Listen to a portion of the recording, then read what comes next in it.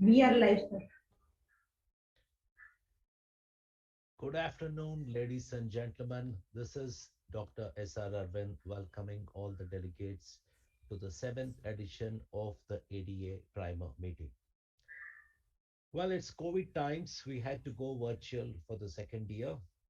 But as someone has already said, the show must go on no matter what happens. It is finally the science that triumphs. It's been 100 years since the discovery of insulin has happened.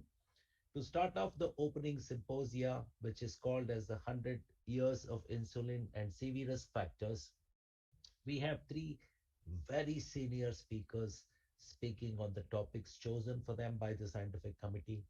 And we have none other than Dr. Sheshaya, who is going to be the moderator and chair for this particular session.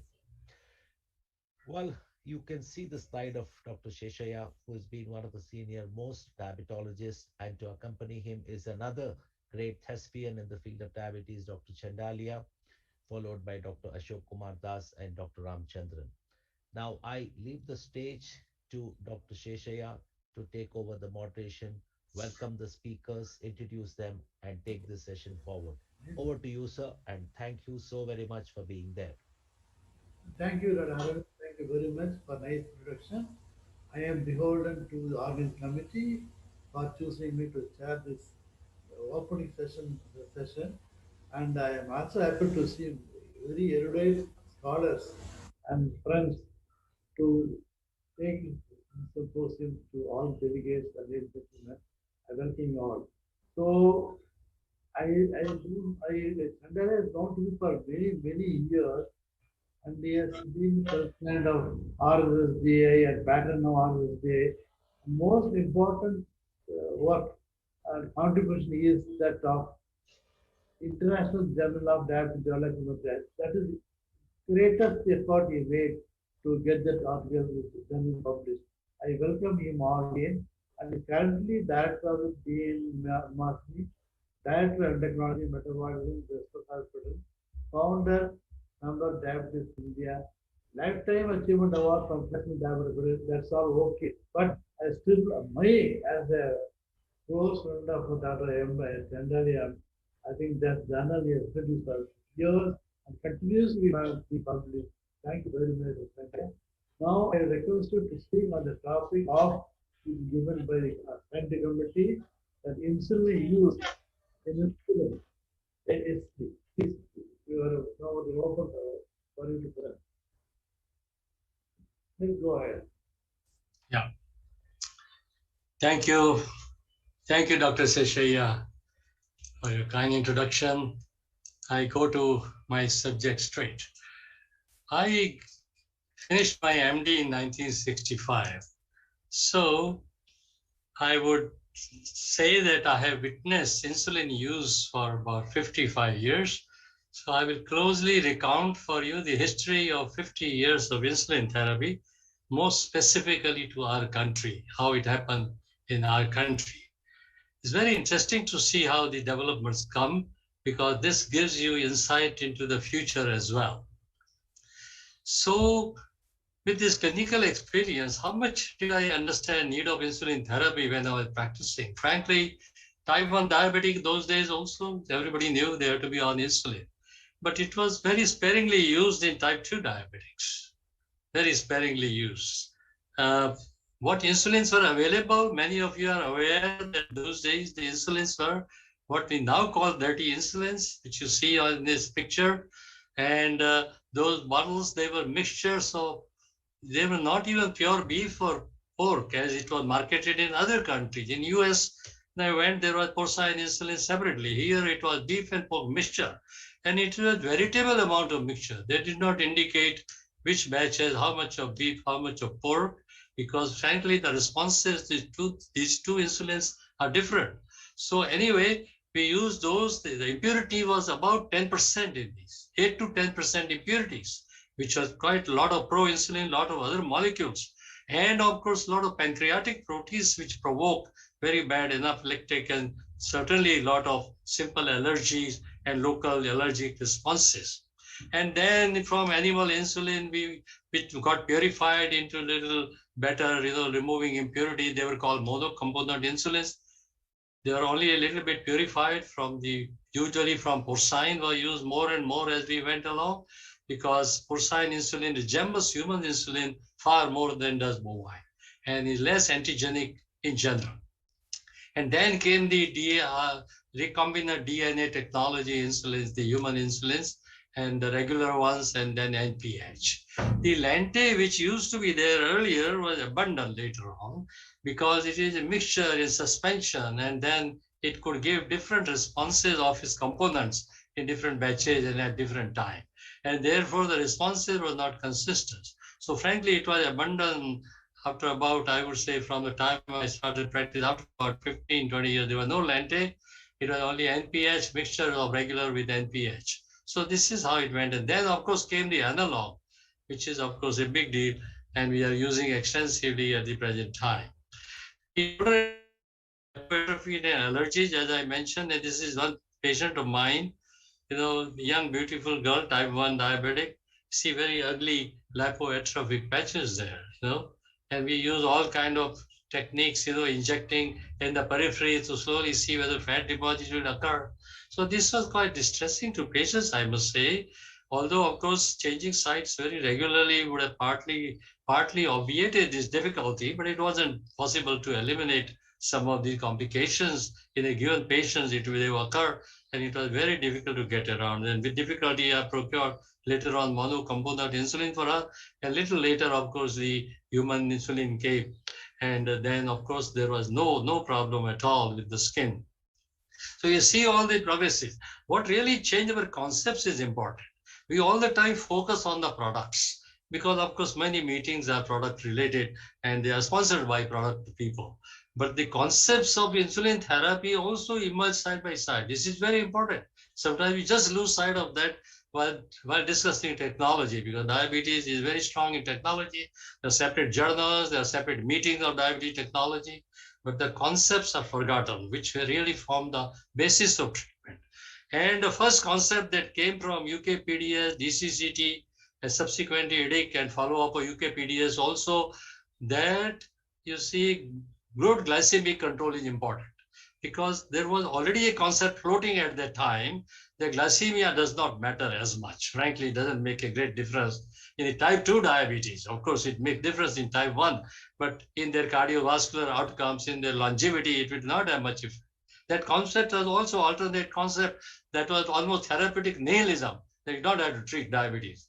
If the cardiologist will say, well, let me treat. The main problem is with me, or me to treat. The sugar is a small part. So this one went on until these studies came and established for sure, and subsequently extended to other 3 studies, where sometimes the design was very stringent and difficult one, like advanced and all. We had some mishaps there, controlling people very tightly, controlling very rapidly, and having very severe A1C goals, that cause problems. So these concepts are very important, because this is how we realize the importance that we have to have glycemia control. The UKPDS, the DCCT was not product oriented. They were oriented about standard therapy and intensive therapy. Intensive therapy done with everything. But there came the importance of new drugs doing everything possible to achieve the glycemic control. So this was important. You see, there are many people saying that the diabetes complications are inherited concomitantly, totally, also independently, and frankly, is no use controlling the disease. You see, because they will emerge anyway. So these type of concepts were there when I started off. And there were good papers showing capillary changes, you see, even before pre-diabetes, in family members of diabetics, and saying that, look, there are already problems. So this has nothing to do with your glycemic control, because glycemia is completely normal. So remember, we had to slowly overcome those concepts. We still have a lurking thing that the genes of type 2 diabetes, and probably, you see, these complications, vascular complications, some of them are common genes. So that problem is still unsolved. Let me tell you that, but this goes on. Science always goes on to showing you the mechanisms of these problems. You see, so while considering insulin therapy, that you see, these are some simple questions asked there, but I tell you will be very different. So don't worry about slides.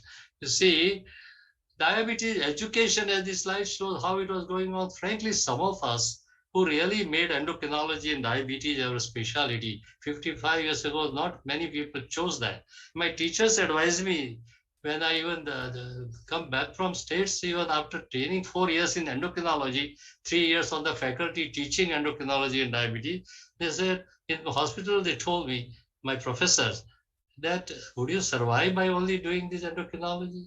That was a question.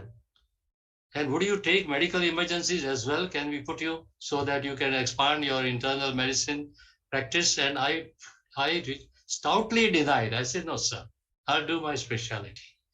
Similarly, those of us who are dedicated like this, I must tell you that 50 years ago when I started practice in India, I employed a dietitian to teach my patients. And I trained a little bit more into insulin and oral agents and hypoglycemia and all that.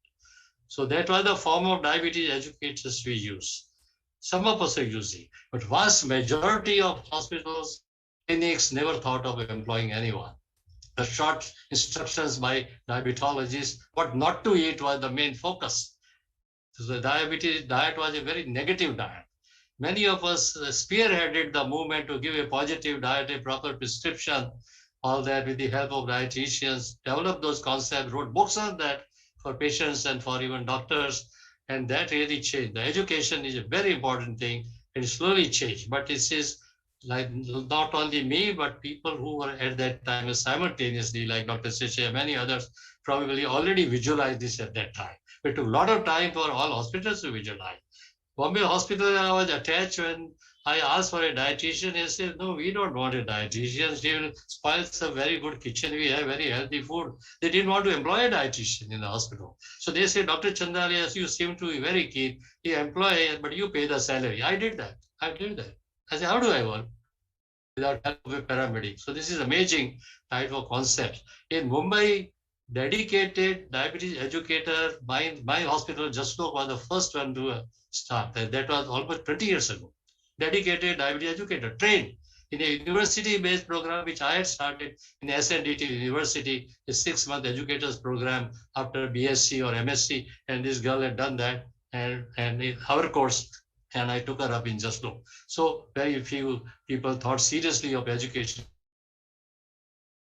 Accessibility, insulin affordability were bad at that time. Even now, rural areas, I don't know, we are still struggling with type 1 diabetes. Some of them probably perishing with the unavailability of insulin in many parts of the world, but some parts of India, in rural India as well. But Africa and all, there still be a paucity of insulin and non-availability. Indications were rather rare. Besides type 1, type 2, only very difficult to control problem. We used to give insulin to see of what proportion was small, obviously, and did people resist it? Yes, very much, really. I can say that its resistance melted away slowly after the insulin pens came. So such a simple device, which is never really applauded, the change it has made in insulin therapy is remarkable. Such small devices can make, but some very elaborate inventions don't help much. But this really changed the thing. Acceptability now, I don't find much resistance. One shot in the clinic and everything is, patient thinks that it's simple and they start doing it. You see, and I think innovating insulin was going on with companies. Most important is the concepts which developed while I was practicing these 15 years. And we started understanding physiology of insulin. Sometimes this is never looked at. You see, how do you thought of basal, meal-related insulin? This because you saw the physiology of insulin in normal people. The rhythmic basal secretion with couple of 2 different rhythms going on, small spurts of insulin coming in. This is how then you devise insulin pumps. You see, then we saw the variations even in basal requirement during day and night. We saw that the basal was 40 or 50% of total requirement. This is how we plan our insulin therapy. If you don't know this concept, you can go on talking about different insulins available. You won't be able to use them efficiently.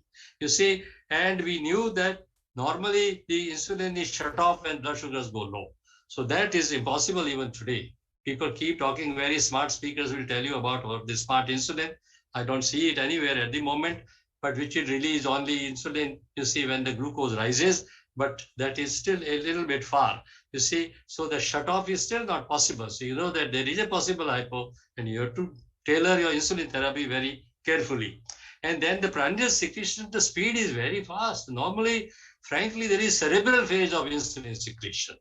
And none of the rapid, ultra rapid, none has simulated cerebral space. So probably, according to me, what they say, very rapid, let's say fast SMART, I'll still give it about 10 minutes before.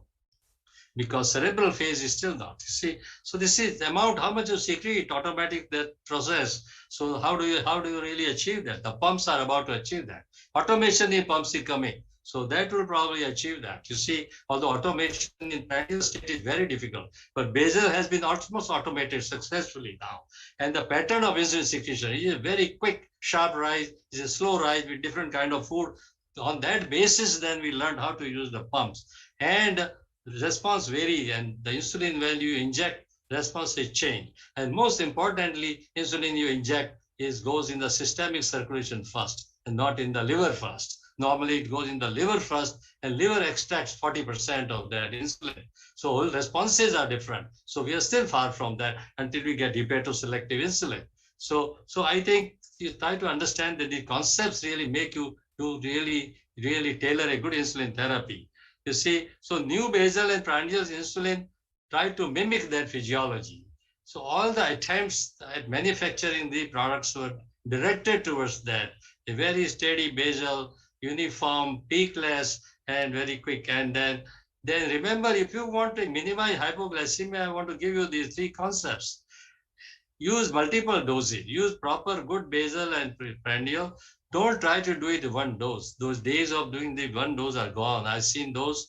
We were often wondering how 30, 70 mixture, which was most popular all over the world, it ruled as the #1 insulin for many years until lately, just 1 decade ago, it was dethroned from that place, which it should have been dethroned long ago. But it went on because you see the industry can push a lot of things. So that you see there are very few people thinking that it is really so unphysiological. How can I use this insulin? So you use in multiple doses. That is the secret of good insulin therapy. And remember, type 2 diabetic, when the concept of insulin resistance came, we realized that without sensitizing, even giving the most optimized insulin therapy to a type 2 diabetic is a futile effort. You must sensitize, reduce the dose of insulin to minimum, then you can get away without much hypoglycemia and multiple doses. So this is the secret of this. And this concept was very important in type 2 diabetes, that there is insulin deficiency also a little bit to start with, also in type 2, but insulin resistance is far more severe and it goes on till the end, mind you. You see, so that is very important. To sensitize the use, which one to use? Earlier we used sometimes sulfonylurea. My professor here in Mumbai told, Dr. Chandalia was a great protagonist of insulin therapy when I came back from US, because I participated in UGDP study, a very interesting controversial study at that time. And there the insulin group did well, the oral drug did poorly. But he told that, look, I find that adding some oral agent, insulin therapy improves. And he was right. Little later came the concept of insulin resistance, and important that you must sensitize the person. But metformin was one sensitizer there, and sulfonylurea. Subsequently came pioglitazone, and now we know that DPP4 inhibitors, SGLT2 inhibitors, by reducing insulin dose in a way work as sensitizers. I don't think there is direct sensitizing effect shown in any studies, but they reduce. And the third generation sulfonylurea, like glycoside, I do use when I have to really have difficult person to sensitize, not yet responding. I use like 20 or 40 milligrams 3 times a day of glycoside and get superb response. But you have to be very careful because you're using 2 hypoglycemic agents at that time. The pens came, I don't want to waste time on that. They're superb, really getting better and better, technologically accurate. Needles time we can find this, we go on saying, but this really is not the essence of insulin therapy. For us, main thing is how to use it. You see, and the prescriptions went on changing, you see, risk of hypoglycemia became less. It is still there until we truly teach the concept that I talked about. And these are concepts that come some years ago, some 20 years ago, some 40 years ago, but they are not registered very well with the clinicians, frankly. The products have registered, but these are not registered. And I feel if we do that, I think we can get away with almost very minimal hypoglycemia. For example, I don't have one admission out of thousands of my patients for hypoglycemia in the hospital for years.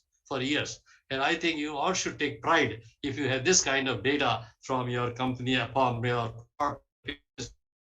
which will hear hours and whole workshops for 1 day, 2 days, 3 days. I don't want to expand on that, but they are wonderful tools. They are wonderful tools. You see, they are tools for us. How to use is another story, but they are tools for us, you see, and they're very good tool, very refined tool, and I hope they get even better. I expect even better, which will give a more consistent response day to day, because day to day variability is still there, We have many insulins, and long-acting insulin variability is always more.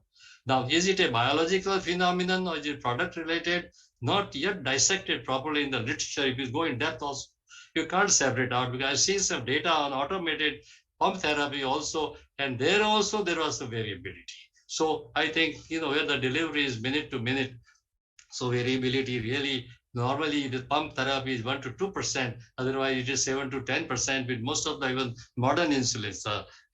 So I think we started from NPH Lente, and you see where I think this story is retold by many speakers, so I will not dwell on that much. So a lot of things have changed, over this time. But I have brought out for you some of those which really change insulin therapy, which really change our concepts, which really made patients' life better. And of course, now, prevalence is increasing, of course, of diabetes. I think it will keep on increasing. But I hold a very strong view that in 5 to 10 years, with good general education and health education, the insulin, the incidence of diabetes will not go on rising. It's a bogus thing to say all the time. It will go on rising as if after 30 years, the whole India will be diabetic. It's a ridiculous, whole population will be diabetic. You see, they are very ridiculous figures. And of course, all this is changing now. Practice pattern is changing. Very good organized clinics in many parts of country, but still continuity of care is the poorest thing in our country. It is true for any chronic disease, mostly required is continuity of care. But yesterday I gave a talk on the modern science and interaction of diabetic therapy. Modern science is modern science and Indian culture interaction. And culturally, we have a problem, I pointed out, where we don't accept treatments, we don't accept invasion of body by not only needles, but not by tablets also. We take doctor as a brother of Yamraja in our Sanskrit literature. So those concepts will have to go, frankly. We are suffering very badly from those concepts. The alternate systems coming and popping up here and there and making tall claims. But anyway, I don't want to go into that today. But I think those are the things which need to be changed. Thank you very much for your patient hearing. I'll take a few questions if Chairman allows.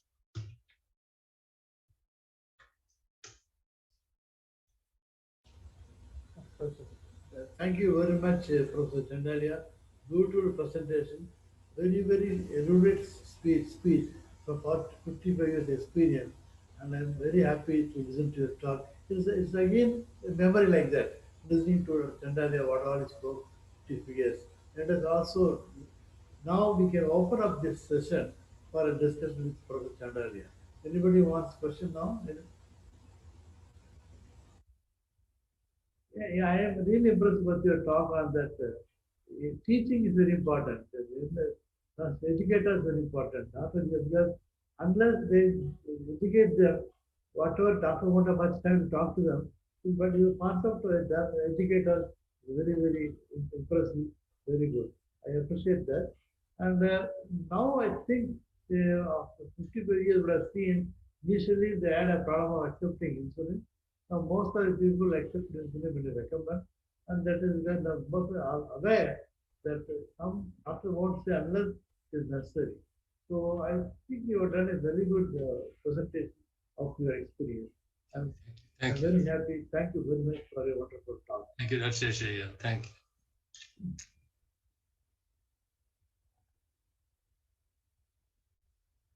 Now, I am going to introduce Dr. Ashok Das. He is also another erudite scholar and published a number of journals, workers on diabetes and everything. And he has been with us for so many years, for almost 40 years. His experience is what digital now. He is professor of medicine, professor in endocrinology, Pondicherry, Institute of Medical Sciences, and he has been president of so many associations. including our diabetes dispensary group. I'm sure he is going to give a wonderful lecture on the topic of making insulin acceptable to patients. What is the advice going to give? Ashok Kumar, please go ahead with your presentation.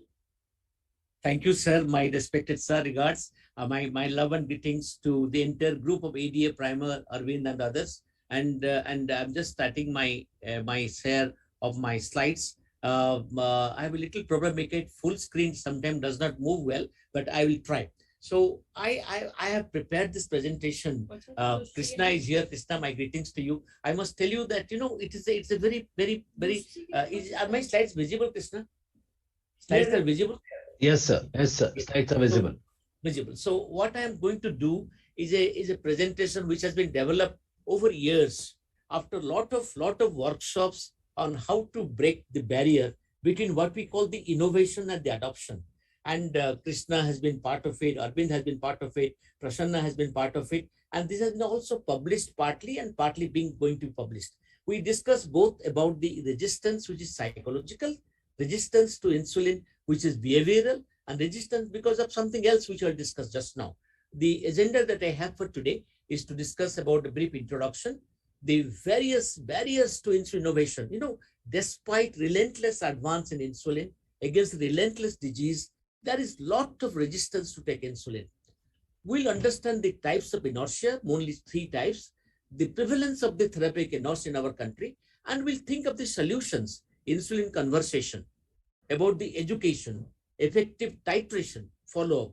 But most important, I'll bring to you 15 national key opinion leaders' opinion, how we can bridge the gap, what clinicians should do, the title of the topic. Dear friends, I would like to mention that we have type 2 diabetes as a chronic disease with a progressive decline in the insulin secretion because of apoptosis, and insulin therapy becomes necessary, essential for a large number of patients. Now, beyond chronic diabetes, my colleagues will agree, in India, we have acute diabetes. Many of our diabetes present with foot ulcer, with MI, with ICU, with COVID-19. And then these acute components, the insulin adoption becomes little easier. Now, we start insulin late and also intensify still later. The barriers for initiating insulin therapy that clinicians must address are patient barriers, we as the barrier, physical barriers, and the system-related barriers. Dear friends, okay, sure. Now, why insulin initiation is delayed in the routine clinical practice? Now, dear friends, I'll tell you 2 things. One was the paper published by Calvert in the BJGP, British Journal of General Practice in 2007, and our recent papers of the landmark study which we published in the ADA, present ADA virtually in 2021 this year. Now we keep on adding 1 OAD, 2 OAD, 3 OAD, and beyond 3, 4, 5, and 6 OADs. As shown here from our study, the 2 OADs can bring down H1C, maybe another -1 from 1 to 2. 2 to 3 can bring down another 0.5. But when it becomes 4, it does not increase, it does not improve. The H1C even becomes worse. So therefore, beyond 3 orals, there is no need to continue 4th, 5th, and 6th. If at all you are giving oral and you do not give insulin in the very beginning, don't believe in early aggressive control for the very beginning. And number 2, out of these 3, it is better if one of them is sulfonylurea. That is the current paper we have published, that out of 3, like a resistant hypertension, if one of them is sulfonylurea, it is possible resistant to oral antidiabetics. This cartoon shows that the insulin in our country is delayed, started after 10 to 15 years of diabetes. Not only in our country, you see what is scenario in other countries, I'll show in a minute. What are the barriers to insulin initiation? Fear of injection. Complexity, people think insulin is a complex, it's a bit complex issue. Fear of 2 things, hypoglycemia and weight gain. And you see the patient not treated with insulin and the physicians. You see the fear of physicians is also quite high. The fear of injection is high. Fear of weight gain is high. Fear of tests, going for doing tests repeatedly is also high. Therefore, the challenges during routine clinical practice are the therapeutic inertia, the lack of training, lack of time, and availability of the whole team, the social stigma that is attached to insulin very badly, psychological resistance, lack of understanding the cost effectiveness. We all, I think, Prasanna, also one of the authors, we said treating diabetes appropriately is cheap, and you must give insulin at the appropriate time. Not giving insulin is more costly because the cost of diabetes, the cost of complications, and the lack of tools and the awareness. Dear friends, the clinical inertia are of three different types. Number one, the clinical inertia, which means underuse of effective therapies, and intervention despite a wealth of evidence that it does produce a change and benefit the patient. In the wider concept, clinical inertia means that deficit in the care providing, like lack of appropriate screening or appropriate referral. Therapeutic inertia, that is clinical inertia, not starting. Therapeutic inertia, failure to advance or even when necessary to de-intensify the treatment, and lack of timely adjustment to the treatment regimen when a patient treatment goals are not received. So that's what I meant when I said we start late after 10 to 12 years of diabetes and intensify still later. Clinical myopia, this is very important. It's a new concept. We fail to give preference to the long-term benefits of treatment intensification. That's a myopic view, which might represent a common mechanism and patient non-adherence and physicians' inertia give this myopic view, and long-term complications are too many. We are referring to this paper in the England paper in England, British Journal of Clinical Practice again. Average duration of insulin being late was 7.7 years from a study of 154 GPs in about 15,000 patients. So there it's 7.7 years. It is now improved much better, dear friends. Now, how do you treat the therapeutic inertia for timely insulin initiation? Now, we have the sequential therapy, diet, exercise, 1 OAD, 2 OAD, 3 OADs, OAD from insulin. But today, we do not believe in the sequential therapy. We believe in the early combination therapy. And this early combination therapy at the appropriate time takes away this inertia. And you see, we bring down this inertia by bringing these early combinations of insulin and if required with OADs, and that brings down, you see the HbA1c here takes a long time to come down to 7%. You see the insulin comes down to HbA1c 6.5% by much earlier. Now, what are the solutions? A good start and stay policy, effective insulin conversation, educating, setting up expectations. I'll give some concrete example that we have published. Effective titration and follow-up support. Dear friends, these are the questionnaire we have developed, which will possibly like it. Now, in the insulin conversation, bring the insulin into your conversation early. That is Professor Shesha's teaching. Ascertain how patient feels about insulin. Ask questions upfront about the patient's fears and its concerns. What is that you are worried about? Practice. You be a listener, good listener. Take cues from the patient responses. Now, how do you feel about insulin? Tell me what concerns you about insulin. Could you say the reason why you feel so strongly for not taking insulin? You have to explain and educate. Help the patient understand why insulin is necessary. Use analogies. You say a car runs on petrol. If petrol is over, you have to put petrol. Insulin is like a fuel. Replace insulin with insulin. Replace human insulin with human insulin. You have to refill the tank. Explain what is in it for them. We always acknowledge their fears, acknowledge their concerns, be empathetic, and dispel what is a myth. Problem solving with the patient, involve the patients in the insulin conversation. What is the biggest problem facing you? Is it monetary? Is it psychological? Are you having any problem at work related to your injection? What would you do if you feel the blood sugars are low? How will you do things differently if once hypoglycemia happens? You reduce the dose. Ask questions related to specific fears and the specific concerns. Now, patients have many questions. We have found these questions and these are our responses. I'm not sure about taking insulin. What concerns? Why are you not sure? My aunt took insulin and she lost her leg. It is not true. Your aunt must have started insulin very late. Insulin is a dangerous drug. It's a good drug for all of us. Pure, same as natural insulin that is available today. Taking insulin means it must be my failure. My disease is very bad. Needing insulin is not your fault or sign of failure. That we have to emphasize to the patients. No, I failed with diet and exercise. I don't know if anything will work for me. This is desperate patient. Let us find out a few weeks. Are you willing to give insulin a try and we'll see how it goes? Will I have side effects? You may experience a little bit of hypoglycemia. You may gain weight, but we'll discuss how to prevent this. Will insulin make me lose my job?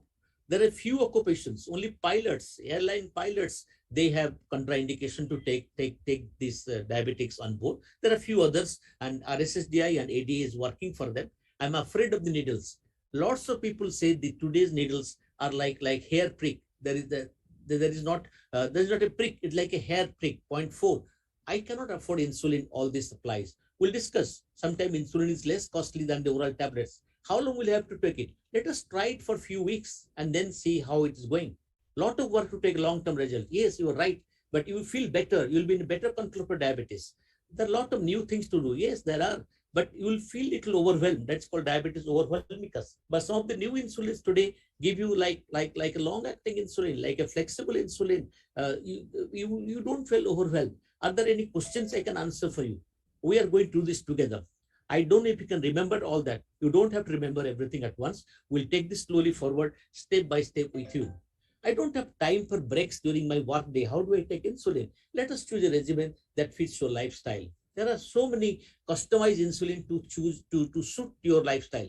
I missed a dose and I felt fine. No, it is not feeling fine. It is important to take all the doses. If you missed one dose, you take it that you have missed it. Not to worry too much, but you must take it regularly. I don't usually understand why insulin does and why you need it. Insulin is a hormone that your body makes naturally. It helps the body to use and store glucose for energy. You know what to say to them.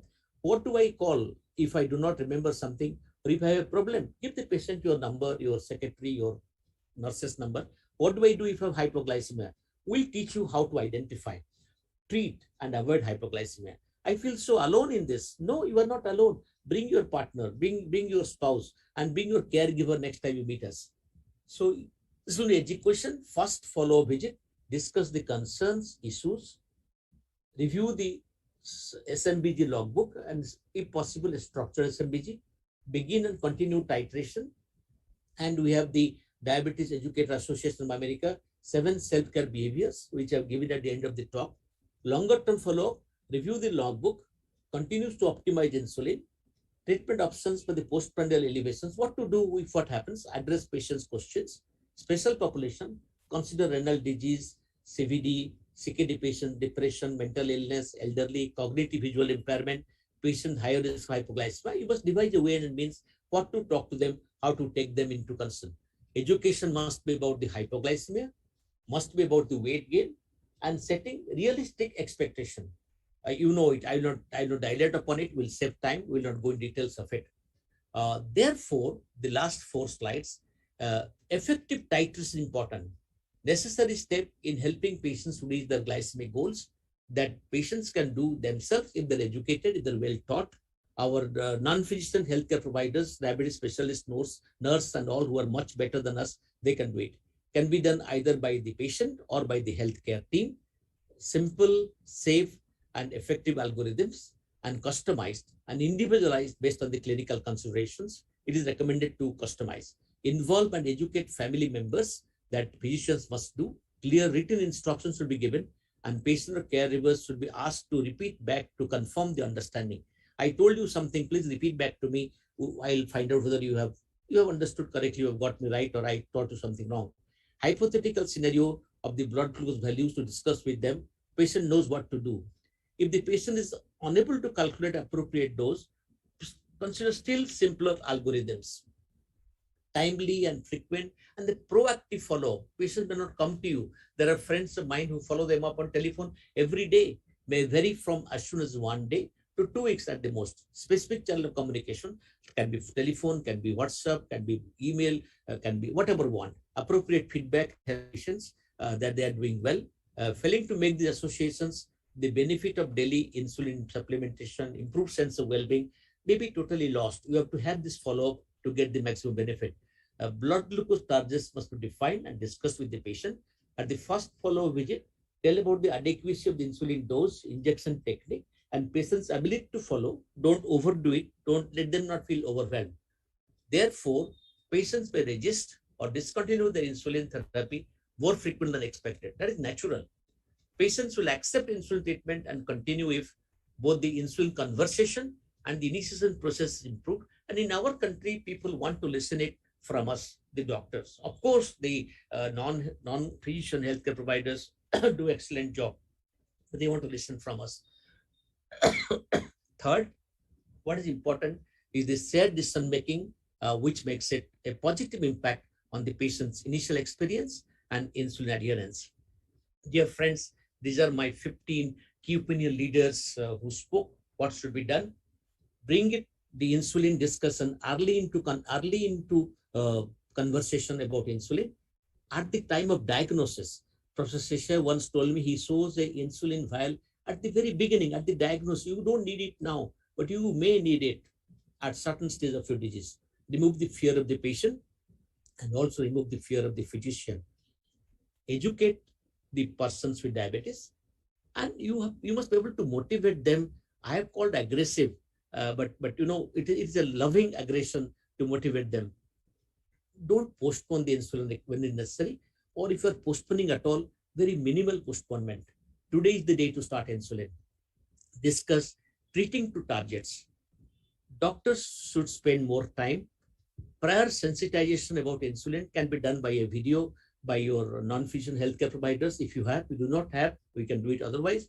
Concept of early aggressive control. Tell them that if you have this early aggressive control, even if later the sugar becomes uncontrolled, you reap the benefits. The legacy effect must be discussed with them.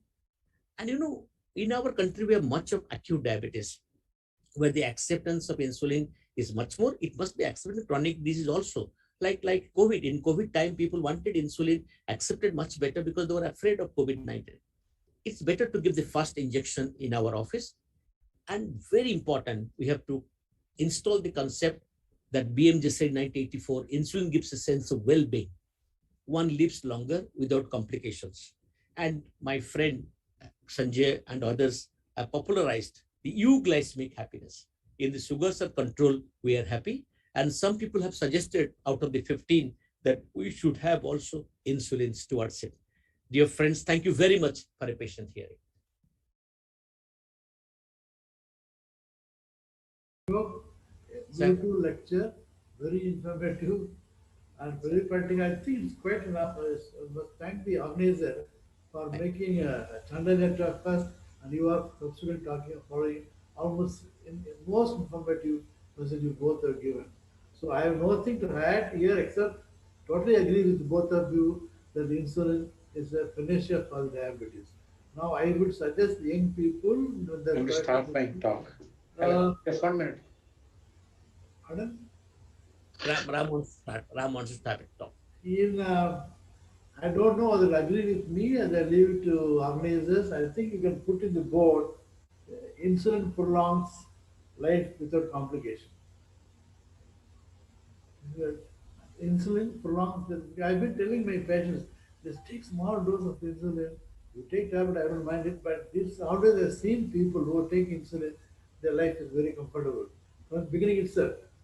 So because we know the pathology of diabetes, we say not resistance, deficiency, nothing is every said both deficiency and resistance. So to connect to give, so put on the notice board itself in the clinic opposite for practicing diabetes, insulin prolongs your life without complications. Thank you very much, Ashok, for a wonderful lecture.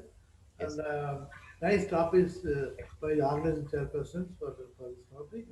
Done very well. Now we are going to have our friend Dr. Ramchandran, very senior hepatologist of the country, extremely nice human being. I know him for so many years. And he is going to speak to us on, he is the president of the Indian Diabetic Research Foundation, IDRF, and chairman of Dr. A. Ramchandran Diabetic Hospital, Chennai. Extensive knowledge he has got on this, and he is going to speak as diabetes they say are nothing but cardiovascular disease. I'm sure about the topic like that. I am sure Ramdan is going to give a very good lecture on that. So we all must take into consideration diabetes. Imagine it is cardiovascular disease. Then things will be easier for us to take. Please, Ramdan, please go ahead and give a presentation. Thank you. Thank you, sir. Thank you, Aravind, for having invited me for this meeting. I can see all these powerful organizers, the Prasanna, Krishna sitting there. I also admire your dynamism and caliber in organizing this meeting. At this point, let me just share my, can you see my slides? Yes, sir. We can see your Sure. slide, sir. Perfect. And you can hear me too. Yes, sir. Sure, great. All right, anyway, thank you. I want to switch gears because I just enjoyed the talk by Ashok on insulin. I know now we are going to talk about a different topic and not on insulin. We're talking about rising prevalence of diabetes and cardiovascular factors in the Indian population. And I just put the tsunamis on. And if time permits, I'll go to the COVID connection. So we know that the data published by ICMR in 2017 showed that there is a total prevalence of 7.3% as a national prevalence, and the pre-diabetes was much higher. The range is from 4.3 to almost 14.6, pretty low in the Northeast and high in South, and high rates of pre-diabetes. But I do not believe there's a big heterogeneity in the prevalence, because in most of the urban populations done and also rural population done both in Pakistan, Bangladesh, and Sri Lanka is pretty comparable to the data that we have from India. So I think it depends upon the sample selection. And another problem with this study was that it was done in two phases, and these two phases were almost a decade apart. So sometimes you can know the trends of the disease by looking a little more into consecutive data or prospective data from local areas. So we have been active in Tamil Nadu looking at the prevalence of diabetes in different geographical regions for the last 30 years. So I'm going to describe to you about what is happening in the last 1 decade. So this paper was actually published in Diabetes Care in 2019, online on March, and I think it came up in print in August 2019. Pretty latest data. So what we find here is that we had three regions: the city, which is Chennai city, which is representative of all the cosmopolitan cities; town, which is Kanchipuram, which is representing towns, or almost 1,000 towns in India. So it's again an urban population; and a village, which is actually getting urbanized. And what you see here is the difference between 2006 and 2016, a 10-year gap. And you can see that there was a significant increase in the prevalence of diabetes in all the populations, the total population. 18.6 to 22 in city, 16.4 to 20 in town, which means that the towns are catching up with the cities in the prevalence of diabetes. And in the village, dramatically from 9.2 to 13.4. One of the interesting facts which actually came up in this study was that if you do the statistical significance, it was significant in the women in all the populations, as you can see here, but it was significant among men only in the rural population. So in other words, the explosion is occurring more in women compared to men in especially in our old populations. So now, I think, what are the interesting facts? Why is it increasing, and where can you actually pinpoint the reasons for the increase? Now, if you look at, as you rightly said, just now said, that it's actually increasing more significantly in the rural population. So the explosion of diabetes for the next 10 years to 20 years will occur mostly in the rural population of our country. And therefore, in case you want to focus on preventive measures, you may have to include the target populations, even the rural population. Now we have to look at why did it increase and what are the factors which are attributable to the increase in diabetes. It is known that prevalence of diabetes is increasing in almost all the populations in the world, all over the world, globally. But which are the factors they are actually? Now, if you look at the significant risk factors which has changed during the last 10 years, you can see that BMI has increased significantly in all the populations, which is understandable. Along with that, much more significantly, you have an increase in abdominal adiposity as measured by the waist circumference. And then we also found there was an increase in the total calorie consumption in all the population. Now, which one of them is contributed? Now, we can do a number of complex statistical analysis to see that. Now, what is shown here is the change in BMI in the last 10 years in city, town, and the obesity rates. And then now you can see the circumference increase, which is pretty significant. And this is the mean average change in waist circumference in the city, town, and also in the village.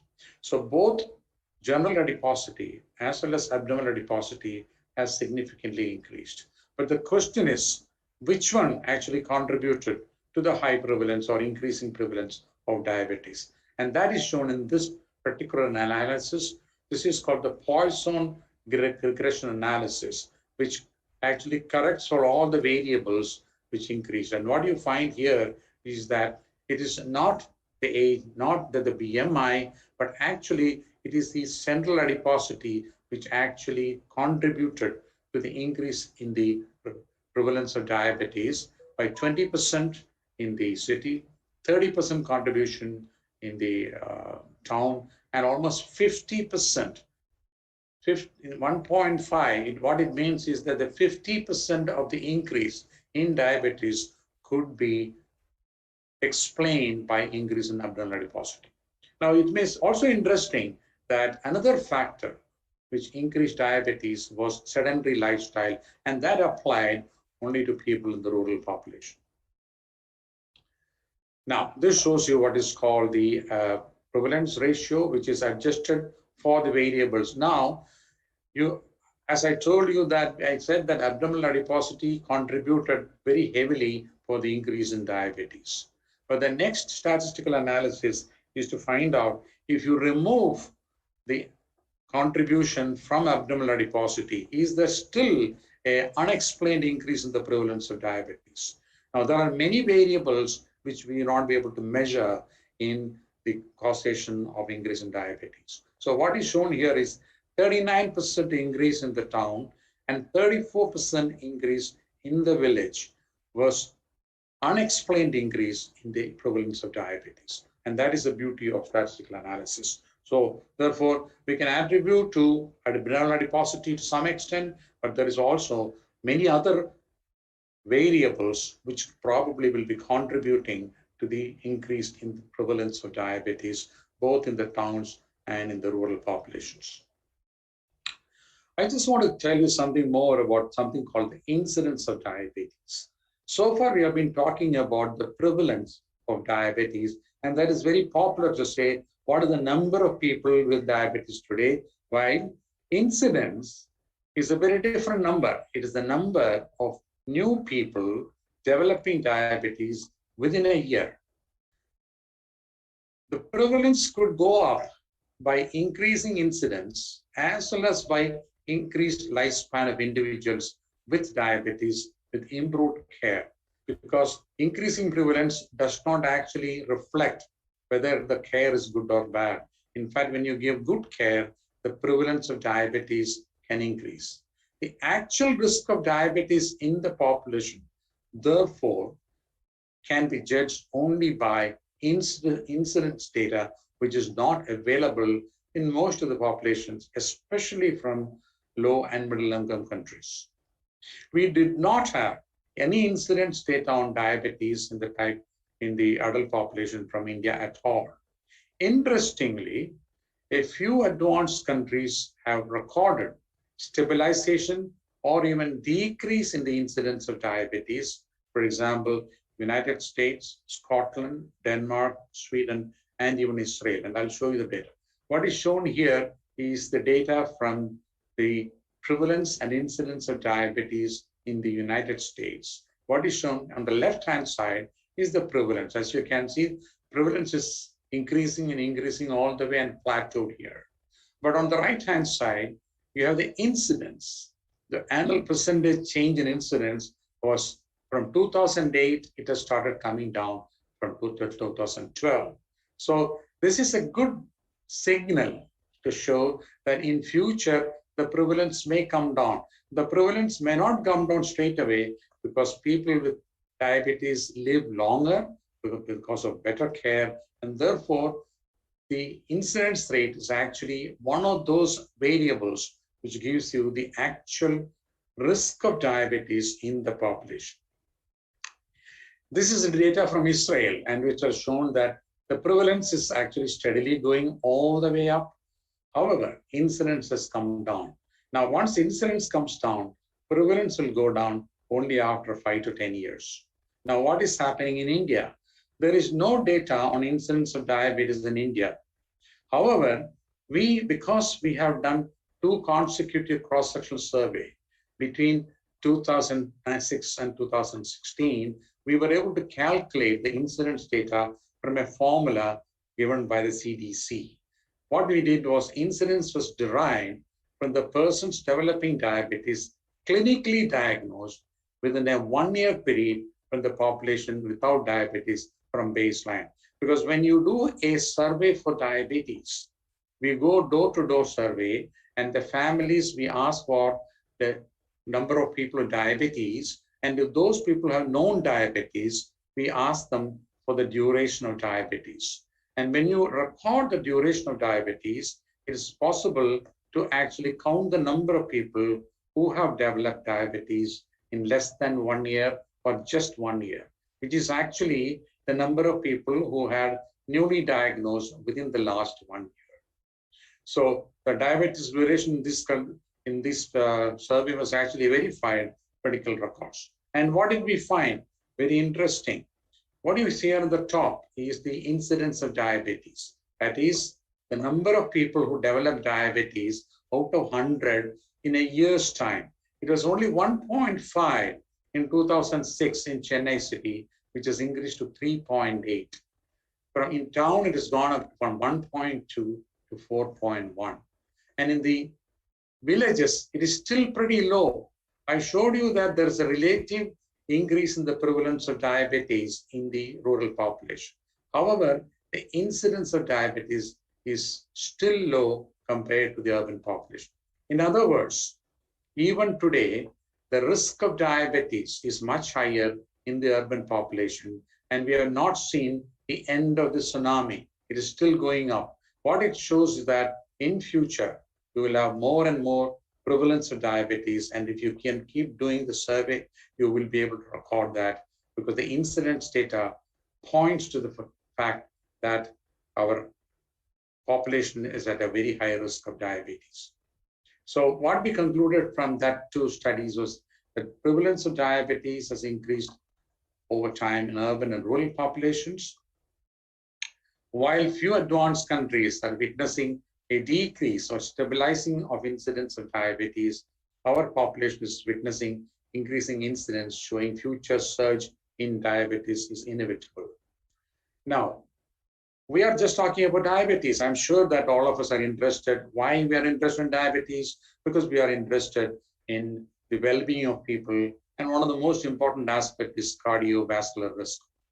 Now, it is true that diabetes can, of course, confer cardiovascular risk, but it is also possible that people without diabetes also can have high cardiovascular risk. For what we did in this particular study was we had an opportunity to look at other risk factors. Which are the risk factors we looked into? And these are hypertension, dysglycemia, which is pre-diabetes plus diabetes, dyslipidemia, obesity, as well as abdominal adiposity. And this paper was actually published last month called The Secular Trends in Cardiovascular Risk Factors in the Urban and Rural Population. Now, what is shown here is the change in the obesity and abdominal adiposity in the population, which is governed by mostly by the calorific intake. I don't want to go to the details of this, Now, what is shown here is the age-adjusted prevalence of hypertension on the top, dysglycemia, and dyslipidemia in 2006, in 2016 in the urban population. So the prevalence of hypertension has gone up from 21.4 to 26.3. Dysglycemia, which is a combination of pre-diabetes and diabetes, has gone up from 31 to 41%, a very dramatic rise. And dyslipidemia from 47.3 to 54.4. In the rural population, interestingly, we didn't find an increase in the prevalence of hypertension, perhaps maybe because of increased mortality in hypertension, etc.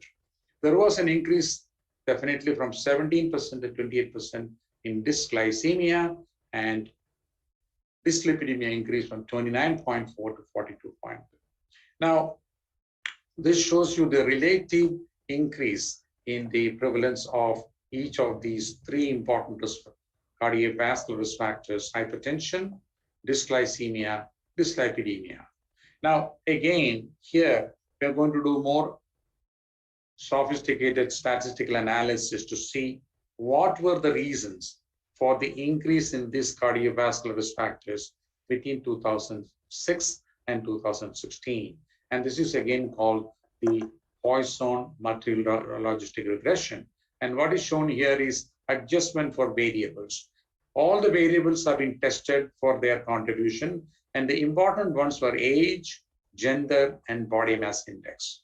So what is shown at the top is the unadjusted prevalence, which is 1.4 increase, 42% increase.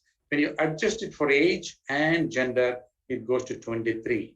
But if you also adjust for BMI, it goes to 1.18.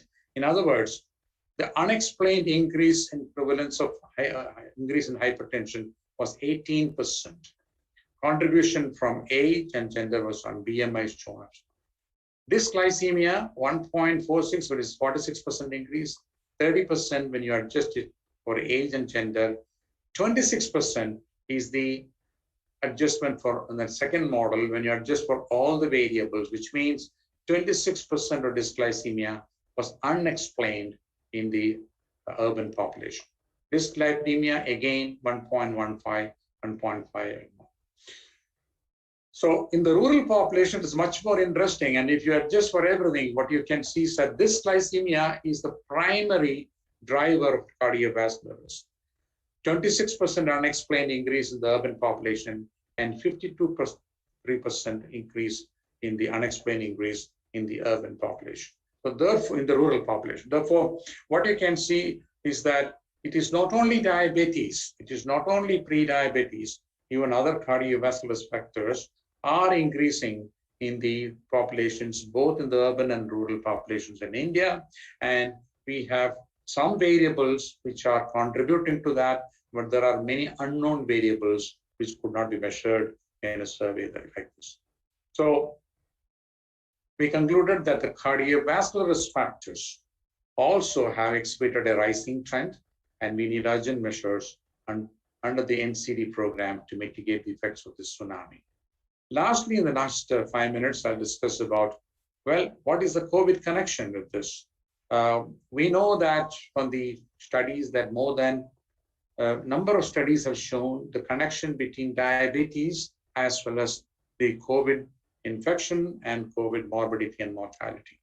And the first study to show this actually came again from China for the first 12,000 patients. And they showed that the odds ratio was 2.5, that is 2.5-fold increase in morbidity and mortality and exacerbation in the patients with COVID if they have diabetes. And we have a number of other papers, including this, showing that uncontrolled diabetes increases the risk of morbidity and mortality in COVID infections.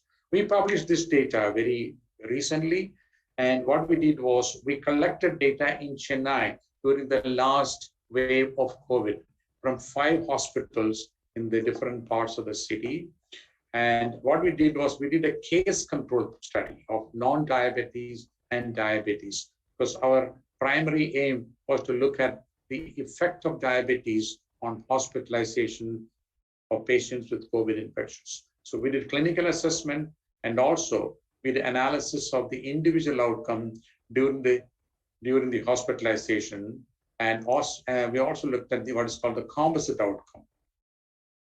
So the outcomes included death as well as pneumonia, etc. And I'll show you the data that we have. Now, what is shown here is the clinical profile of people without diabetes and with diabetes who got hospitalized. Please remember, these are patients who were hospitalized for COVID infection between May 2020 and November 2020 due to COVID infection. And what you can see is that definitely there's an increased age as well as increase in the BMI in people with diabetes, which are called comorbid conditions. Now, what you see here is at admission, people with diabetes had significantly higher history of coronary artery disease, hypertension, dyslipidemia, as well as renal disease.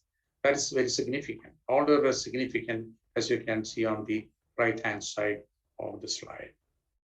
Now, this is the results of the study. What is seen here is the difference in the outcome of COVID hospitalization between diabetes and non-diabetes. Acute renal injury was significantly different, 1.7 to 4.2.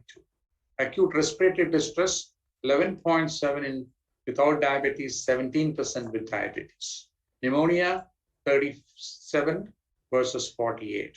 Myocardial infarction, 2 here and 12 here. Kidney failure, look at this, only 0.5 in those without diabetes, at 3.5 in those with diabetes.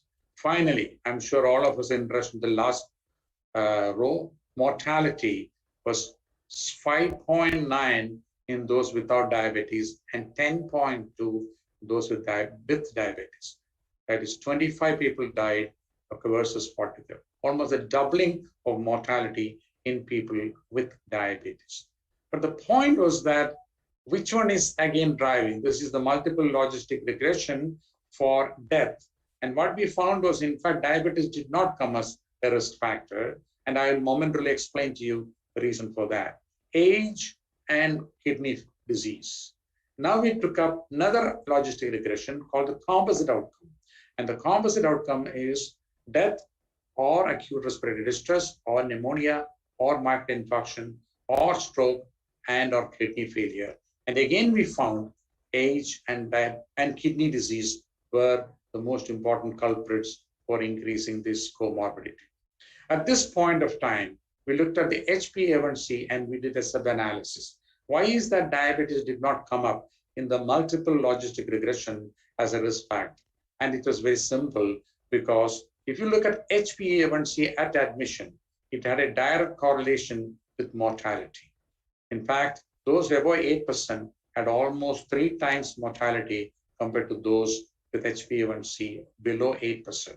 So uncontrolled diabetes was the culprit, not just diabetes. So if you say diabetes is a risk factor, I think it is not true. Uncontrolled diabetes is a risk factor for morbidity and mortality in COVID infections. This is the composite outcome. So at admission, this is the relationship, simple correlation between HbA1c at admission and multiple composite outcome. And what you see is a very, very clean linear relationship between a rising HbA1c. But for uncontrolled diabetes is the risk factor among diabetes for morbidity and mortality in COVID infection. The lesson from this is that keep the diabetes under good control so that you will not end up in hospital or in. So to conclude my talk, there is rising prevalence of diabetes and cardiovascular risk factors in the Indian population, both in the urban and the rural population. The increasing incidence rate of diabetes, as I've shown you, is an indicator that the tsunami is not over. These factors have definite and serious implications in determining the outcome during the pandemic and also the coming of the pandemic. If there's going to be another pandemic, what are we going to see will depend upon the risk of which is already prevalent in the population. Thank you.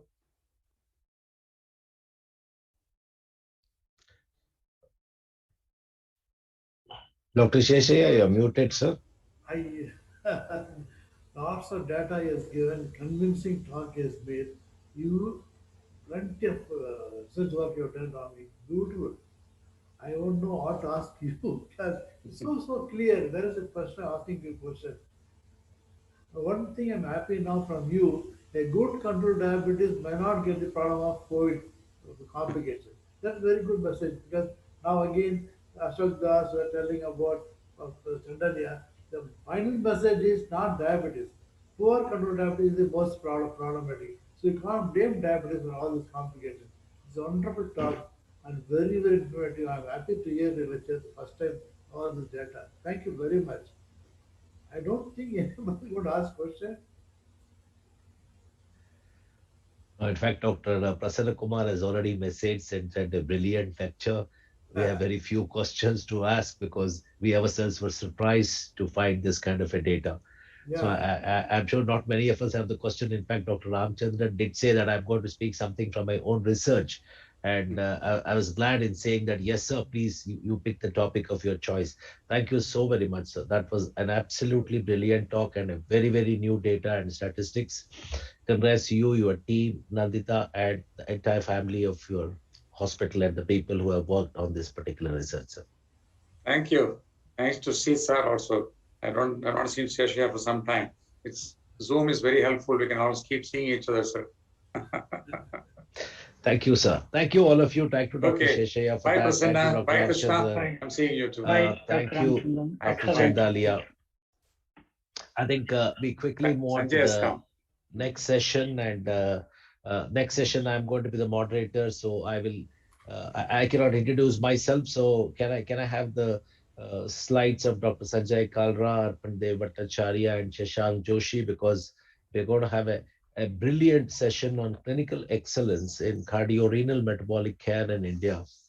And as most of us already know, from the glucose-centric approach, we have moved far ahead. And it's been the organ protection concept that we have been having. Safety, efficacy, and the organ protection is what we have been talking about. We saw the safety efficacy with DPP-4s first, then we started looking at the SGLT2, and we have great speakers in this particular session. And the first talk is going to be from my favorite. In fact, I do quote Dr. Sanjay far too many times when I speak because I love his writing. And he can write an article before you can even close your eyes, and that's been his greatness. And he will be speaking about empowering glycemic control and organ protection with SGLT2 inhibitors. It's a new normal of type 2 diabetes care. Sanjay is known to everybody. He is the consultant at Bharti Hospital, Karnal, a brilliant endocrinologist and the visiting professor at AIIMS at Rishikesh. Sanjay, I was told that you would tape it first, and then I was told that you will make time for this lecture live. The stage is yours, Sanjay, to start the lecture. Thank you, Dr. Arvind, for this warm welcome and this very pleasant and very friendly introduction. It's also a matter of pride being able to speak after Dr. Ramachandran. Dr. Ramachandran has talked to us about the connection between diabetes and cardiovascular disease, and very rightfully so. He has also pointed out that the tsunami is not yet over. We are still on the upsurge as far as the epidemic of diabetes is concerned. There are regional variations, however. In some states like Kerala, the prevalence of pre-diabetes is less than the prevalence of diabetes, which means that perhaps diabetes has become endemic to the state. We have similar data from the state of Punjab and also similar data from urban Bangalore. Pre-diabetes is less than diabetes. So in this way, our epidemiology is similar to that in Sweden or in USA or in Israel. This is data that Dr. Ramachandran just shared. On the other hand, when you look at a state like Haryana, for example, you will see that pre-diabetes is more than 2 times as frequent as diabetes is. It means that the epidemic is yet to come. We are still awaiting the peak of the epidemic. And if you look at all this data together, see what Dr. Ramachandran spoke about, the connection between COVID-19 and diabetes. Epidemiology also gives us the same message. We've understood now that COVID-19 is endemic to our country, and there will be ups and downs, there will be peaks and troughs, each state on its own trajectory. But overall, we have to live with the virus. Similarly, we have to live with diabetes. We shouldn't focus so much upon whether diabetes is present or not. We should actually focus upon whether we are able to control diabetes, whether we're able to manage diabetes, and whether we are able to protect our body from the ravages of uncontrolled diabetes. This, for us, is going to be the new normal. We will live with diabetes, but we will make sure that diabetes is controlled, and we will make sure that we avoid premature cardiovascular death. This, in fact, is our national health policy goal. Why was this health policy goal created? Because the policymakers understood that the risk of death due to cardiovascular disease has doubled in the past 30 to 40 years. And if this continues to go on and on, we will lose a large proportion of our population to premature cardiovascular disease death. Finally, everybody has to die, but it should not be premature. And the national health policy actually aims to reduce the risk of CV death, premature CV death, by 25% by the year 2025. How can we do this? How can we achieve CV risk reduction? We can do it by understanding the various mechanisms which cause premature CV death. There are many factors that have been spoken about, but the factor that is central to almost all of them, central to the rise of metabolic disease, vascular disease in us, is insulin resistance. If we can manage insulin resistance, we can actually improve not only insulin sensitivity, but also we can improve cardiovascular health. One group of people, one cohort where we must work very aggressively is people who live with type 2 diabetes. This is because when you look at the entire population of persons living with diabetes in India, and this is data from the iCare study, which I have led along with Dr. A.K. Das, we find that almost 18% of all people presenting to a diabetes clinic have had a prior CV event or procedure. Nearly 1/3 have had known cardiovascular disease. But even if you look at the others, many of them have high risk for coronary artery disease, and many of them have an intermediate risk. In fact, when you look at it from a heart failure point of view, there also you find that about 1/3 have systolic dysfunction, 2/5 have diastolic dysfunction, and 1/4 have a structural abnormality as well. And mind you, this cardiac phenotype study was conducted in asymptomatic patients with type 2 diabetes. So even when you look at asymptomatic patients, that is non-clinical, you will find that they actually have an underlying heart disease. We call this subclinical ASCVD or subclinical cardiovascular disease. If you look at it from an ECOS perspective, 68% of all asymptomatic patients will have subclinical disease. If you look at it from a renal perspective, here again you will find that a large percentage, nearly 60% of our patients, a large percentage of patients presenting with the type 2 diabetes in our clinics have a relatively increased risk of kidney disease, chronic kidney disease. Earlier, we used to be a bit myopic and we used to focus only on glucocentric approach. We then understood that we should look at cardiovascular disease as well. Our spectrum widened and we began looking at coronary artery disease. We then realized that we are being a bit unfair to microvasculature. So we also included the kidney. And now we assess both macro and microvasculature. The third thing that we assess, and we've already alluded to that, is the risk of heart failure, the myocardial health. So our spectrum is widening. But one major achievement that we have made as scientists, as doctors, and one major jump that has come in the past couple of years, apart from focusing on glucometabolic relief and vasculometabolic relief, we now also look at viscerometabolic health. When we look at viscerometabolic health, perhaps the largest organ that we have to focus on is the liver. And if you look at this study conducted about 10 years ago, this is an all India study which showed that 56% of all persons with type 2 diabetes had non-alcoholic fatty liver disease. the percentage was very high in the north, actually 72%, really high in the north. And it was relatively less in the west. Now, so many things that we have to look at. Glucometabolic relief, vasculometabolic relief, vascular including both macro and microvasculature, and viscerometabolic relief. And we've understood what we need is cardiovascular risk reduction and also viscerometabolic risk reduction. How do we achieve this? We are all aware of the traditional methods that we use: aspirin, statins, antiplatelet drugs, ACE inhibitors, ARBs. But these are not enough. And there's a residual CV risk that still remains behind. We now have newer drugs, and today let's focus on SGLT2 inhibitors to see how they actually impact obesity, how they impact insulin sensitivity, and how they finally reduce CV risk. SGLT2 inhibitors work in various ways. One of the ways in which they work is by changing the Barrow phenotype of an individual. Barrow phenotype. That means they actually change the phenotype of adiposity. They change the areas in which fat is accumulating. They reduce ectopic fat in accumulation. They also reduce visceral fat, and they change the type of fat. They help in browning of fat.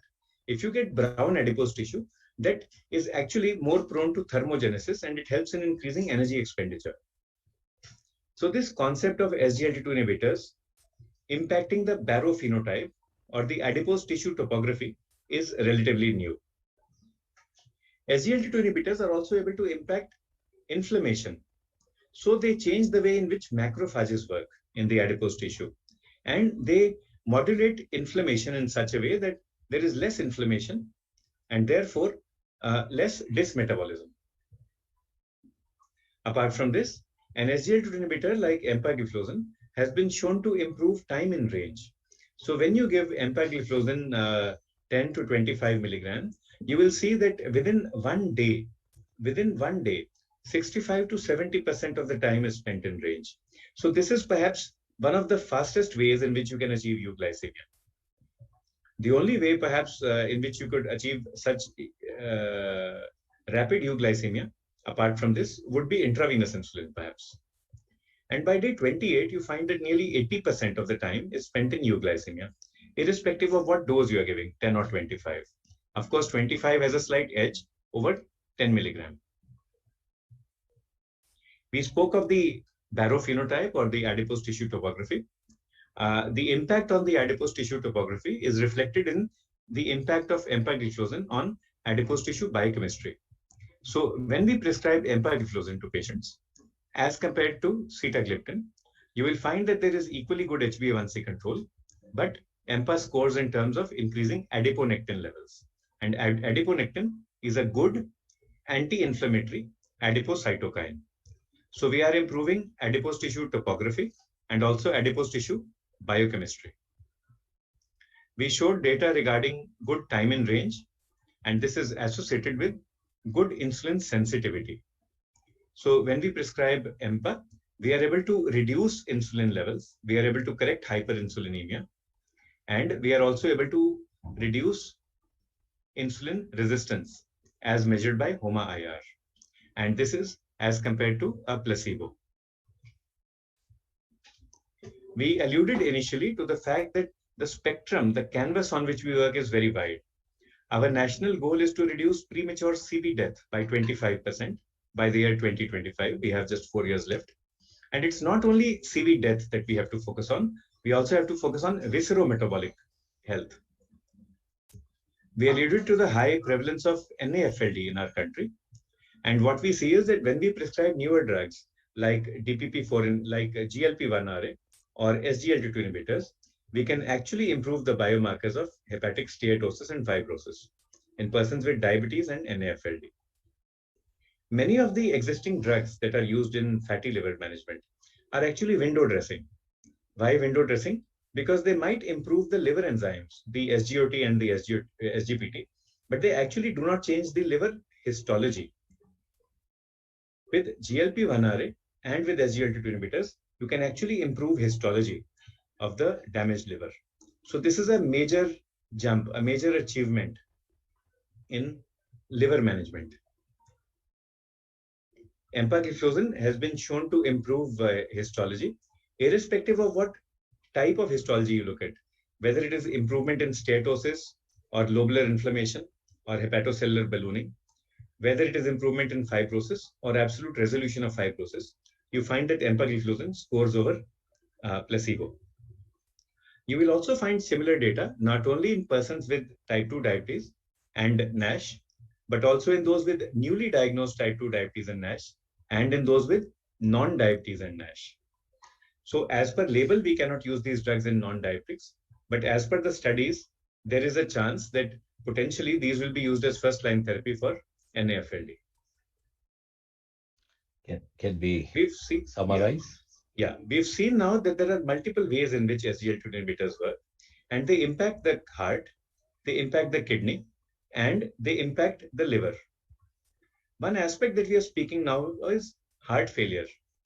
In heart failure with reduced ejection fraction, you see that there is an improvement in anatomy. There is an improvement in LV mass index and in modeling. Ejection fraction increases.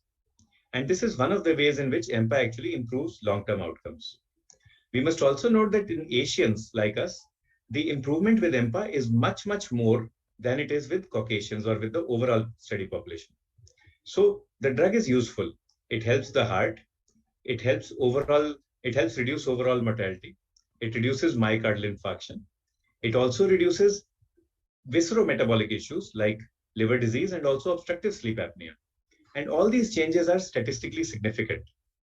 So if we use these drugs, we can actually improve the health of our patients, and we can prevent premature morbidity and also premature mortality. In fact, so much so that the newer studies now show that even in heart failure with preserved ejection fraction, empagliflozin has been found to be statistically significantly better. We have spoken of the heart and the kidney, and the guidance also from ADA or from other organizations tells us that this should be a first-line drug along with metformin. Do remember the contraindications, however. Avoid the use of SGLT2 inhibitors in pregnancy or lactation, in lean and frail patients who are already starving or malnourished. Avoid it during acute CV or acute renal impairment, but you can use it in stable cardiac or stable renal disease. Avoid an acute medical illness as well, but you can use it in stable patients. So with this, I hope that we've been able to add to the value that Dr. Ramachandran brought to the table, to the conference. We know that there is a high risk of CV disease and diabetes in the country, but now we have the weapons, we have the armamentarium with which we can actually tackle it. And we can make sure that life, of course, will include diabetes, but life should not include premature disease, premature death. Thank you. Thank you, Sanjay. Thank you so very much for the brilliant first talk. Can I have the introductory slide of the second speaker, because we can take the questions at the end of this session. It's a pharma-sponsored symposium. So our next speaker is Dr. Arpan Dev Bhattacharya, is a consultant, Department of Diabetes Endocrinology at MHP. He is the Professor of Endocrinology at Davangere JJMMC. He is the co-chair Shivajyotri at Indiranagar, Bangalore, which is his private practice place. He's been a brilliant speaker, and he will be talking to us about simplifying type 2 diabetes management in the current era, the right choice of DPP-4 that we need to make in our clinical practice. Over to you, Arpan. Thank you, Arvind. I just need to have a slide share option. Yes. My slides are visible? Yes, it's visible. Thank you very much. Thanks, ADA Primer, all of you, for calling. I think we have become a permanent campaigner for the ADA program. So next 15 minutes is mine.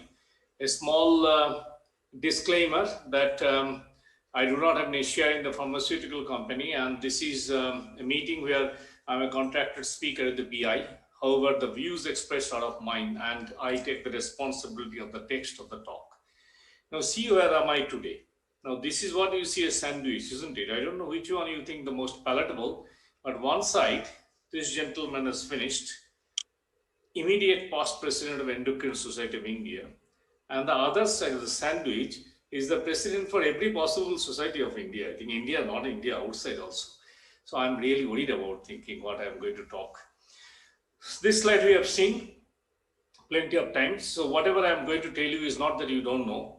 It is just a recap. And these are very, very important for our clinical practice to give a proper quality of care to our clients. We know the prevalence of diabetes is increasing. We have heard about Dr. Ramachandran talking about incidence is increasing. But the problem is that challenges are actually multiple. It's just not taking a medicine and the sugar comes down, you're fine, thank you very much. We have a lot of problem. We are different person, South Asian phenotype. Tolerability of the medicine is an issue. We need to be adherent with the medicine, otherwise your control will not get better.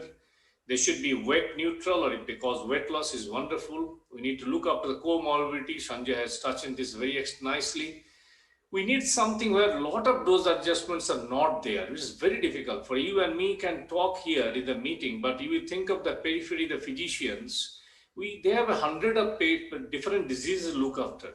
So every disease, every medicine, if you give a 5 type of dose adjustment, is very, very difficult.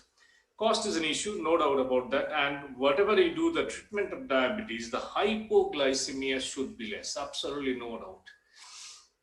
I think we can talk this as a CRM now, particularly after Sanjay telling cardio-renal metabolic syndrome. So whatever I do, we need to be very careful that these 3 portions have been taken care of. And no wonder the gliptin has been given a good ranking by everybody, including ADA 2021. Hypoglycemia is less, it is weight neutral, is safe from the heart, it is a safety profile is good, it can be given with other medicine, not much interaction is there, no timing and dosage issues, 1 tablet, 1 dose, that's it. And obviously the compliance is good. And a particular position statement was there from ADA ESD around 2 years back that DPP-4 inhibitors remain the best tolerated of any glucose lowering medications. Therefore, they should retain their position in the stepped approach of diabetes therapy when other agents are not specifically indicated or paid for. That's a bit of thing we need to remember. So I'm going to highlight very quickly about all these, about the efficacy, about the convenience, long-term cardiovascular heart failure data, kidney data, liver problem, any issue is there or not, and obviously real world data. Let's see the efficacy.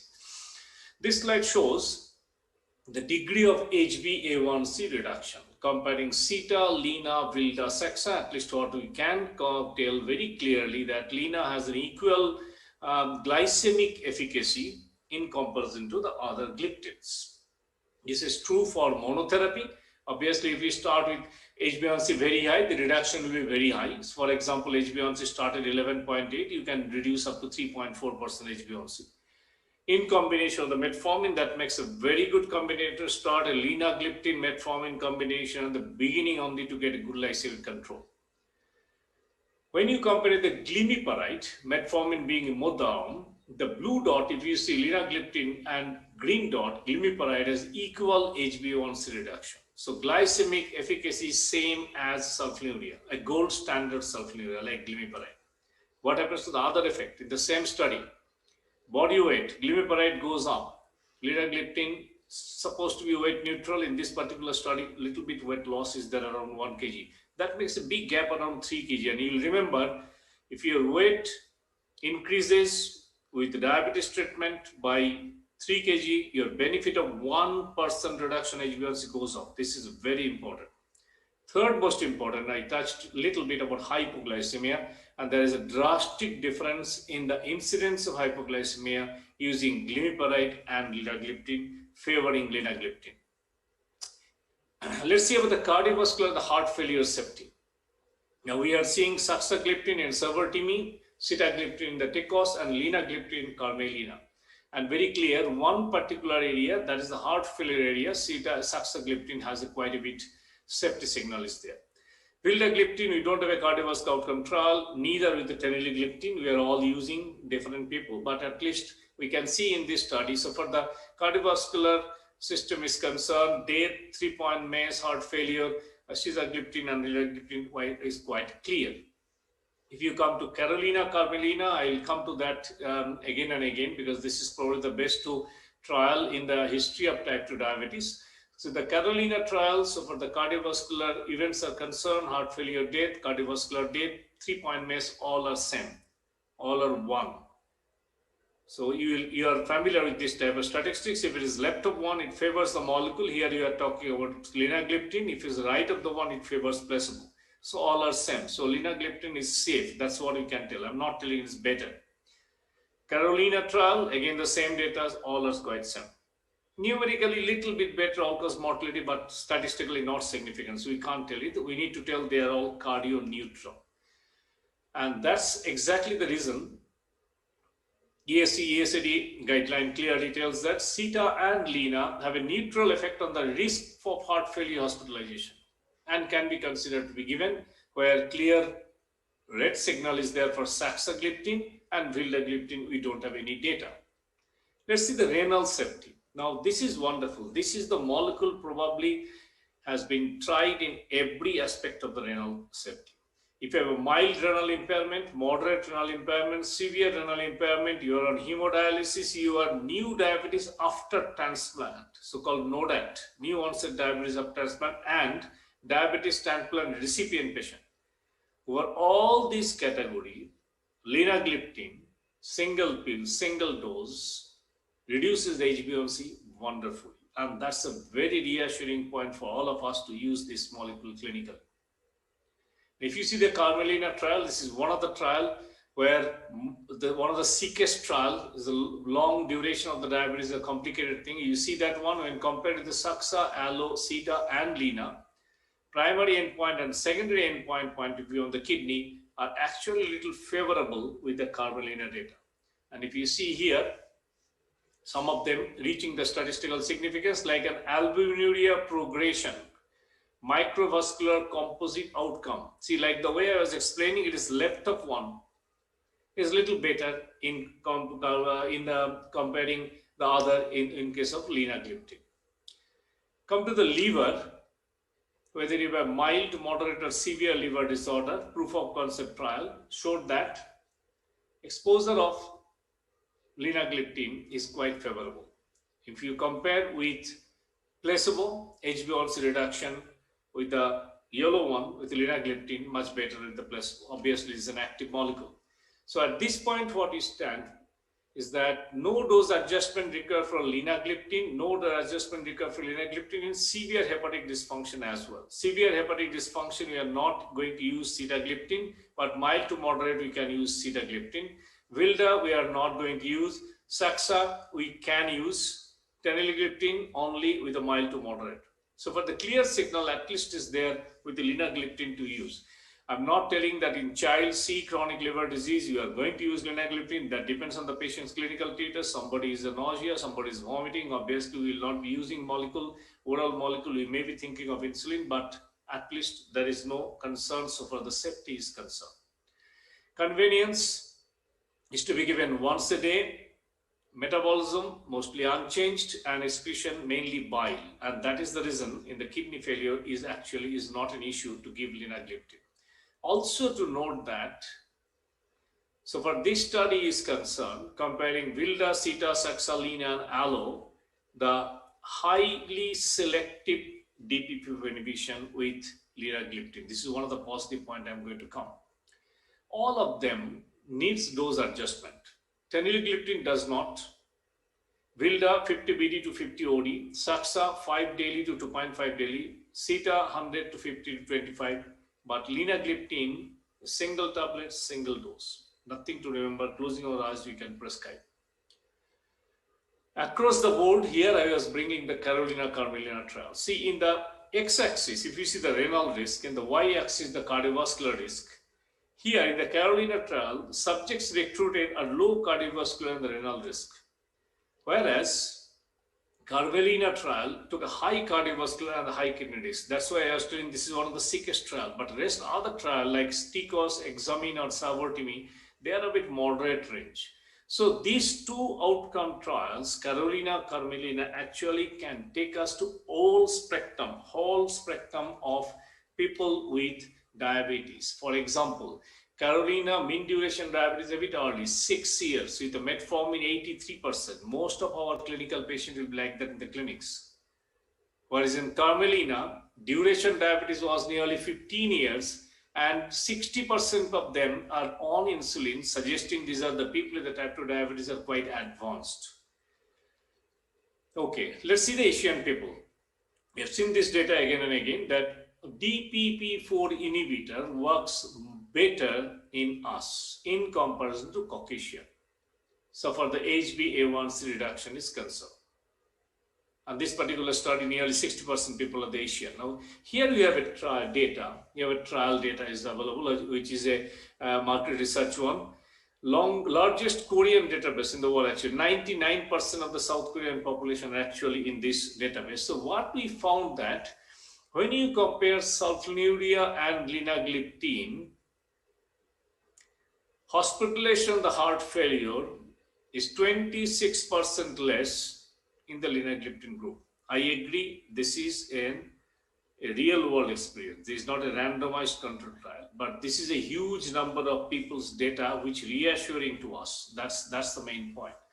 So linagliptin, the highest DPP4 inhibition, HbA1c reduction like other gliptin, unique convenience, one dose once daily, efficacy safety data available in broad range from the early diabetes to complicated diabetes.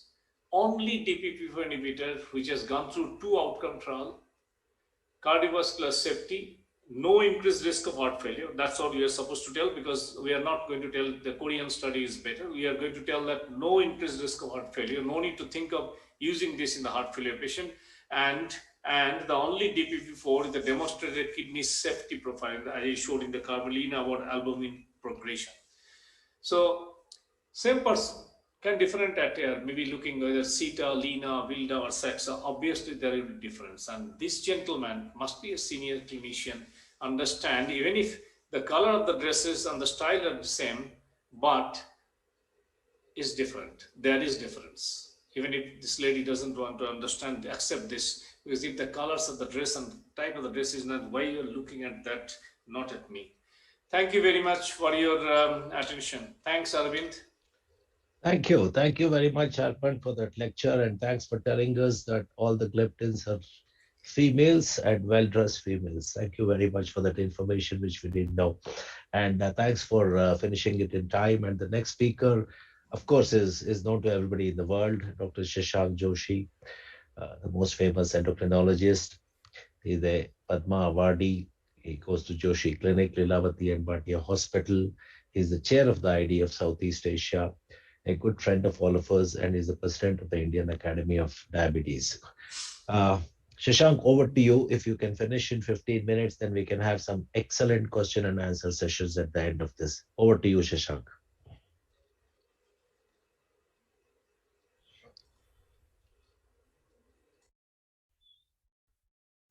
Am I audible and are my slides visible? Yes, both. So thank you, Dr. Arvind, Dr. Prasanna Kumar, Krishna.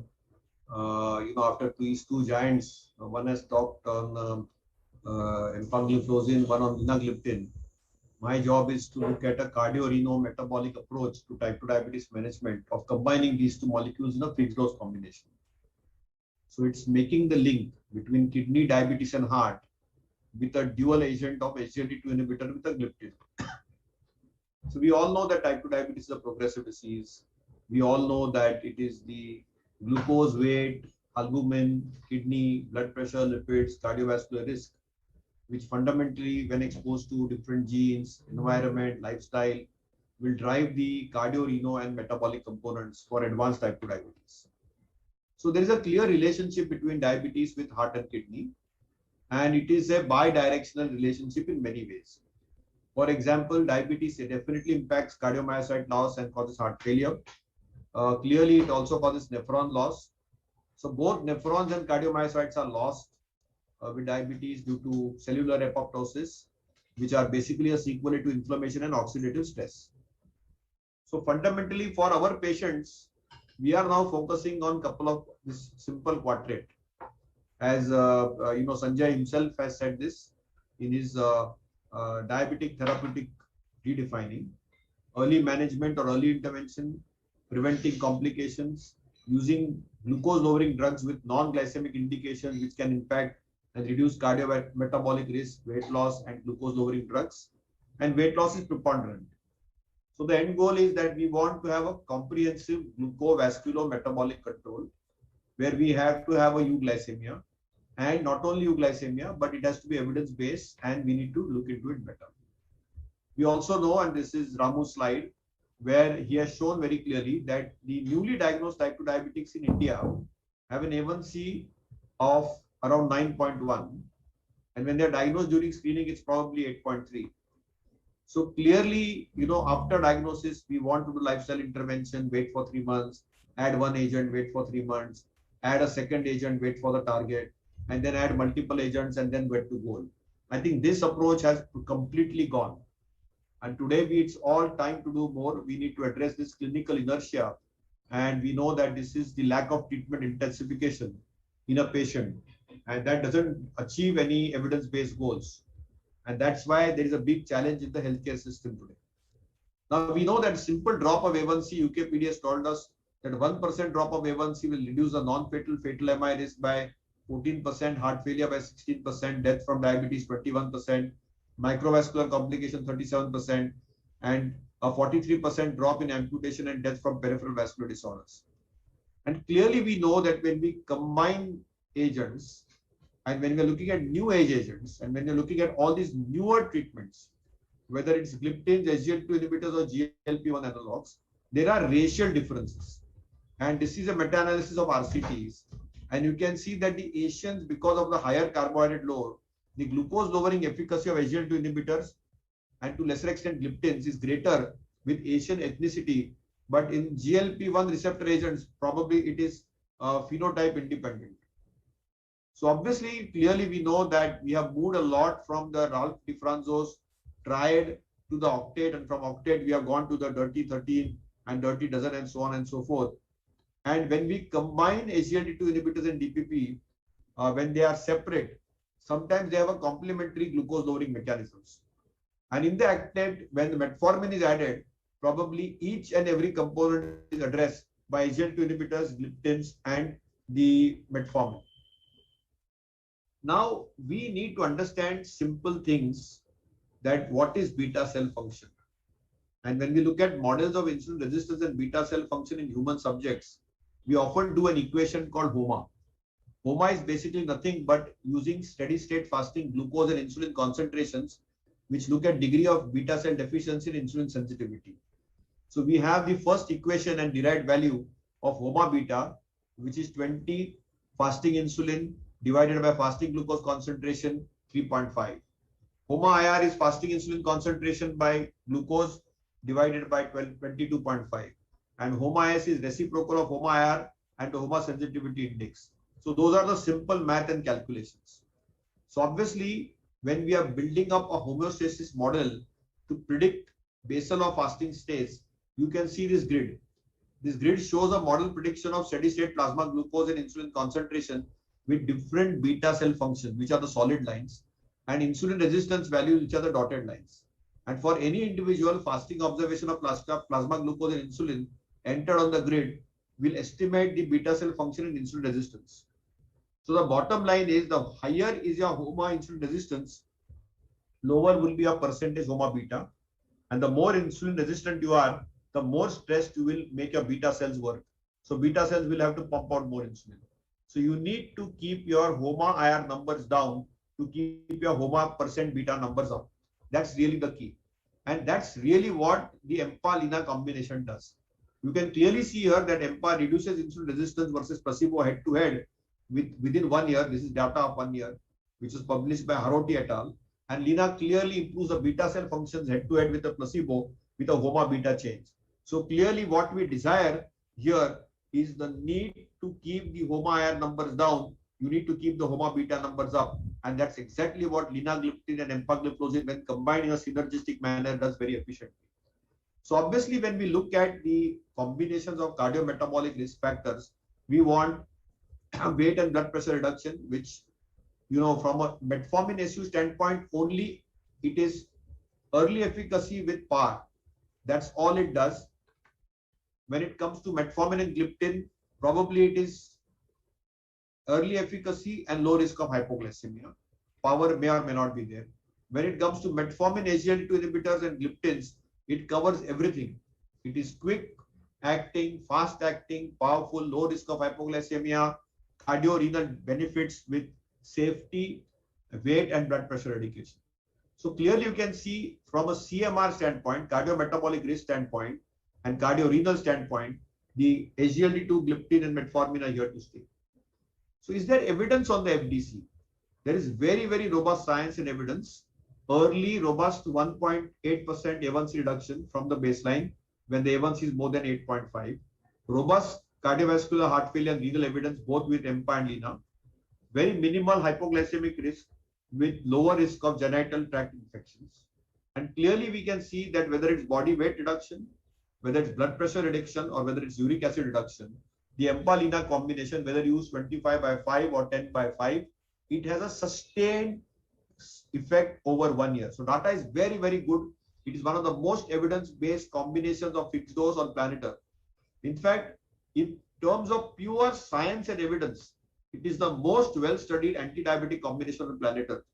And you can see that despite of high efficacy, there is zero hypoglycemic risk in the EMPA-LINA combination, whether you use 25.5 or 10.5.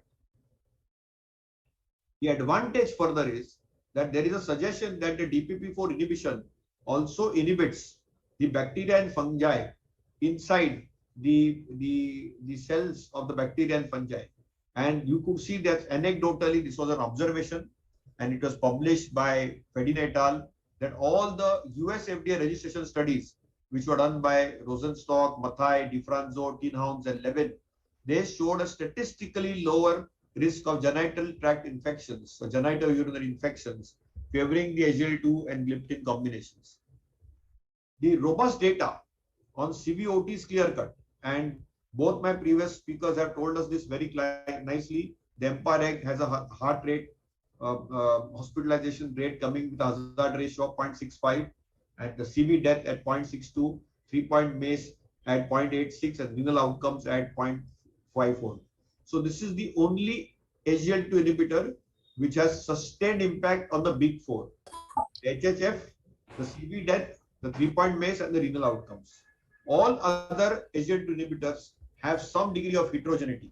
The commonality may be with HHF, but when it comes to CV death, others don't stand up to the mark. When it comes to 3-point MACE, only data is available with CANA and EMPA. When it comes to renal, the data is only available for 3, that is EMPA, CANA and DAPA.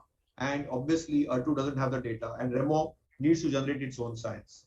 So clearly, when we are looking at new possibilities, clearly you can see the CV death, hospitalization from health, heart failure, 3-point MACE, death due to any cause, nephropathy reduction, renal composite, everything is sustainably reduced. So reduction of CV death is not seen with any other SGLT2 inhibitor, CVOT. Very clear-cut data of the CV death of 38% relative risk reduction is seen in the EMPA-REG outcome. Also, when it comes to the gliptin standpoint, and Dr. Arpande very nicely told us, when you look at the Savertimi, the TCOS, the Carmali, okay, and when you look at vildagliptin and teneligliptin, clearly the data is very clear-cut that when we look at the CV safety, I think this is the only gliptin with 2 CV outcome trials, Carmelina and Carolina. And clearly the Carmelina showed very sustained and the highest proportion of impact with compromised renal function, 62.3% compared to say TCOS, Examine or Savertimi. Also in Carmelina, the linagliptin was associated with significant reduction of albuminuria progression, which was 0.14%, and 81% of the patients were on ACE or ARBs, 55% were on metformin. So when we look at a patient-centric glycemic management decision cycle tree, clearly complexity of regimen, choosing the optimal regimen, which agent to use how, fixed dose combination formulations, which have evidence based on cardiometabolic and renal outcomes are the need of the hour. Today, we want to all have a smart plan for all our patients. Our SMART goals have to be specific, measurable, achievable, realistic, and time limited. And I think an FDC of an EMPA-LINA combination gets us smart. So I would say it's a smart pill for a shared decision-making plan and clearly will get us to goal. So obviously, EMPA-LINA combinations are recommended also for people with CV disease and or at risk for heart failure respectively. And the level of evidence there is very high. You can see here the level of evidence is class 1A when it comes to CV events and mortality. And empagliflozin has been recommended to reduce the risk of death also, 1B evidence. And when it comes to reduction of heart failure risk, it is again 1A evidence. And when it comes to Citalina, it is 2B evidence. So obviously, very high impact of evidence and level of evidence which has been clearly observed. So when it comes to renal evidence, we have very sustained evidence from both EMPA and LINA. 39% of relative risk reduction of incident or worsening of nephropathy, and Carmelina showing a 14% relative risk reduction of progression of albuminuria to type 2 diabetes patients. When it comes to hepatic evidence, there is no dose modification required for both EMPA and LINA. And we know that type 2 diabetes with NAFLD, EMPA is an ELIF study. Dr. Mittal's group has shown very clearly it significantly reduces liver fat and improves SGLT, SGOT levels. So cost is a major consideration in India. 28% of the cost is related to diabetes related treatment. Another 22% has been related to hospitalizations. 36% to screening and complications. Other costs are 8.5%. And obviously these are the direct medical costs. When it comes to indirect medical costs, it's around 4.3%. And when you look at the potential impact of EMPA-LINA fixed dose combinations on the cost economic equations, probably the cost of FDC is lower than individual agents, around 25 to 30 rupees lower. There is a 38% relative risk reduction and 35% relative risk reduction on CV death and hospitalization for heart failure. There's a clear-cut 14% relative risk reduction on albuminuria benefits, as well as minimal control of risk of hypoglycemia with pleiotropic benefits beyond glycemic control.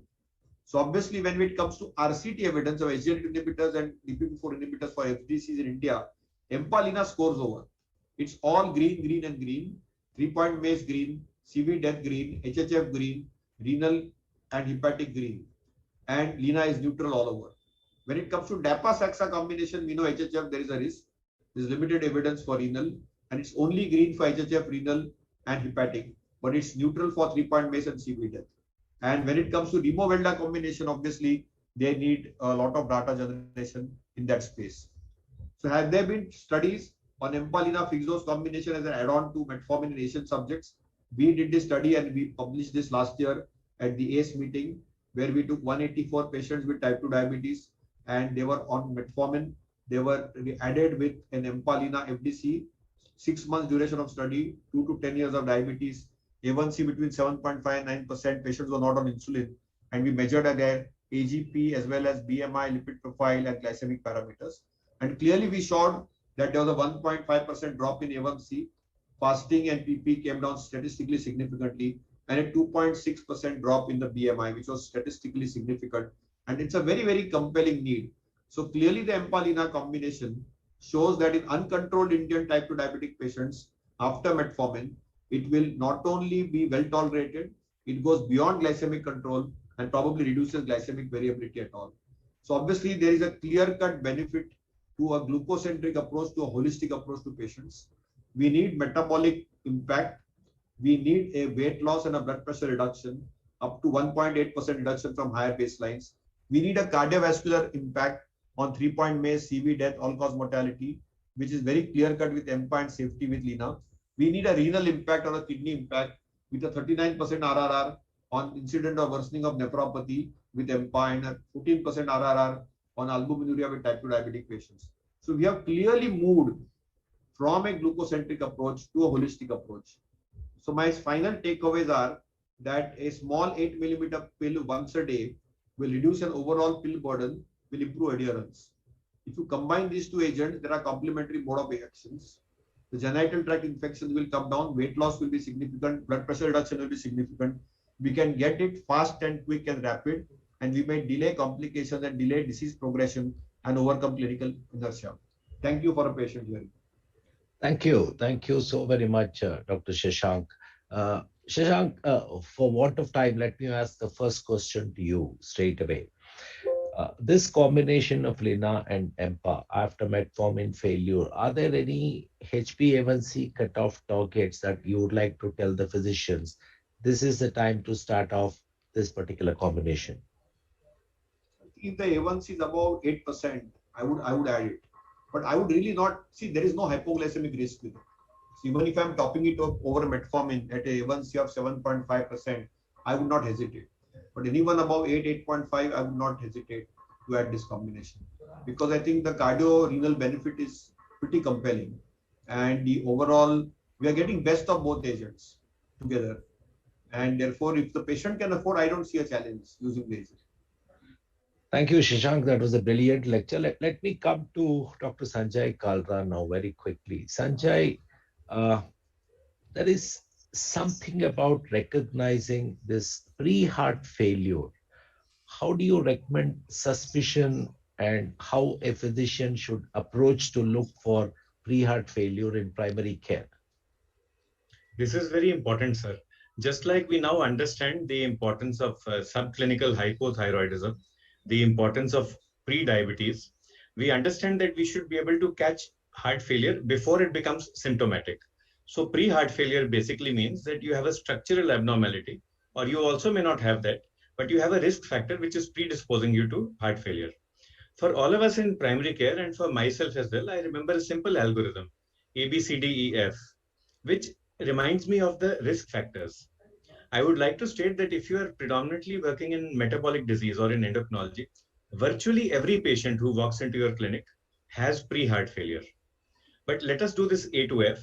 A is for anemia, rampant in our country. A is for alcohol abuse, again, rampant in many states of our country, including mine. So if your patient has anemia or a history of alcohol use, the chances of developing heart failure are high.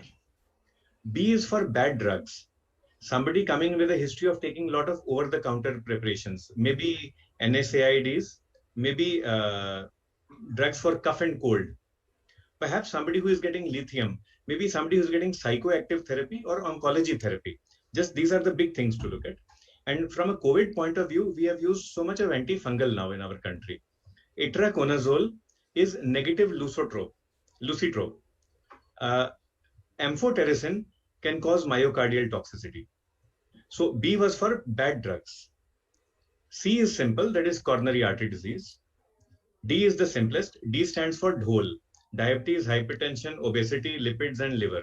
So if you have metabolic syndrome, just to remind us of metabolic syndrome. So let's do it all over again. Anemia and alcohol, bad drugs, coronary artery disease, metabolic syndrome. E is for endocrine.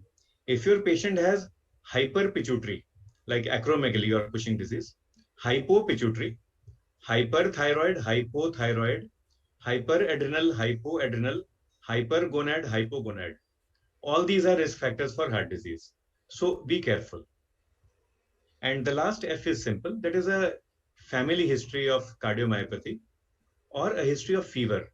It might be rheumatic fever in the past. So of course, now that generation is finishing, but I myself have taken Penidura for 3 years when I was a child. So rheumatic fever is something that you should not forget, especially if you're dealing with a senior citizen. So this simple algorithm for our primary care physicians and also for the ones in tertiary care, let me hasten to add, this will help us catch pre-heart failure before it becomes symptomatic. Thank you. Thank you so very much, Sanjay. I think for want of time, I will have to just close it here with one last question to Arpan. This has come from one of the delegates. They say linagliptin is very safe in renal patients, but what about those with NASH? To what level of OTPT I can take this drug?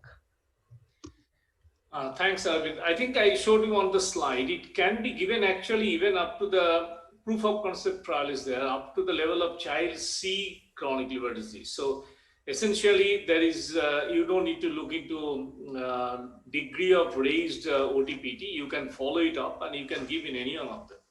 Okay, thank you very much. With that, we conclude this session on the clinical excellence in cardiorenal metabolic care in India. I can see Mangesh Divakar ready to take over as the moderator to the next session. Thank you so very much, Dr. Shashank. Thank you, Sanjay Kalra. Thank you, Arpan. And it's over to Mangesh Divakar to take it from here. Thank you, Arvind sir, and thank you very much. It was a brilliant session. And let me appreciate Dr. Sanjay, Dr. Shashank, and of course Dr. Arpan there for such a lovely, lovely session. And as usual, Sanjay, you were rocking. thank you, entire team ADA Prime, Dr. Arvind, Dr. Krishna, Dr. Prasanna Kumar, and entire team for this beautiful opportunity. And thank you entire Node team for supporting this session. I'll just take 5 minutes to set up a context, and I'll just briefly let you know what difference the insulin discovery has made to our lives. And let us celebrate once again. We have been already celebrating this, but let's celebrate once again the 100 years and millions of lives saved in this scientific saga of insulin. These are my financial disclosures. And we all know insulin is one of the most celebrated drug in entire pharmacopoeia, even better than antibiotics. And look at the diets which were just, or the prescriptions that were given to the patients, before the insulin discovery happened. You can see the starvation diet prescribed to people. And look at a very famous picture of mother and a child. And what happened to him or her after the discovery, we all popularly know about it. Of course, the huge credit goes to these 4, I would say, musketeers. But I'll tell you that a lot of work actually is done before these people got the credit of discovering insulin. No matter, all these 4 gentle giants, Frederick and Benting, Charles Herbert Best, John J.R. MacLeod, and of course J.B. Colip, they were bestowed with the Nobel Prize. Actually, Dr. Benting and Dr. MacLeod got the Nobel Prize, and then they shared this Nobel Prize with Dr. Best and Dr. Colip because they felt that they too also deserved the credit. And then subsequently in 1922, and this happened, the discovery happened in 1921, we all know about it. And it was probably late November or December of 1921 when it was for the first time disclosed in the American College of Physiology, where the discovery of insulin was officially announced. And then with Dr. Mary and August Korn, they took a permission to reproduce because their daughter was a type 1 diabetic patient and they wanted to treat her. This is what the history goes. And then they took this entire, I would say, patent and got a permission to produce insulin in Scandinavia. And that's what the Novo Nordisk insulin we got. So the insulin discovery, which actually significantly improved the life. You all know that, before insulin era, life expectancy of a type 1 diabetic patient was just probably an year. But look at what happened after the discovery of insulin. 1945, nearly 35 years were added to their life expectancy of 66 years that time. And now in 2015, nearly 60 years, so 6 more decades have been added to a life expectancy of 81. Now that is what the innovations of insulin has done to us. So, and this is how the entire discoveries of various insulins have come. Credit goes to Dr. Abel for the first crystallization of the insulin, and then came the invention of the first X-ray radiography happening by Dr. Dorothy Hodgkin, for which she was bestowed Nobel Prize. Then Hans Christian Hesjedon and Scott Fischer, prolonged the action of the insulin. And then it was Fred Sanger who, I would say, described the amino acid sequence of the insulin. So insulin being such a special molecule, went through all those inventions. And now from the animal insulins, we came to human insulins. And from human insulins, all the way we came to the analog insulins, or what we call it as recombinant insulin. So with this, a small context, let me tell you a few of the specialties of insulin. That is, how many of you were aware that insulin is a term which was given to the drug even before its discovery? And it was Schaefer, a Scottish physician, who was responsible for actually, coining this term insulin. How many of you know that it is the first protein structure to be sequenced outside of the human body? And it is the first sequence of amino acid by Fred Sanger. It is also the first protein to be synthesized synthetically. And probably it is the only drug which has bestowed 7 Nobel Prizes. So with this, I would hand it over to Dr. Barua, and he is going to discuss about the insulin, and he is going to also talk about ARISE study. So over to you, Dr. Manash. Thank you, Dr. Mangesh, and thank you, Team ADA Primer, for giving me this opportunity. Thank you, Novo, for supporting this initiative. My side, is my slide visible now? I have shared the screen. Yes, sir. Yes, you are visible. You're visible, Dr. You are Manash. visible, audible both. Okay, fine. So So thank you, and thank you, Dr. Mangesh, for taking us back and giving us lots of hope, because there's so many promising molecules in the area of insulin. 7 Nobel Prize, that's a great story. So today I'm going to talk about an insulin, whether it is in tune with Indian patient, what the Indian patient needs, and what we have learned from the recently concluded ARISE study. And I have a small disclosure to make here. Okay. Sorry. And you need to push your home button at your laptop keyboard. Push that home button on your laptop keyboard. That will take you to the first slide. Home button is which one? Will be right. If you are using a laptop, there will be a home. No, I'm using a desktop. So desktop. Okay. So on the keyboard, there will be a in the first row. See on the right hand side, there will be a home button. That will take you to the first slide. Yes. Okay, you can end the slideshow and manually go straight away. Yeah, I think so.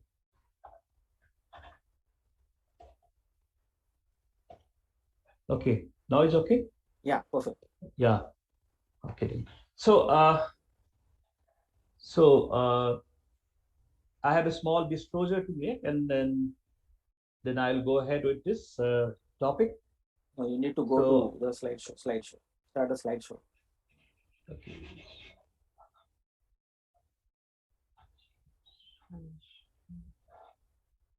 So I believe there is some other slideshow which is also on. The slideshow is not. When I go to the slideshow, it's not happening. No, sorry for that. Push the escape button. Yeah. Okay, right now. Yes. Now you can. This one. Now go to the first slide. Okay. Just go scroll up to the first slide. That's all. Go scroll up to the first slide. Yeah. From the beginning. Yeah. Okay. Yes. So, let's start with the burden of diabetes. I mean, whether we should be worried about it. And Dr. Ramchandra so nicely talked about the burden, especially in the town areas and urban areas, and the rapid urbanization of the whole country of India. We'll be seeing many diabetics coming in, and things haven't improved much over the last decade, as you can see here. And the diabetes study by Dr. V. Mohan in 2011, and now we have the TIDE study coming up 2019. 19.7% of patients are in the target, and only 23% are not on the target. So not much of improvement in spite of having all the GLP-1 receptor analogs, newer insulins, newer drugs which are discussed just now in the last session. And the very interesting data coming up from the Indian Diabetes Care Index, and another great initiative by Novo Nordisk, the massive database, and it shows only 22% of people with diabetes have HbA1c of less than 7%. And the mean HbA1c now stands at 8.4. So that's where we are. So we need to do a lot here. And another issue, and which is bigger is now at this point of time, is COVID-19, and it's a relationship with high hyperglycemia.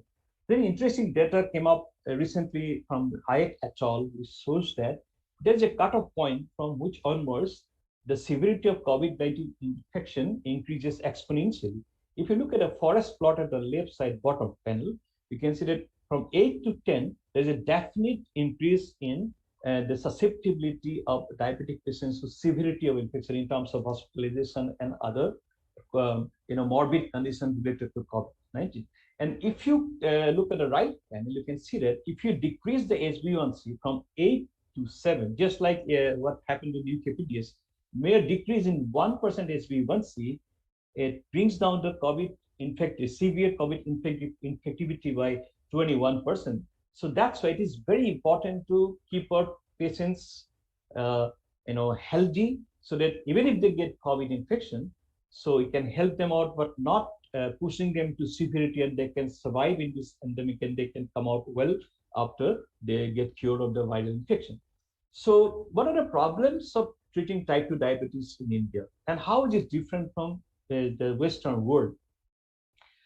We know that we have high carbohydrate diet, and naturally that results in higher postprandial glucose.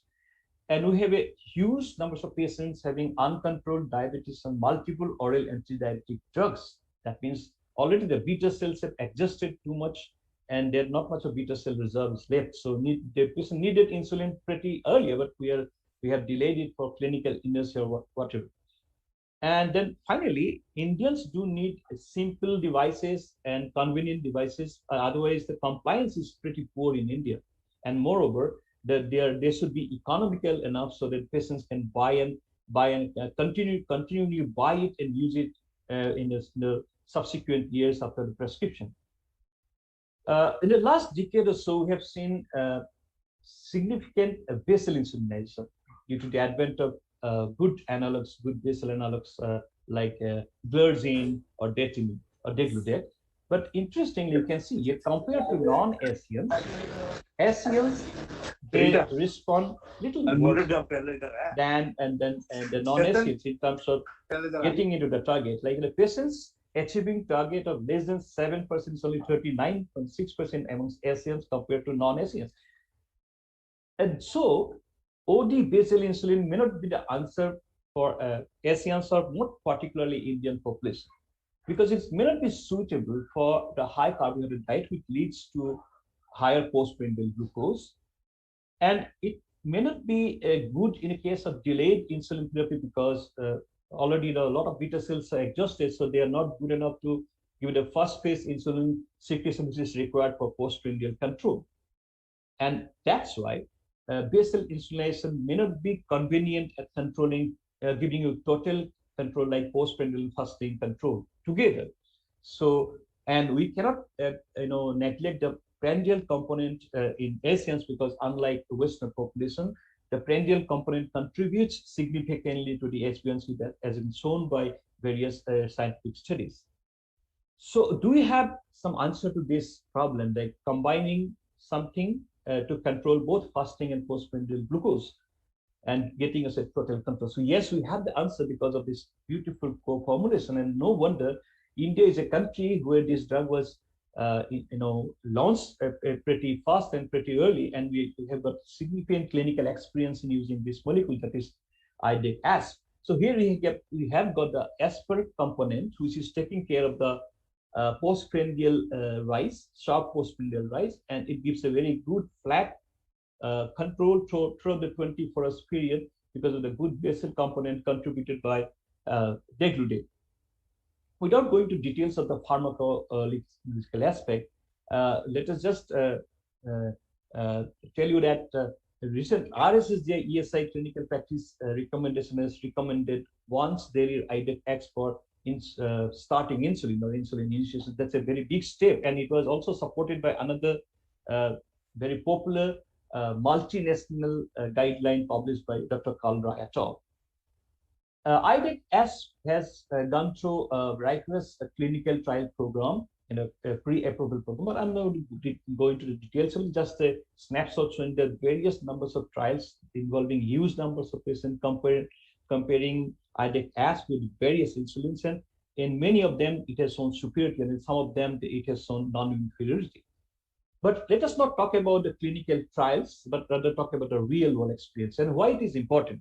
Because in real-world data, the patient-level data are not collected in conventional randomized control trial, not rigorously, but they are collected from a usual clinical practice scenario, and they are replicable in your clinical practice with more flexibility, with wide range of outcomes, and it involves large, diverse patient population with often with multiple comorbidities, so it is more replicable and more acceptable in your day-to-day clinical practice. Do we have that kind of data involving RISE-DEC or IDEC-ASP? Yes, we have. A very beautiful poster presented in the IGF 2019 by a group from Calcutta. It has shown that insulin initiation in OAD failure subset of patients with type 2 diabetes, it can show great results. So it compares the efficacy of IDEC-ASP with Glurzine U100 and U300, and it has come out to be the best choice among the three insulins, like reducing the baseline A1C of 9.61 to 8.09. It's a 15% reduction. It's superior compared to the other two molecules. And it has also shown better control of fasting plasma glucose, and more interestingly, a very, very, very significant control of postprandial prandial glucose, like from 309 baseline to 220 milligram per deciliter. So it is obvious because of the combination of fast-acting aspart and slow-acting and very stable basal insulin. It gives you this global control, which I have already elucidated to. Both fasting as well as postprandial controls are there. That's why obviously you get better HbA1c reduction. And at what price? So it costs the cost to the patient is less in the terms of increasing the increment in insulin dose per day basis was lesser with IDEC-S, and numbers of hypoglycemia is at least lesser than I-glargine, which is almost the gold standard of basal insulin nasal. So lesser hypoglycemia, lesser insulin use, and more significant control of HbA1c. Another nice poster from Jyoti De's group also showed that in a scenario where the patients were using multiple OADs, the A1C reduction was significant, almost to the tune of 2%. And it was another interesting aspect which I want to highlight here is that patients using OAD and insulin, a large group in this retrospective study, they've shown it's almost to the tune of 1% reduction. So you can say that this can serve as a primer for your basal insulination, and this can also serve as a primer of switch from ongoing insulin therapy, which may be a BID premix insulin or OD basal insulin. There also you can get nice results. So with this, I'll not discuss about, this is another paper by us, Scholar and me. We have shown a few years back that there is a significant reduction when you switch over from premix insulin or basal insulin. Within 1 year, we showed that it's a retrospective study, of course, A1C reduction of 2% with a slightly lower requirement of insulin on per day basis. So ARISE is basically a leap forward from all these scattered randomized and real world data. It had involved more than 1,000 patients, and India was one of the participating countries with 10 centers, and India contributed 185 patients. It was a non-interventional study, and there was no protocol for starting and intensifying with IDEXA. It was as per the clinical practice, which is commonly available, I mean, amongst the clinicians of various countries where they have participated. It was done on adult type 2 diabetic patients with any kind of ongoing therapy and HbA1c above the target, and they were followed up for 6 months on an average. And this is the baseline characteristic, which was published in the poster in RSSDA recently. The rationale was to look at the real world data, which could be complementary to the robust clinical trial data available with Isotech the last decade, which we already published. And the primary objective was to look at the effectiveness in terms of HbA1c reduction. And secondary objective was non-glycemic parameters, resource utilization data, and other safety measures. So here, the primary objective, the goal was to see the change in HbA1c, and secondary goals were to look at the number of patients who were achieving control below 7%. Another interesting aspect which was looked at was HbA1c less than predefined target. The predefined target means a target defined by the practicing physician, not set by setting the protocol, and also looked at various metabolic and glycemic parameters. And for exploratory parameters, it was a composite of HbA1c reduction below 7% without hypoglycemia and resource utilization in various countries, of course, not in India.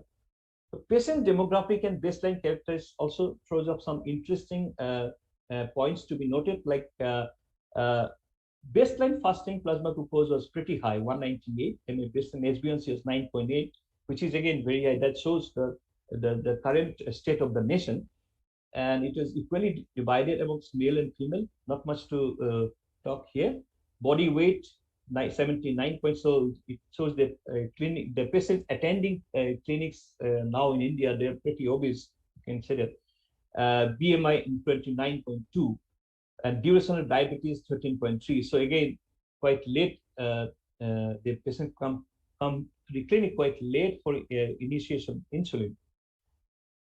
Patients who are on ongoing therapy, if you divide the ongoing therapy in different categories, 35% were only on oral antidiabetic drug, 21% on oral basal insulin, and lesser numbers were on other therapies like GLP-1 receptor analog plus minus insulin, basal bolus therapy, and premix, cell mix, combined complex regimens of insulins were there. The hypoglycemia data was collected retrospectively prior to the baseline visit or first visit was 11.6% for non-severe hypoglycemia. For severe hypoglycemia, it is 2.1%, and for nocturnal hypoglycemia, it's 5.4%. It's a retrospective collection of data, not prospective, but nevertheless, it gives you a good picture of what happens in your clinical practice.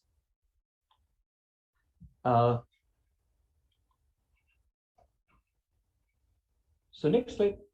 Yeah. In the next slide, I can tell you, show you why this IDEC-S was initiated. So what are the indications or what came to the clinician's mind while initiating this drug? This is very interesting, but this reflects what Indian clinicians would think now about using this particular preparation or formulation. Improving patients' glycemic control was in a mind in a set of clinicians on 93.1% instances. Almost in 1/4 of those instances, the reasons were 1, lowering the risk of hypoglycemia, 2, the flexibility of dosing, and 3, the fewer injections than basal bolus regimens. So this is how this is why the IDEC-S was started, or the switching over was done from various other insulin regimens. Male patients, as I said, 52.2%, and female 47.6%. And for frequency and dose prescribed by physician, almost equal, almost about 50% once daily, and another 50, almost 47%, it was used twice daily. Average dose, which was given, was 35.9 units per day.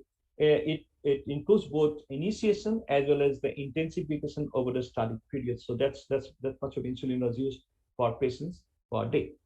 So in summary, it is important to ensure good glycemic control in people with type 2 diabetes, especially during COVID-19 scenario, because that gives a better prospect in terms of outcomes after COVID-19 infection.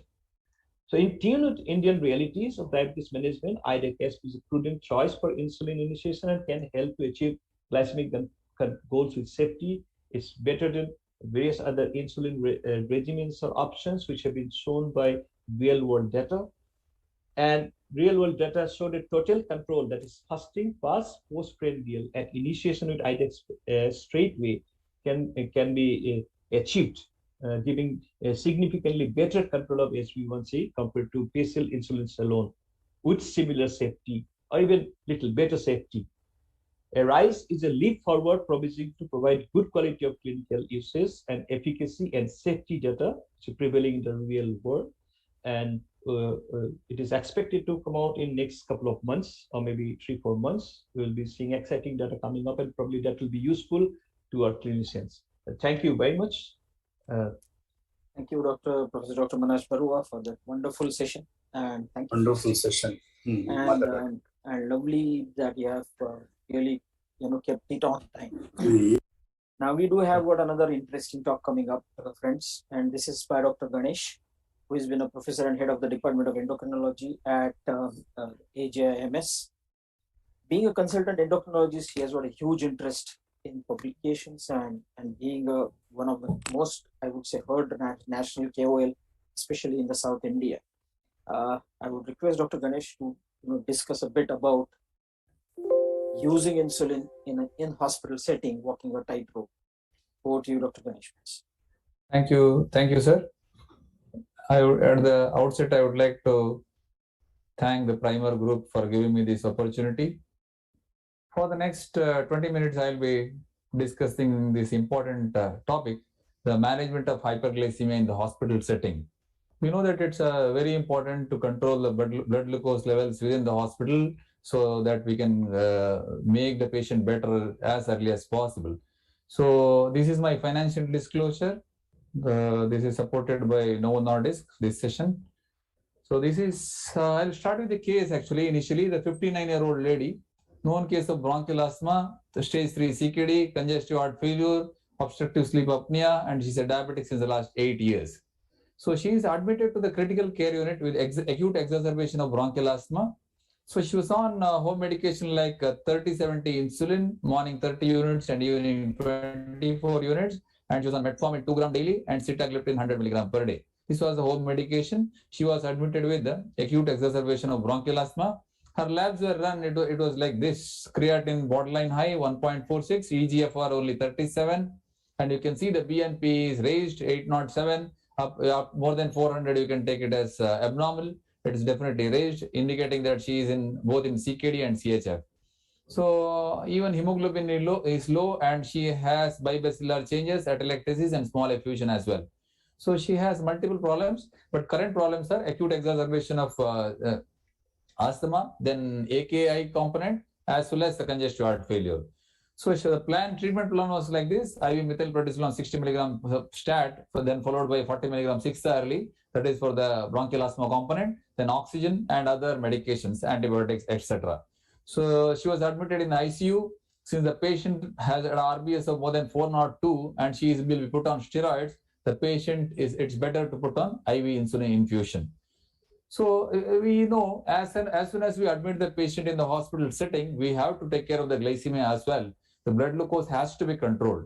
So we have to give either insulin or oral antidiabetics. But generally, if the patient is absolutely stable, she admitted for just evaluation of something else, then probably we can continue OADs. Otherwise, in acute setting, critical care setting, OADs are definitely not recommendable. Better to go for insulin. In insulin also, in non-critically ill patients, when we are managing the patient in the ward, we can definitely go for subcutaneous insulin, basal bolus regimen, or whatever regimen, basal bolus regimen being the ideal.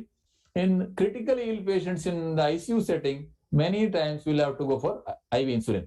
The glycemic targets in the critically ill patient, so it's actually recommended, most recommended is between 140 to 180, because we don't want hypoglycemia and we don't want severe hyperglycemia also. So the lower glucose targets like less than 110 or higher glucose targets like more than 180 is not recommended. 140 to 180 is the most ideal, and 110 to 140 is acceptable. So always we'll try to keep that glucose between 110 to 180, preferably 140 to 180, so that we can avoid both hypo as well as hyper.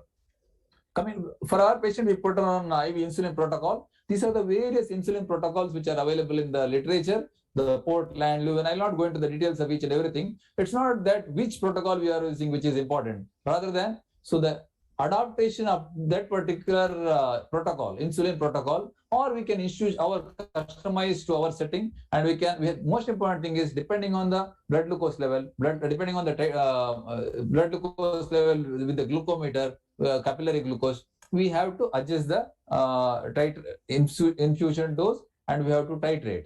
So the most important thing for any IV insulin infusion protocol, it has to be given in a pump, insulin infusion pump. It should not be given in the drips. So because the titration becomes very, very difficult. So always we have to use the pump.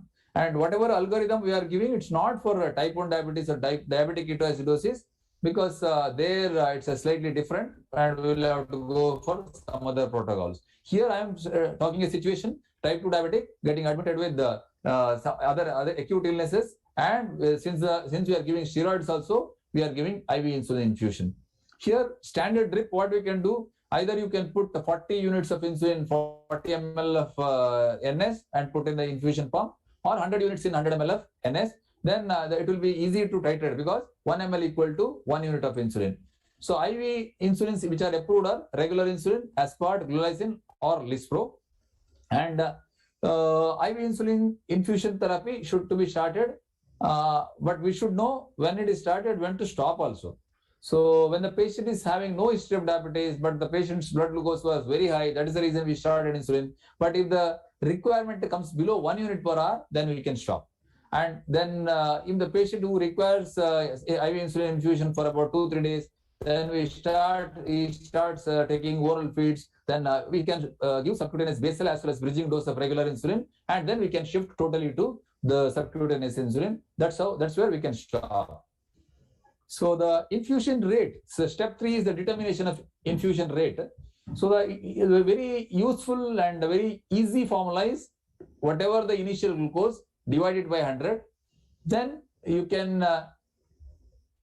round to nearest 0.5 units for bolus, and then the infusion rate also you can give the same. I'll give you an example here. So initial glucose, let us say it's around 174. You divide it by 100, you will get around 1.74. So round to the nearest 0.5, it will come to around 1.5. So give bolus 1.5 units and give 1.5 units infusion also. Bolus is given so that the whatever the cannula and whatever the drip set, they are neutralized. So that is the reason we give the bolus. So bolus, some institutions, they don't give bolus. Well, they start with infusion straight away. So intravenous fluids are also very important. So we have to see to it that the patient does not go into hypoglycemia and the patient's caloric requirement is met, especially if the patient is not on any oral fluids, NPO. So we can give 5% dextrose or half DNS at 100 to 200 ml per hour. That too, depending on the patient's condition. If the patient is having congestive heart failure or CKD, if we have to avoid fluids, then probably we'll have to give very low, little amount of IV fluids. Then infusion rate or the algorithm. So there are, as I discussed already, there are many algorithms. So, but most important thing is to identify which algorithm suits us the most. So we can see here, there are two algorithms here. So one practical examples I have given. So the algorithm one, let us say less than 70, you stop the infusion, 70 to 109, 0.2 units per hour, then 110 to 119, 0.5 units per hour. This is like, you can take the screenshot if you want. But see, this is not like you have to follow this only. You have to change as per the patient's, like the patient is very obese, insulin resistant, and the patient is on steroids. This might not be sufficient. Then you have to go to the algorithm 2.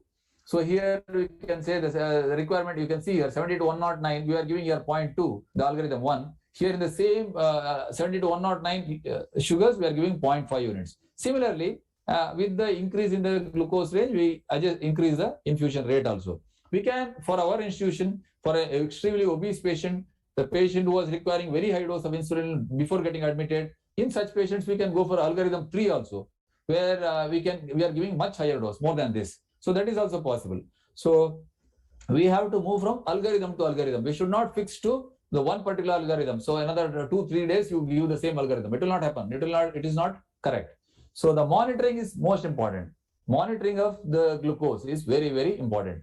So monitoring, we can initially we have to do at least once an hour GRBS. Every hour we have to monitor the GRBS. Then if the glucose is stable, if it is maintaining between whatever we have a target, we have kept 140 to 180. So in that range only, if it is maintaining, we can increase the frequency once in 2 hours, once in 3 hours, even once in 4 hours is also okay. With a small dose of infusion, let us say with 1.5 ml per hour, 1 ml per hour of infusion, the patient is maintaining the blood glucose between 140, and make it once in 6 hours also, if it is constantly coming like that. So keep on increasing period of testing in an incremental manner, but revert to earlier steps if the blood glucose exhibits higher readings. So suppose you are giving the order that you check the glucose GRBS once in 6 hours, maintain infusion at 1 ml per hour, but the sugars are slightly going up, 250, 300. Then you have to reduce the frequency. And similarly, if the blood glucose is falling down, then also you have to reduce the frequency. So next important aspect is transition from IV to subcutaneous insulin therapy. So when we are shifting from IV insulin to subcutaneous insulin, we can go for, best will be basal bolus, the basal analog method. So here is a rough idea. What you can do, total daily dose of insulin you have to calculate for last 24 hours, how much of infusion he had taken or she had taken, infusion was required. So total daily dose, whatever the infusion rate per hour, into 20. So you have to approximately into 20. So let us say the 4 ml per hour was required for the last 24 hours. So 96 into, then 4 into 20, 80 hours, 80. That much of total daily dose will be required. So you can give the first dose of subcutaneous insulin. Either you can give the basal insulin, that will be the best, because it will work for, if you use degludec, it will work for more than 24 hours. Then you can give the bridging dose. So what we can do, if the patient is eating, then half of the total daily dose, let us say 80 units we are planning, then 40 units of degludec, long-acting basal insulin, or detamir or NPH, plus bridging insulin. That is 10% of the basal insulin dose. That is, if you are planning for 40 units of basal. So that you can give probably the 10% of basal dose, that is 4 units. Then you have to titrate as per the GRBS, you have to titrate again. So then if the patient is NPO, the patient is not planning, then probably he is on RT feeds or jejunectomy feed. Then in such case, better to give the whatever the full dose as the basal dose, and then give supplemental bridging dose of insulin, either regular or rapid acting aspart kind of insulin 3 times daily, depending on the GRBS. So this is how we can manage. So in our patient, the patient presented with the acute exacerbation of bronchial asthma. So what will be the bolus dose and infusion rate? The patient's initial blood glucose was 402 divided by 100. It's coming in around 4. So started with 4 unit bolus and 4 units of infusion aspart infusion per hour. And since the patient was on glucocorticoids, we know the glucocorticoids will definitely increase the insulin resistance. The requirement will be more. So she was put on algorithm 2. So the higher rate of infusion was given. And after 3 days, so the drip rate was reduced to around 3 to 4 units per hour. And the drip rate was stabilized. Then the patient was eating properly. So the patient was shifted to basal bolus therapy. So in non-ICU patients, in non-critical care setting, so when the recommendation is with the patient oral intake is poor or NPO, so best will be basal plus correction insulin regimen. You give fixed dose, like whatever the requirement, if you feel like that much you give basal, like once daily degludec or whatever the basal insulin. Then you can give correction insulin. You ask them to do 3 times daily glucometer readings. And if the sugar is going beyond 180 or 200, whatever target you have kept, then you can use small dose correction of insulin, some 2 units or 4 units or 6 units, depending on the insulin resistance of the patient. If the patient is taking proper oral food, then we can give basal prandial, basal as well as prandial. You give basal insulin, then prandial insulin also you give a fixed dose, and then you correct as per the GRBS. You can correct. You can put 2 units, 4 units. I will come to it in the next slide. Correction components also you can put. Sliding scale of insulin is strongly discouraged. What is sliding scale of insulin? Like let us say less than 100 nil, 100 to 150 you give 2 units of subcutaneous, 150 to 200 4 units subcutaneous. So such kind of sliding scale is strongly discouraged because there will be roller coaster ride of glycemia in such sliding scale of insulin. So definitely the basal bolus regimen is superior compared to sliding scale of insulin because it's a physiological way of glycemic control. And ADA recommends clearly that use of basal bolus regimen in inpatient setting. There are 3 components in this basal bolus in inpatient setting. Basal, depending on the fasting sugars, we adjust the basal insulin dosage.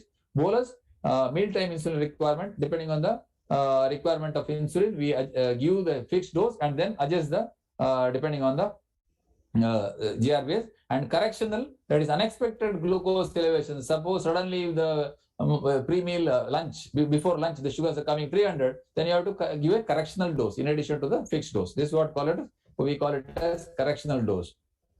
So that definitely basal bolus therapy is much better compared to the usual sliding scale, which should not be followed at all.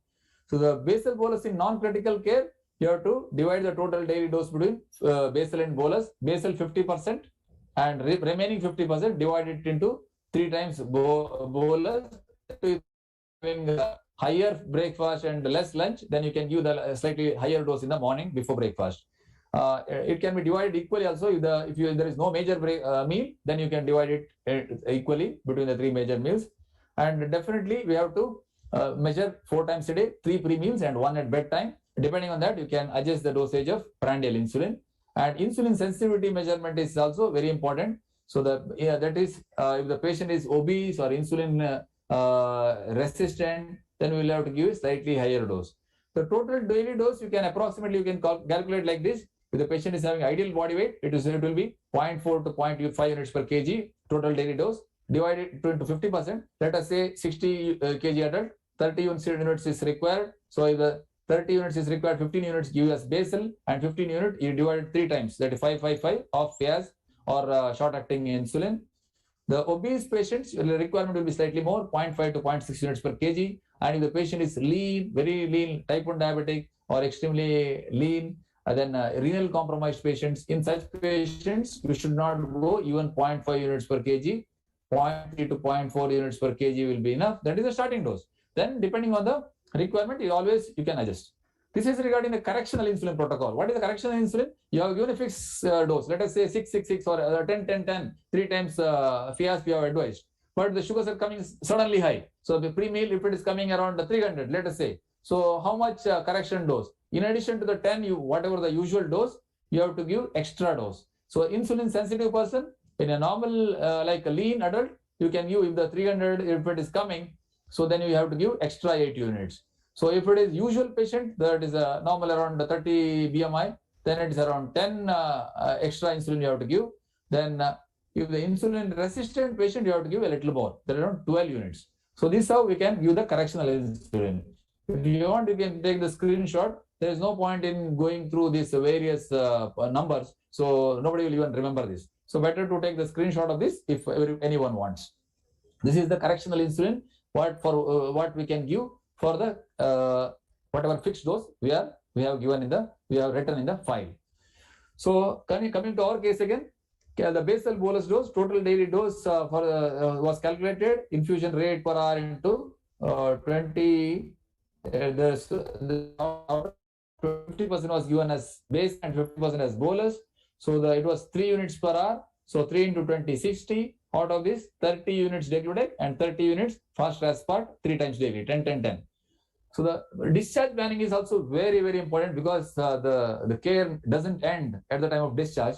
So the objectives of structured discharge plan is very important. This will reduce the length of hospital stay, reduce the readmission rates. That's very important. Otherwise, the patient can come back with the severe hypoglycemia or severe hyperglycemia related complications also. And if you discharge properly, if you advise the patient very well, so the patient satisfaction also will be much higher. So if you are in a corporate setup, you will get a very good feedback from the patients.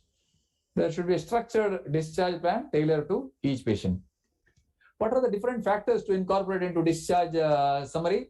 So discharge plan. So the educational status, depending on the patient's education status, you can plan or discuss with the patient. So we can even the complex regimens we can give it to them. Affordability, costly insulins or costly medications you can give if the patient is affording, definitely, because they are having much more added advantage compared to the regular insulins. But you have to look into the affordability factor.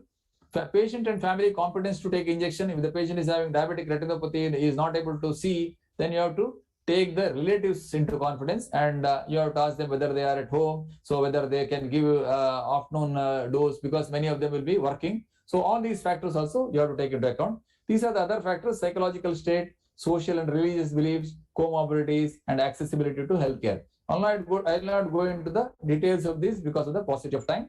These are the on-discharge recommendations you have to go through.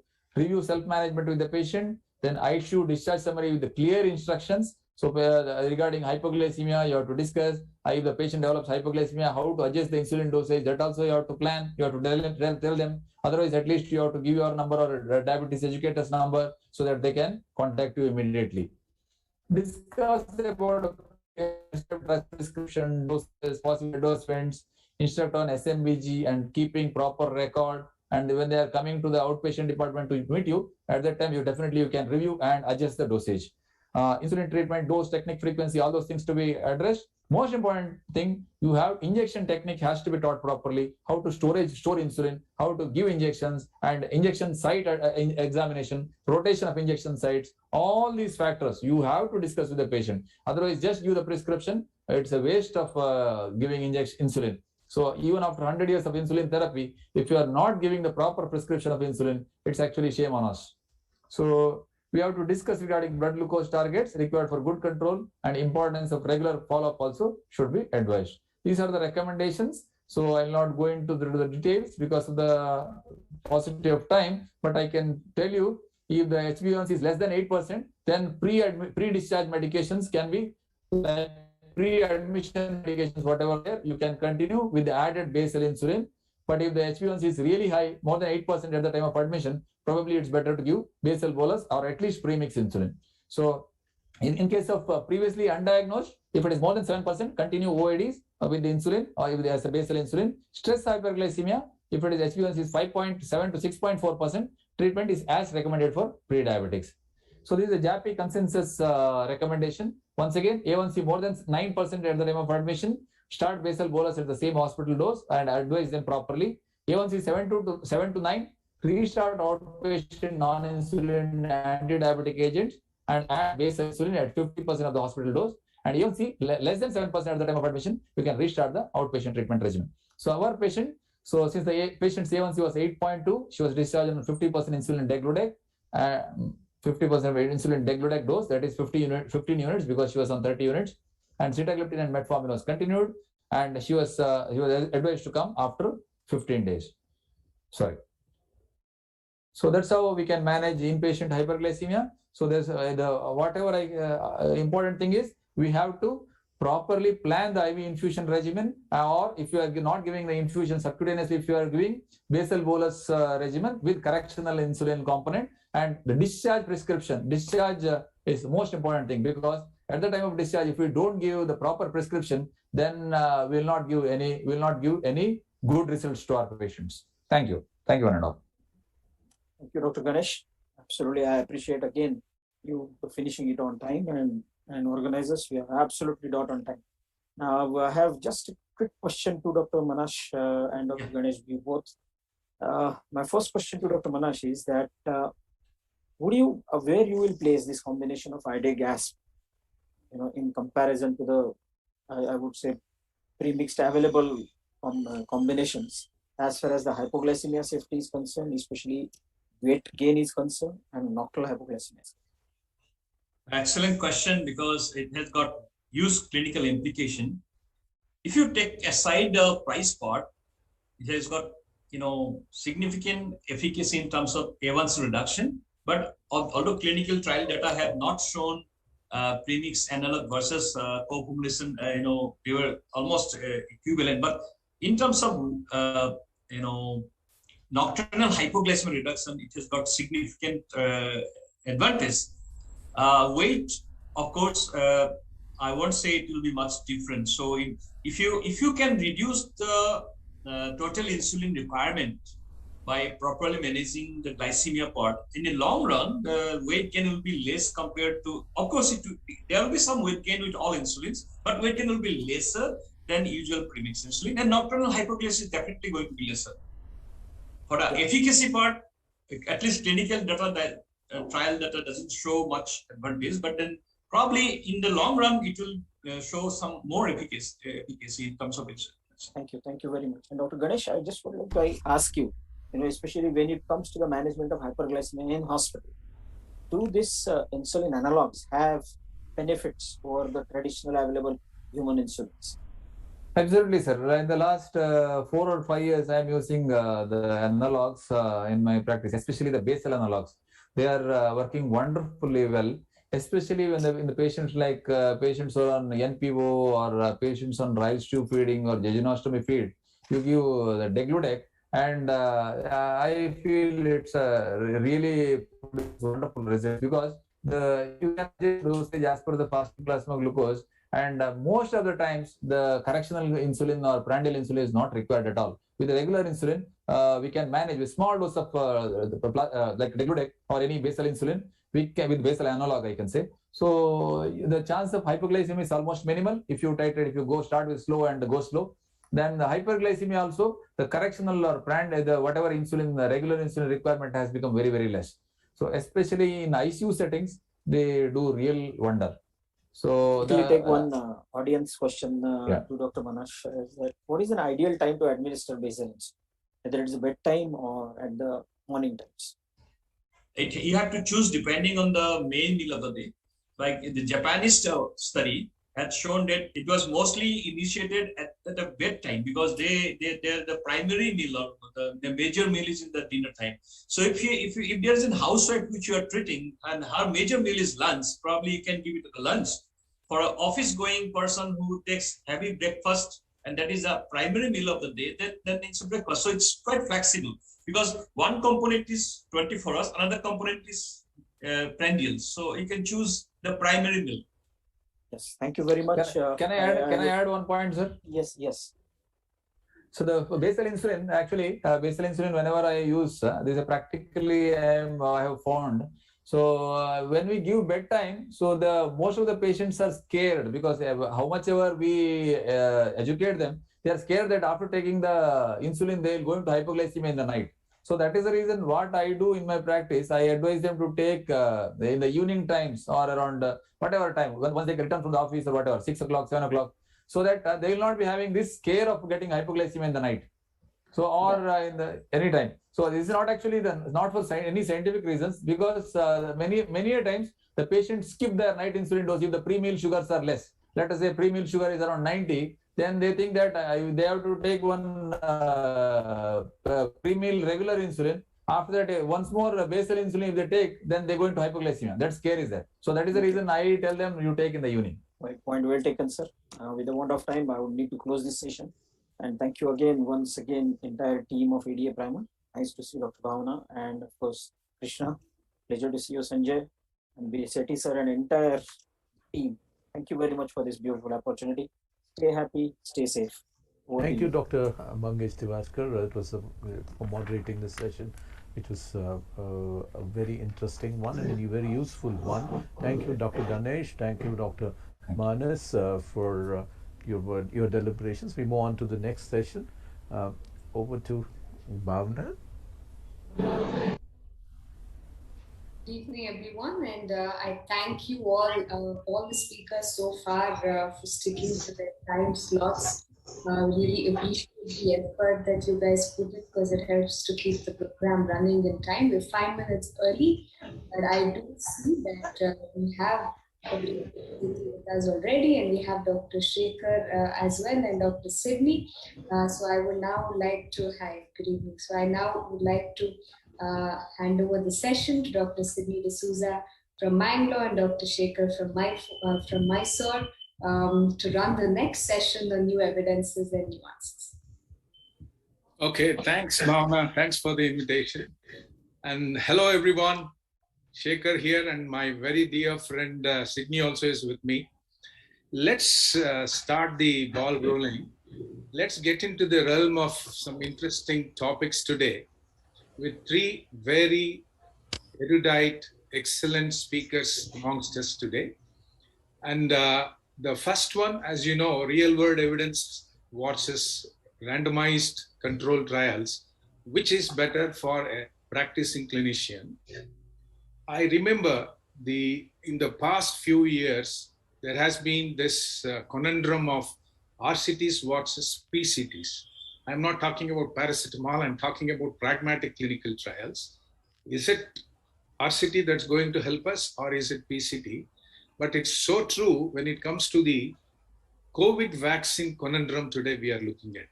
On one side, you have the efficacy part, and the other side, the effective part. It has been debated. So we have to look at RCT and PCT, and we have a great speaker, Dr. Bipin Sethi, my very dear friend, to talk about this. The second one is grade. I'm sure everyone remembers the grade component, A+, A, B, B+, from our school days, especially so if you have been educated in the Western hemisphere. But I'm sure you all remember in the research component part of it, grading of recommendations, assessment, development, and evaluations to grade about the inputs from the so-called research we have. But we have another excellent speaker to talk about something new, some new grade, which Dr. Sydney will expound a little bit more. And finally, we will end up with, do we dare to break the shackles of conventional knowledge or conventional wisdom and try to help our patient in a very flexible manner? When I saw this, I was, early 90s, there was drug abuse resistant education called as Project DARE. But this is nothing about that. This is prospective DARE study to talk about how best we can help a type 2 diabetic who has gone through the horrible component of myocardial infarction. Having said that, I hand over the mic to my great friend, Dr. Bipin, to go further. Happy learning, happy listening. And thank you, Dr. Shekhar. You have already burdened me with the responsibility of trying to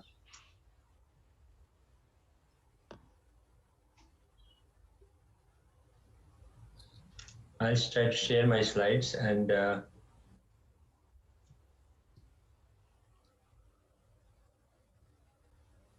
I hope that they are visible. Yeah, you have to go to the presentation. Yes.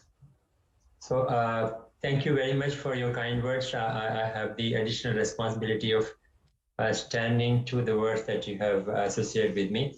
The topic assigned to me is real-world evidence versus RCTs, what matters to a clinician.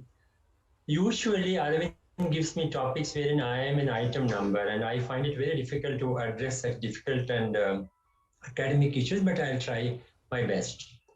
As introduction, we know that patient care is and should be evidence-based so that we have improved outcomes. Evidence from randomized controlled trials have been guiding the therapeutics for a very long period of time. But 2 decades ago, the observational studies, which are not really the new kids in the block, started aiding treatment decisions. And then came the tussle as to which one is better. I might point out that unlike in the court of law, the evidence in research parlance is quite different, as in deciding, the judge looks at the evidence that is available, whereas in medical parlance, the evidence has to be generated through a hypothesis, which is tested in a randomized controlled trial, and its applicability then can be assessed by a real-world evidence study. As far as the pyramid is concerned for evidence, it appears that the real-world evidences are much lower in hierarchy compared to the randomized controlled trials, which are considered, of course, very good and valid standards, above which are, of course, the meta-analysis, if properly conducted without the bias and having not many confounding variables. So what is a randomized controlled trial? Randomized controlled trial simply is an experiment in which subjects from a population are randomized to receive 2 treatments, the study treatment or the control treatment, which receives the standard of care or does not receive certainly the experimental drug, procedure, maneuver, or intervention. And well-conducted randomized controlled trials help more confident decisions by the patients and by the healthcare professionals alike. It's like you collect a population which has the characteristics of inclusion-exclusion criteria, and by play of chance, they're divided into 2 groups, which receive the intervention, which might be in different dosages, or which we do not receive that particular intervention. If they do not receive anything, that's called placebo. But increasingly, people are trying to just sort of club these kind of evidences against an established therapy, so that you want to look at the outcome of a GLP-1 analog, then you might compare it with a GLP-1 analog, and then you say have another new treatment, that is tirzepatide. The limitations in RCT are, of course, they're very expensive. They are time-consuming, but they have to be done in a specified period of time. If there's COVID, there's pressure on the investigators to get in more patients. And it is basically an experiment. There is a design which tests a very narrow hypothesis, let's say the applicability of SGLT2 inhibitors in individuals who have undergone a myocardial infarction. That's it. Or people who have got established atherosclerotic cardiovascular disease versus people with multiple risk factors.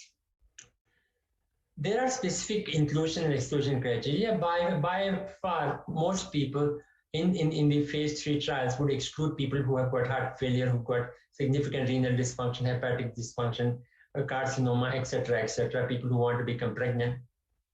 And there are inclusion criteria like HbA1c for diabetic being 7 to 10. If somebody is 10.1, he's out of the study. If it's 6.9, he's out of the study. The endpoints are predefined, primary, and whatever the trial is done for is applicable for the primary endpoint. To do an EMPA-REG study, primary endpoint is MACE reduction. That is applicable only for that in that particular population. You have reduction in heart failure, not applicable. Reduction in kidney failure, not applicable. And the dose of the drug is the same. You cannot add, let's say in a diabetic trial, drugs that you would otherwise do in your clinical practice to get to the target, because unless the patient is having the so-called rescue criteria when people are at their knees, HbA1c more than 10, fasting more than 250. You are not doing something which is otherwise done in your clinic. And then, of course, the issue of placebo and relevant comparator that we have discussed. So basically, it is just a chance. You do not know which patient is going to get what, and if it is a placebo, then your patient feels cheated and denied of a particular treatment. But RCTs are not always as sacrosanct. One is that the value of consistency and observation. You look at the studies done with SGLT inhibitors, in the fading way, you find the reduction in the MACE. Though all of these are SGLT inhibitors. And herein lies the problem. When all this data is done in meta-analysis, they say that these drugs can be used in patients with pre-existing ACVD despite what is not showing any reduction in the MACE. The observations of the clinicians can also not be taken away completely even when you're doing an RCT. In the CONCLUDE trial, the investigators found that the glucometers were defective. And somewhere in the middle of the trial, they had to change the glucometers, which vitiated the study results of titration of insulin, which was done based on those glucometers. But the observation of people who studied the impact of sildenafil for angina, for erectile dysfunction, eventually led to the usage of this drug for erectile dysfunction than for, say, angina pectoris. Second problem is declaring an agent or intervention guilty without a fair trial. Here we have the issues of triglyceride-lowering agents, which were used primarily in populations whose triglycerides were normal, and the end results were as expected. It took a reduced trial to show that intervention in a proper population does help on top of the statin therapy. The lesson we talk about estrogen therapy in the trials that were done in women who would never otherwise be considered also for intervention, 60-year-old, 70-year-old people, the more, the better. But this led to the exclusion of estrogen therapies for women who would otherwise be deserving it and actually crying for it. Niacin also had a very unfair trial, but we will not discuss that for now. Planning a therapy or an intervention is one step, management is another. If we have problem with either or both, they vitiate or limit the interpretation of the trial. Then the issues of dropouts. We had in the past last observation carried forward. Even if a person took treatment for 5 days, whichever arm he is, it will affect the end result. Intention to treat analysis also is a problem, but that has been taken care of by a per protocol analysis because you could have protocol deviation. Subject might not take the treatment. The moment he is randomized to that particular arm, he makes or breaks the results of that particular arm. And then you have had excellent trials wherein there is no follow-up data for 20% people. That means the results are vitiated. However, what is more important and what is against these randomized controlled trials is that the selection criteria are such that if you look at the real-world patient that might be incorporated into those trials, you find that less than 20% patients of the clinic in general, maybe your clinic or mine, are represented in the trial. So you have a very nice trial, but then you are not able to apply the results to the patients in your clinic. This is how it is. If the patients are not as uniform as they are in the randomized controlled trial, they are of different types and shapes, and we need to cater to this. That's why we require data from real world. The data from real world can be of various types. It can come from various sources. It can come from databases, come from electronic health records, registries, society registries, phase 4 studies, hospital data, pharmacy data, surveys, and some biomarker data. And when this data is given meaning and is published, it is called evidence. And this could be prospective, it could be retrospective, and it is generated as per observation plan. And the issue of randomization that is there in the real randomized controlled trials is taken care of by doing propensity matching for about 10, 15, 20, 100 criteria, so that the subjects are possibly based equally as far as the randomization would have been done in RCTs. the issues there are that you require large numbers, and then you are going by, say, somebody took those tablets, whether he actually consumed them or not, what were the other confounding drugs are not really that well recorded. So you collect the data, you analyze it, and then put it on a forest plot, and then you get some kind of evidence whether the drug is useful or not useful. So the FDA also says that this would increase the usefulness of the evidence and guide the practice to inform the optimal use of the products, in our case, the medical products. The populations are broader. There are alternative comparators. There are different outcomes that can be studied, and then this is done in different settings, not just in the setting of a clinic which required that many patients with this inclusion or that exclusion criteria. Now, when are then real world evidence study done?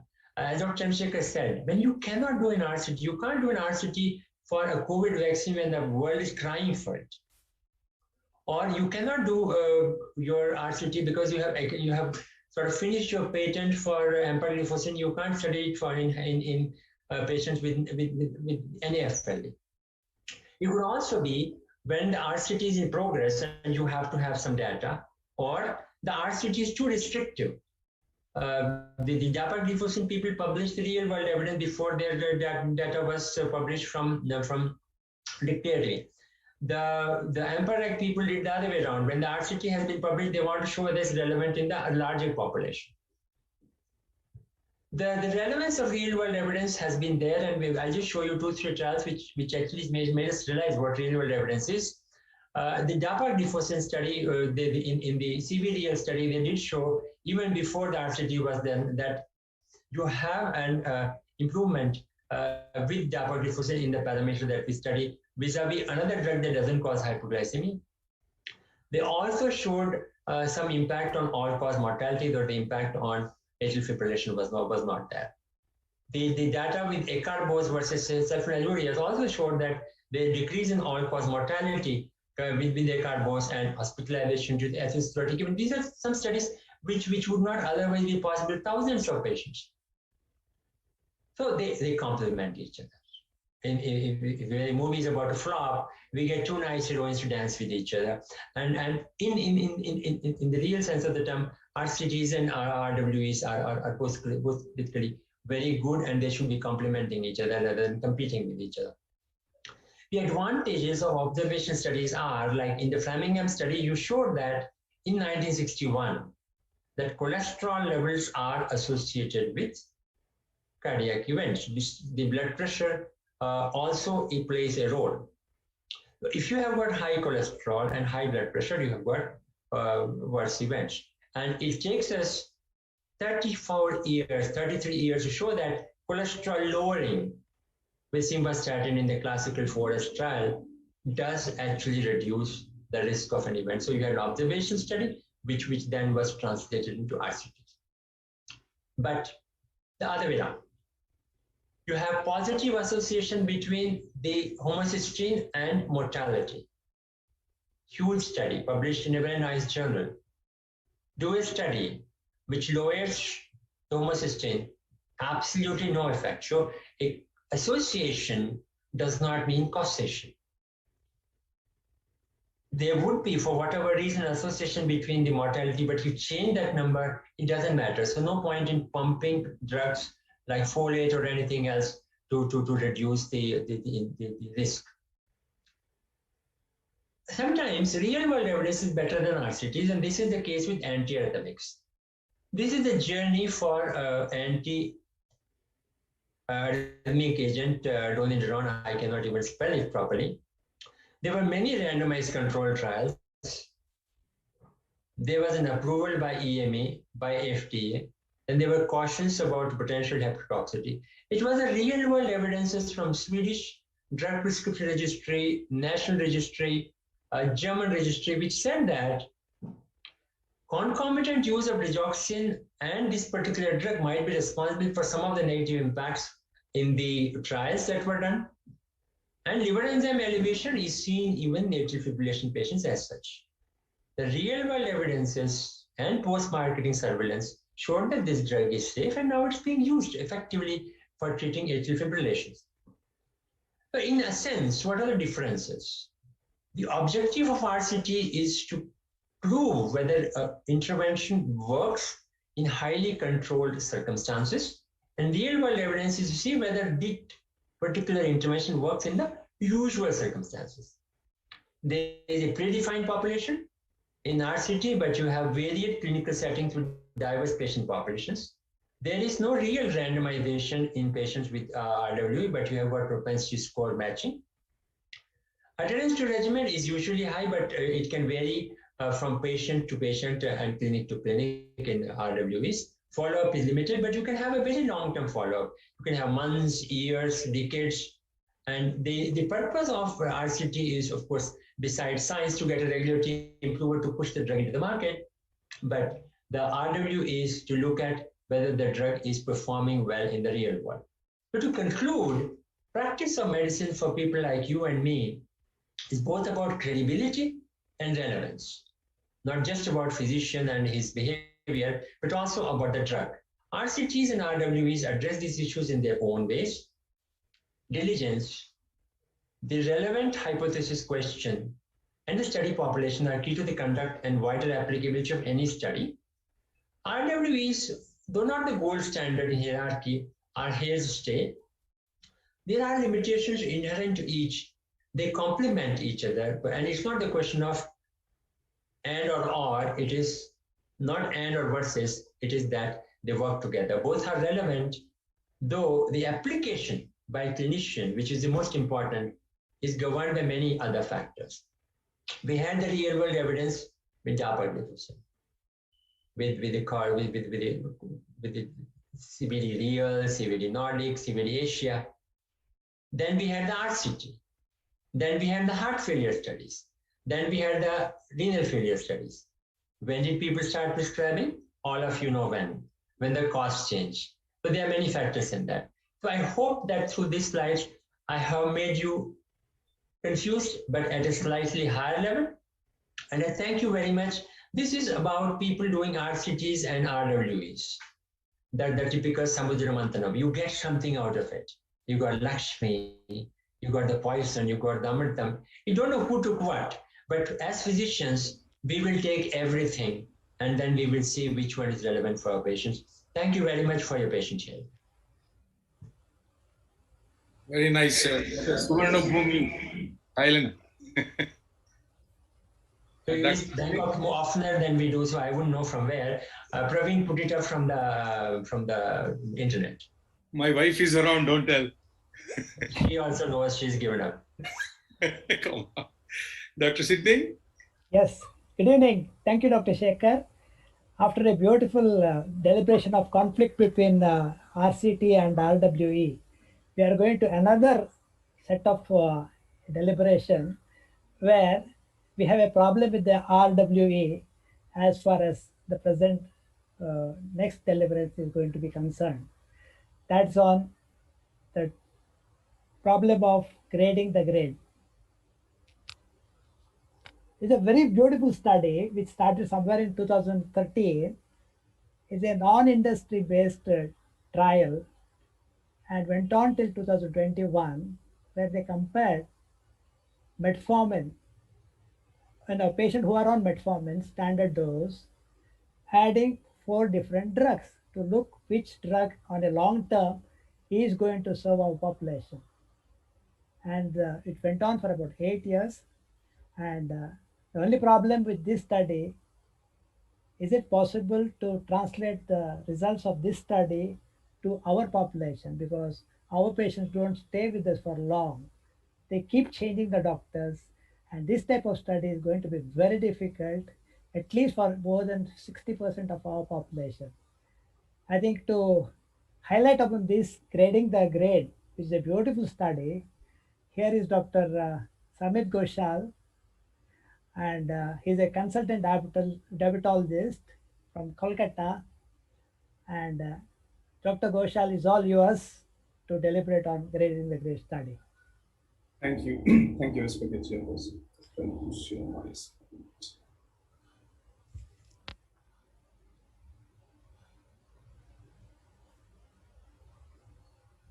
I hope my slides visible. Yes, sir. Yes, yeah, thank you. My topic is grading the grade. So as you can appreciate, I have two grades which feature in the heading. So I'll be trying to take hold of the first grade and then use the second in order to analyze what this grade data means. And I completely appreciate what our chairperson said about its applicability, because data are fine, but if they are not applicable, then sometimes even the fantastic data goes to waste. I'll be going into just a single backdrop slide and then going into the grade study itself before trying to grade it at the end. Now, this is what we are supposed to do today. It's no longer about the numbers, just going and reducing the blood pressure and achieving a number, achieving an A1C. It's also about protecting the organs and preventing complications. We never had these molecules when we started practicing diabetes in medicine. Today, we have those drugs which even a lot of our cardiologist friends are trying to share from us, or our nephrology friends are trying to share from us. So we need to marry both. So having said that, let me straight away delve into the GRADE study. Now, this is the background and rationale of this study. GRADE was designed to help guide the choice of the next glucose-lowering medication after lifestyle modification and metformin. And the next choice, whatever we are going to add, as you will see in the next slide, is going to determine what happens to HbA1c, how long does it keep the HbA1c down, and then what happens to macrovascular complications, and also tolerability and adverse effects associated with the additional agents which are used. Now, this study would facilitate individualization of therapy as claimed by the authors, and also address cost benefit. We need to be careful here because the way cost benefit is used in the West is not exactly the way cost benefit is defined in our country, where it's majority of the expenses from pay out of pocket from the patients. Whereas the cost benefit in the West is the incremental cost effectiveness ratio depending on quality. So it's a completely different ballgame. Now, this is the structure that the authors gave us in the design of this study. So patients, type 2 diabetic patients will be screened. They are newly diagnosed type 2 diabetes, as you can see, less than 5 years duration at screening. And HbA1c of more than equal to 6.8. I don't know where that value came from. I've never heard of 6.8, either 6.5, 7, 7.5. But anyways, that's the value that they chose. And then there's a running period with metformin, where metformin is optimized. And after that, when the A1C lies somewhere between 6.8 to 8.5 at the final run-in visit, then the patients were randomized to 2 oral drugs and 2 injectables, either sulfonylurea, which was glimepiride, or DPP-4, which was sitagliptin, an injectable GLP-1, which is liraglutide, or basal insulin glargine. So these were the 4 drugs which were compared as a second-line therapy after metformin. Now, the outcomes were assessed in a 3 to 4 tier system. The first was the primary outcome, which means that once we have added a glimepiride or a sitagliptin to a metformin, how much time or what percentage of patients are going to stay below 7%? That is the first part of the analysis, and that's the primary analysis they were looking at. Having seen that, they will go into the secondary analysis, which is another relaxed target, which is more than 7.5, or how many of the patients were actually staying less than 7.5 after having added the second line drug. Now, what is very interesting from this study, and again, we have to remember the practicality. Remember, once we add the second line drug, if it is glimepiride or even sitagliptin, and if the A1C crosses 7.5, then the next line of drug that we add is a basal insulin in all the arms, except the arm which is basal insulin, where we are going to add more prandial insulin. So you see, it is an injectable right after metformin, and thereafter injectable after 2 drug failure in all the arms. So this is the structure which has been followed in this particular study. Now, having been added the basal insulin, if the A1C again starts climbing above 7.5, then we have to go with the addition of the prandial insulin, and we can go up to a basal ovulation. So this is the structure that they followed. The patients were followed at every 3 months interval for 5 years, and very impressively, 94% of the patients completed their visits. A few slides on the baseline characteristics. The mean HbA1c was 7.5. So as you see in most of the other trials, compared to all the CVOTs that we're used to seeing, they were not that bad as far as the mean A1C was concerned. BMI of 34, the age you can see was 57 plus minus 10 standard deviation. So the patients varied between 47 to 67 years of age. It's a good mix of patients that they had from the age perspective. 63% male and around 36% female were included in the trial. Now let us go to the results. The primary endpoint, which is what percentage of patients actually went above 7% or decompensated while being added a sitagliptin or a glimepiride or a liraglutide or a basal insulin. Now, as you can see that it was the GLP-1 or the injectables, both liraglutide as well as glargine, which fared much better than when we added either a sitagliptin or a glimepiride. Now, I think if you think from a point of view of common sense, that's expected. These two are the most powerful agents in reducing A1C. And hence, you expect a larger quantum of reduction, and hence decompensation is also going to take some time. So apparently, it might look as if that the duration of keeping these patients below 7 was better. Anyways, that's the conclusion. But even having said that, what is interesting to note is 71% of the participants at the end of 5 years, remember, they reached an A1C of more than 7, with 50% of them reaching more than 7 at 3 years. So decompensation is part and parcel of type 2 diabetes management, and we need routine follow-up in order to identify and intensify therapy. That's another message coming out from this particular slide. And as the chairperson rightly pointed out, a lot of our patients do not come back for a follow-up. So we can expect this decompensation rate to be much higher in real life than what happened in this 3-monthly follow-up as we have seen from this data. Now, if you just separate liraglutide and separate glargine and then compare it with the other 3 arms, again, there's no surprise. But if you look at the first slide here, glargine versus other medications, you see that glargine was way superior compared to the oral drugs, but then it was equivalent to liraglutide. What is very surprising once again is as if sitagliptin is faring the worst out of the lot, whether the comparison between even with glimepiride or comparison with liraglutide or comparison with glargine. Again, a very surprising fact, taking into consideration the RCTs, where at the end of 52 weeks or 104 weeks, we have seen equivalent A1C being achieved by the sulfonylureas and gliptins in most of the studies. But here it seems that the failure rate of sitagliptin is the highest, followed by glimepiride, and an equivalent performance of glargine and liraglutide. Now is the time. So one is reducing A1C to below 7. Second is how long are they keeping it below 7? And if you see again the least performance, the least period of which A1C can be achieved or kept below 7 was with sitagliptin at a mean of 1.9 years, after which the A1C was crossing 7% and glargine was added, followed by glimepiride, followed by glargine, followed by liraglutide. Again, you might feel that these data will be statistically significant and hence has a particular way of getting into its representation in the trial. But how clinically relevant is the difference between, say, around decompensation at 1.9 years and 2.2 years? This is something that we have to think from a practical perspective. How relevant is that? Now, sitagliptin compared to others, and again, I'll tell you, this is the surprising factor which I found. Across the different quintiles of HbA1c, between 6.8 to 7.2, again, how these quintiles were chosen, I have no idea. Why the cutoff is 6.8 to 7.2, why 7.3 to 7.7, these are quite strange values. But if you see in all these individual quintiles, the trend is absolutely the same. There is no difference as far as the trends are concerned, with the performance of the injectables better than the orals, with sitagliptin falling behind.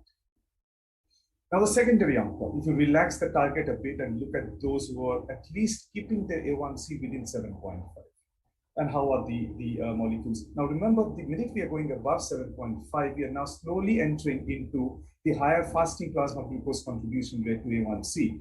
And as expected, we find glargine does the best job because this is a basal insulin which corrects the fasting glucose. So we find glargine doing exceedingly well when it is into the predominant fasting plasma glucose range, A1C crossing 7 going into 8, 8.5. The minute we are entering below 7, which is predominantly the postprandial range, we found that liraglutide was doing a bit better than glargine. But anyways, it's the injectables which were doing better when we add on. And I think, again, there's a message out here. Which one to choose will also depend what is the baseline A1C and what is the fasting and PP values. Based on that, a choice is going to be extremely important. Now, the complications. Although I did not find the mention of retinopathy, but as far as microvascular complications are concerned, it was neuropathy and nephropathy which were mainly assessed, which is with urine ACR, albuminuria, and with the help of the creatinine and EGFR using the CKD-EPI algorithm, they measured the EGFR. Again, a very surprising finding that there is an increase in the cumulative incidence of microvascular outcomes over the years, which is expected as the duration of diabetes goes up. New patients enter into the complication zone. But what is surprising is that there was no difference among the treatment groups. And this will raise a question that what advantage then I have in achieving A1C below 7 with 2 injectables right after metformin and maintaining that for a longer period of time compared to glimepiride and sitagliptin if I do not have any difference in microvascular outcomes between all the 4 groups. I think this is the problem that we face from real life data where a lot of inherent missing data as well as biases creeping where we do not get the true picture. We have been taught traditionally that microvascular complication is something which actually is very easy to take care of by good glycemic control. But this data seems to go just against that in these subset of patients. Now, the macrovascular endpoint, there is no surprise.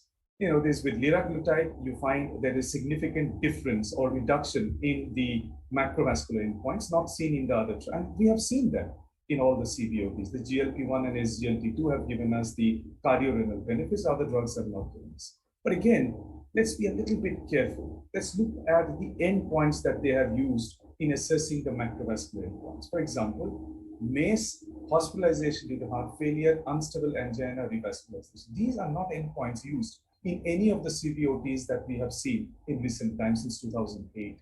So we don't know how you can merge MACE with hospitalization from heart failure. Today we have seen with SGLT2, MACE, non-fatal MI, non-fatal stroke, CV death. These are a separate entity. And we have seen heart failure, hospitalization, CV death as separate entities which are being assessed. These are all clubbed together. So we don't know how this will play out. Remember, unstable angina has been removed by FDA after PICOS study because it's a very subjective endpoint. It can dilute the data or it can exaggerate the data. But again, that was included probably because it's 2013. But I don't think it's an excuse because by 2008, the FDA, the recommendations had already changed on what should be inclusive of the MACE inputs.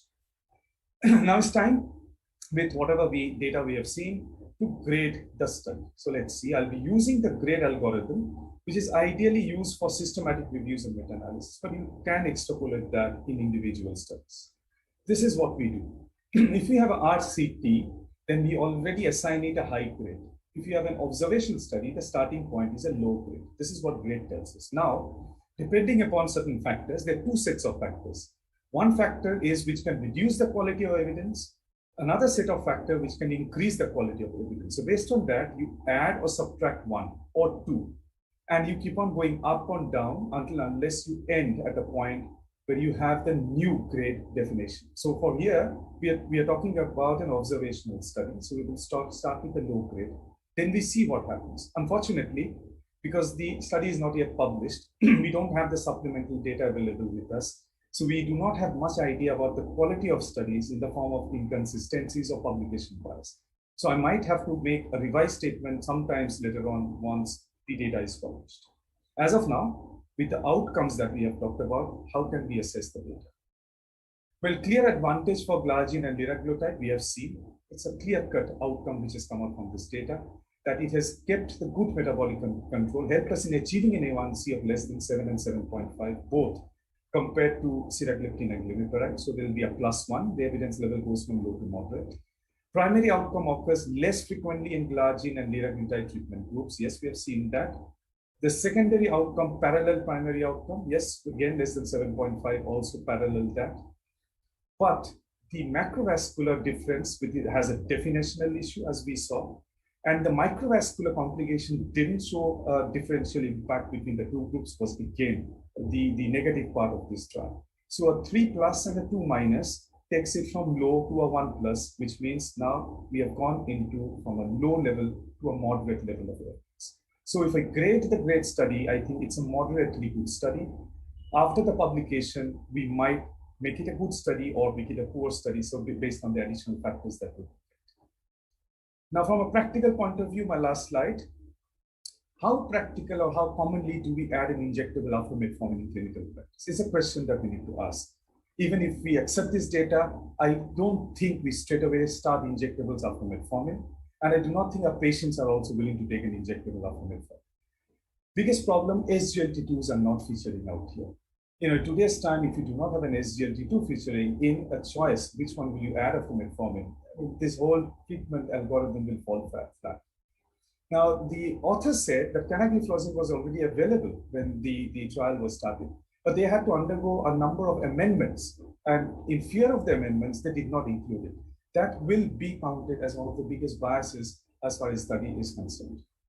Combination versus stepwise therapy. We have now the EDICT trial, we have from the Indian, the Qatar trial, we have the VERIFY trial, and all have shown that if we initiate with agents which do not cause hypoglycemia, metformin, a TZD, a metformin, a gliptin, a metformin SGLT2 gliptin, we can maintain a low A1C for a longer period of time. Now that was not an arm in this trial. So that will be challenged about, you've just looked into a vertical stepwise therapy, you've not seen horizontally, where you add on with a number of drugs and could you achieve the same endpoints that we achieved with the injectable supplement. Weight gain, hypoglycemia, and A1C reduction is the modern day metabolic compounds. So until unless you club them together and give me, maybe it's there in the supplementary data, we'll have to wait for the publication and see. But until unless you do that, adding an insulin right after metformin and having more hypoglycemic episodes will take away all the advantages that you're trying to show over a glimepiride or a sitagliptin. No difference in microvascular outcomes was a very, very big surprise for me. There are definitional issues with the macrovascular outcomes that you have defined, and we do not know about the biases because we don't know about the study which is not yet published. So I end with a quote from Karl Popper: all knowledge, let's remember, all knowledge is temporary, provisional, capable of refutation at any moment. So after the study is published, I do not know, I might be saying something else. So please forgive me for what I've said today, if it is just to the contrary. Thank you very much for your attention. Fantastic, Doctor. Can we go further for the third topic, Sydney? Yeah. We have the Just third. one or two things about the last talk. Dr. Samit, you have put things in a perspective, very beautiful, and you really analyzed the study so beautifully. And ultimately, I think two things stand out. One is a marginal benefit of injectables, which our patients hate them. Number two, the follow-up of these patients is almost next to impossible. So ultimately, this study will remain only in the journal, and we probably may not be able to practice that. But wonderfully put. Thank you very much. We'll go further. Thank you. Okay, I invite Dr. Sujay Ghosh to go ahead with his talk. The conventional knowledge has always directed us to use insulins post-MI, at least for the first 3 months and up to 1 year. And we have Dr. Sujay Ghosh, an erudite speaker, to tell us otherwise. Dr. Sujay? Thank you so much. Good afternoon, and a big thank you to the organizers for having given me this wonderful opportunity to speak. And the talks in this session have very provocative titles. And I have been, for example, asked to talk about OHs in the hospital and dare to be different, clearly telling me to speak on their 19 trial, but I will still talk about the other OHs a little bit. And I know it's going to be a little bit boring because we all keep on hearing talks on COVID and what to do during COVID times. But because we are talking about OHs in hospital, you know, it is perhaps relevant that we do talk about a little bit about COVID because it's taught us a lot about what to do in hospitals. So with that background, I should start with the Open Safely study published from NHS England. One of the things that it clearly suggests that if you have individuals with diabetes who get admitted and who have A1Cs less than 7.5, versus those who have A1Cs greater than 7.5, we clearly know that there is a difference in mortality. The other thing that we've been taught as students and as diabetologists and endocrinologists over the years is that if an individual is diagnosed with diabetes and is treated, whether correctly or incorrectly, still does better than someone who's come into the hospital and is diagnosed with diabetes for the first time and is untreated. There are reasons for that pathophysiologically. I'm not going to go into details of that. Some of it could be related to the glut upregulation that happens or the downregulation that happens following treatment. And if you look at, again, COVID, this publication from Diabetologia tells us that, of the many things that determine an individual, whether they have greater risk of mortality is, of course, diabetes. But one of the things, that's the second last line here, apart from the glucose levels, you can see that depending on what treatment you're receiving, your mortality might be different.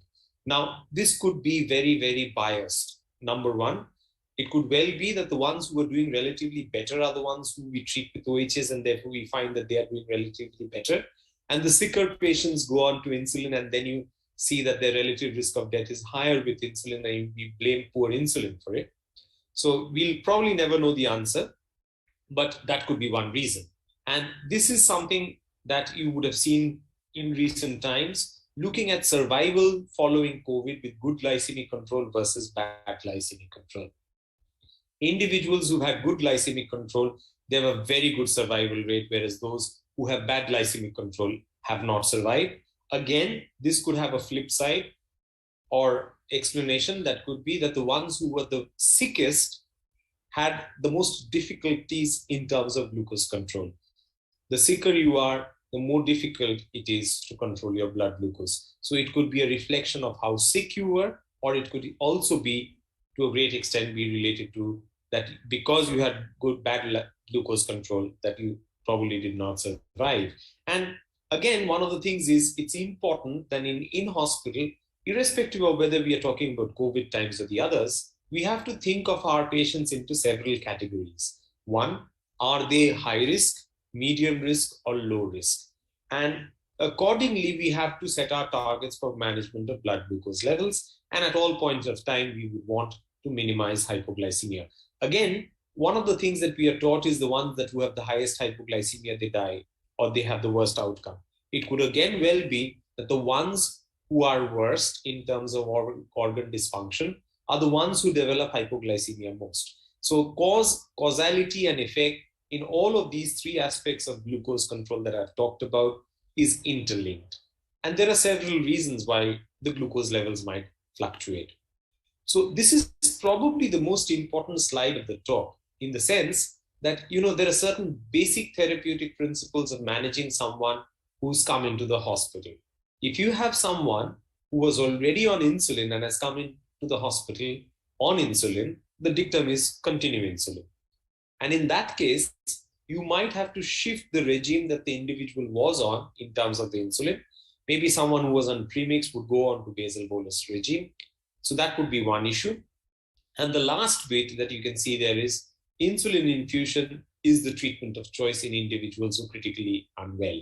Now, if you're talking about oral agents in hospital, you would probably continue the oral agents in individuals who are well controlled, stable, eating regularly, and continue the OHS in such individuals. And those who are not well controlled, eating less frequently or eating irregularly, there you would probably start insulin in such individuals. So as you can understand here, the first group and the third group are on insulin. The second group is a smaller group of individuals who will probably do well, who are relatively stable, who are eating okay, who probably do not have organ dysfunction. It is only in this subgroup of individuals that we continue or we start oral agents. For the rest, insulin, insulin, and insulin. Now, this is one of the documents that got published early last year in the Lancet. And at that point of time, if you look at that box on the left-hand side, the first thing it said was stop SGLT2 inhibitors, stop metformin, and use sulfonylureas, if required at all, with caution, and insulin with caution in patients with COVID. Now, at that point of time, we probably did not know much about COVID, but I think whatever we discuss here is valid for any acute care setup or any in-hospital setup that we are talking about. So let's have a look at those classes of oral agents and how they do in hospital scenario. The first being metformin. And traditionally, we've been taught that metformin was recommended to be contraindicated if somebody has an EGFR less than 30, or is an individual who's got sepsis or is at the risk of acidosis. And it's also suggested that someone who's febrile, has acute illness, that you stop metformin in such individuals. There are, of course, some postulated mechanisms through which that metformin could actually be beneficial. And if you look at this paper from Diabetologia, it suggests that individuals on metformin had a lower death rate amongst all anti-diabetic agents. But again, like I said, maybe these were the less sicker patients, and therefore we continued to use metformin in them, and therefore they did better.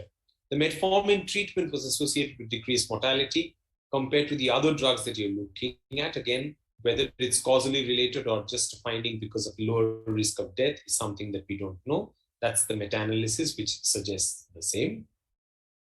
In terms of the sulfonylurea, if the patient is unable to eat and in the acute infection or in an acute setup, you might actually induce a hypoglycemia, particularly the longer acting sulfonylureas should probably be avoided and can be used only in the ones who are relatively okay. Maybe someone's coming for a planned surgery or a short surgery, not something like a cataract surgery or otherwise.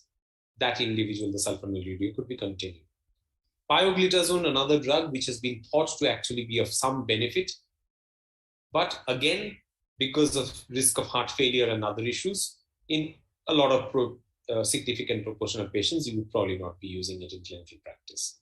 DPP-4 inhibitors, on the other hand, are a relatively safe bet, even in an in-hospital setting under any circumstances. And, linagliptin, sitagliptin, all of them going on to claim that, they might be reducing mortality even in COVID because of certain postulated mechanisms. But if you look at this particular review, it looked at all the data that's there, and it said that at the moment, all that we can say is that DPP-4 inhibitors in an in-hospital setting is safe, but we do not have any evidence to suggest that it actually improves outcomes. Coming to the next bit, that is SGLT2 inhibitors, this is where most of us were told that, we know that SGLT2s are second-line drugs after metformin in most of the guidelines, and we have been told that anybody coming into the hospital or is unwell, the dictum is stop SGLT2 inhibitors, not just in COVID, but in other circumstances, and even talk about sick day rules if somebody is unwell at home. So with that in background, from a situation where SGLT2s were contraindicated in an in-hospital setup, I think it was pretty bold of Mikhail Kosiborov and his team to think of a study of use of dapagliflozin in in-hospital patients with COVID-19. And this got published a couple of months ago in The Lancet. Dapagliflozin in patients with cardiometabolic risk factors hospitalized with COVID-19. Incidentally, our center was one of the centers of the DARE-19 study, where I did have quite a bit of a struggle to actually convince the ethics committee that we were going to use this drug. And the bottom line of the study that is summarized here is that dapagliflozin did not result in statistically significant risk reduction in organ dysfunction or death or improvement in clinical recovery, but was well tolerated. So a lot of people would say, okay, then DARE-19 is a negative trial. So let us have a look at the trial to see what exactly the trial was all about. So we now know from all of the cardiovascular outcome trials and the renal trials and the heart failure trials that SGLT2s probably provide organ protection in individuals with diabetes or without diabetes, particularly those with heart failure or chronic kidney disease. Therefore, one of the things that we know in COVID or any other critically unwell situation is that there is increased risk of multi-organ failure and death. So could SGLT2 inhibitors actually prevent that? I think even though this is what the rationality is stated as, the other issue that I as a doctor was looking at was to answer the first question. And the first question was, are SGLT2 inhibitors safe in the first place to use in circumstances like this? So the objective put forward by the researchers was that dapagliflozin may reduce the risk of multi-organ failure and death in patients with COVID. And if you look at the inclusion criteria and exclusion criteria, it's important to concentrate here is these were individuals who were hospitalized with confirmed or suspected COVID for less than 4 days. Now, when we have as clinicians and endocrinologists and diabetologists seeing patients with COVID, how many of us have seen patients with COVID less than 4 days, which are very severe? So most of the patients who got admitted got, particularly when the beds were getting occupied, most of these guys would not have even got admitted because you would have been waiting, because the complications of COVID in most of the circumstances started thereafter. You would actually follow them up to see when to get admitted, whether they were desaturating and stuff like that. So the second point was oxygen saturation of more than 94% on less than 5 liters of oxygen per minute. Now, early COVID requiring oxygen within 4 days, that's a very small group of people who actually went on to develop significant COVID-related complications. X-ray findings consistent with COVID. Again, most of the people who had COVID-related lung complications would actually have most of it a little later. The risk factors, of course, you had to have more than one risk factor of hypertension, diabetes, ASCVD, heart failure, or CKD. Key exclusion criteria: if someone was critically ill at presentation, they were out. People with renal dysfunction significant were out. Type 1 diabetes were out. And with those with prior diabetic ketoacidosis were out. The reason why I'm trying to highlight this particular slide is it means that at the time of inclusion of people in the trial, you were not including the most severe ones. You were hoping that some of these would actually go on to develop severe disease. And then amongst them, you would be able to prevent events. Why I'm saying this is the higher risk population that you take, the more likely you are going to achieve endpoints. The lower risk population you take, you will need bigger number of people and for a longer duration of trial to get a positive outcome. In most of the situations like this, you will land up with a non-inferiority result. So that's the trial. There was initial screening of patients who had confirmed or strongly suspected COVID, and you randomize them 1:1. One group got dapagliflozin 10 milligrams, and the other got matching placebo, and you assess the patients until hospital discharge, death, or at least the end of 30-day period. And then you followed them up, and that bit we still don't know the results of. That's a 60-day follow-up thereafter. And if you look at the endpoint, it's a dual primary endpoint of prevention and recovery. Multiple bits in there. Number one, respiratory events, cardiovascular events, kidney events, death from any cause. And in terms of recovery, death, organ failure, clinical status is still hospitalized at 30 days and time to hospital discharge before 30 days. So quite a mixture of endpoints, just like Shomit was talking about, say things like, unstable angina being an endpoint. So this is a pretty confused endpoint in terms of so many things packed into one as a dual primary endpoint. Now, this is where the data came from. In India, there were 50 centers. And if you look at about 1,273 patients were screened, about 1,250 went on for randomization, about 150 of them didn't continue the drug, whether placebo or DAPA, and almost 99% completed the study. Pretty good. The average age, the gender, the inclusion criteria, all of it was matched. Now look at the mean oxygen saturation at randomization. It is 96% versus 95%. In either of them, you would not start steroids. So you are already excluding people who, at least at presentation, were not the most severe ones in terms of COVID-related lung disease. So if you look at primary endpoint outcome of prevention, you're looking at organ failure or death from any cause. Numerically, DAPA did better than the placebo, but there was no statistically significant difference. And if you look at the primary outcome of prevention, if you look at all of those individual components, numerically it did seem that DAPA did better, but there was no statistical significance between the groups. I think it was all underpowered to make any particular comment. The primary outcomes in terms of recovery, again, if you look at the three categories of patients after discharge, if you look at the ones who remained stable were small, most of them actually improved, and only a minority actually went on to deteriorate after hospitalization. So you can really make out that you're looking at relatively lower risk people. Therefore, your likelihood of having events and differences in events is pretty low. If you look at the key secondary outcomes, the composite of renal outcomes, again, DAPA numerically did better, but not statistically different, just as the all-cause mortality. Now, here comes the positive bit of the study, I would say, is that in terms of the safety, there's nothing to choose between the two. At least if you're looking at any severe adverse events, numerically DAPA did better. But at least what we can say with certainty is that the drug was safe. So in summary and conclusion of the DARE19 trial, DAPA did not achieve statistical significance for the dual primary endpoints, but to me, that's not the most important part of the study. To me, the safety of the drug is the most important part of the study. And this actually gives us hope that if we design studies of SGLT2 inhibitors in hospital in sick patients, irrespective of whether we are talking about COVID in future, we will probably be able to use SGLT2 inhibitors in hospital if we are using them carefully in a well-supervised manner. Whether they will actually ultimately lead to organ protection and improvement is something that we'll have to wait and watch, but DAPA was well tolerated.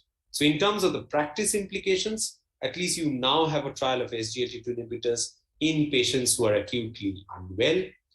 We probably from this data now know that we probably do not need to discontinue SGLT2 in a setting of COVID-19 as long as your doctor and the team are good and are monitoring patients.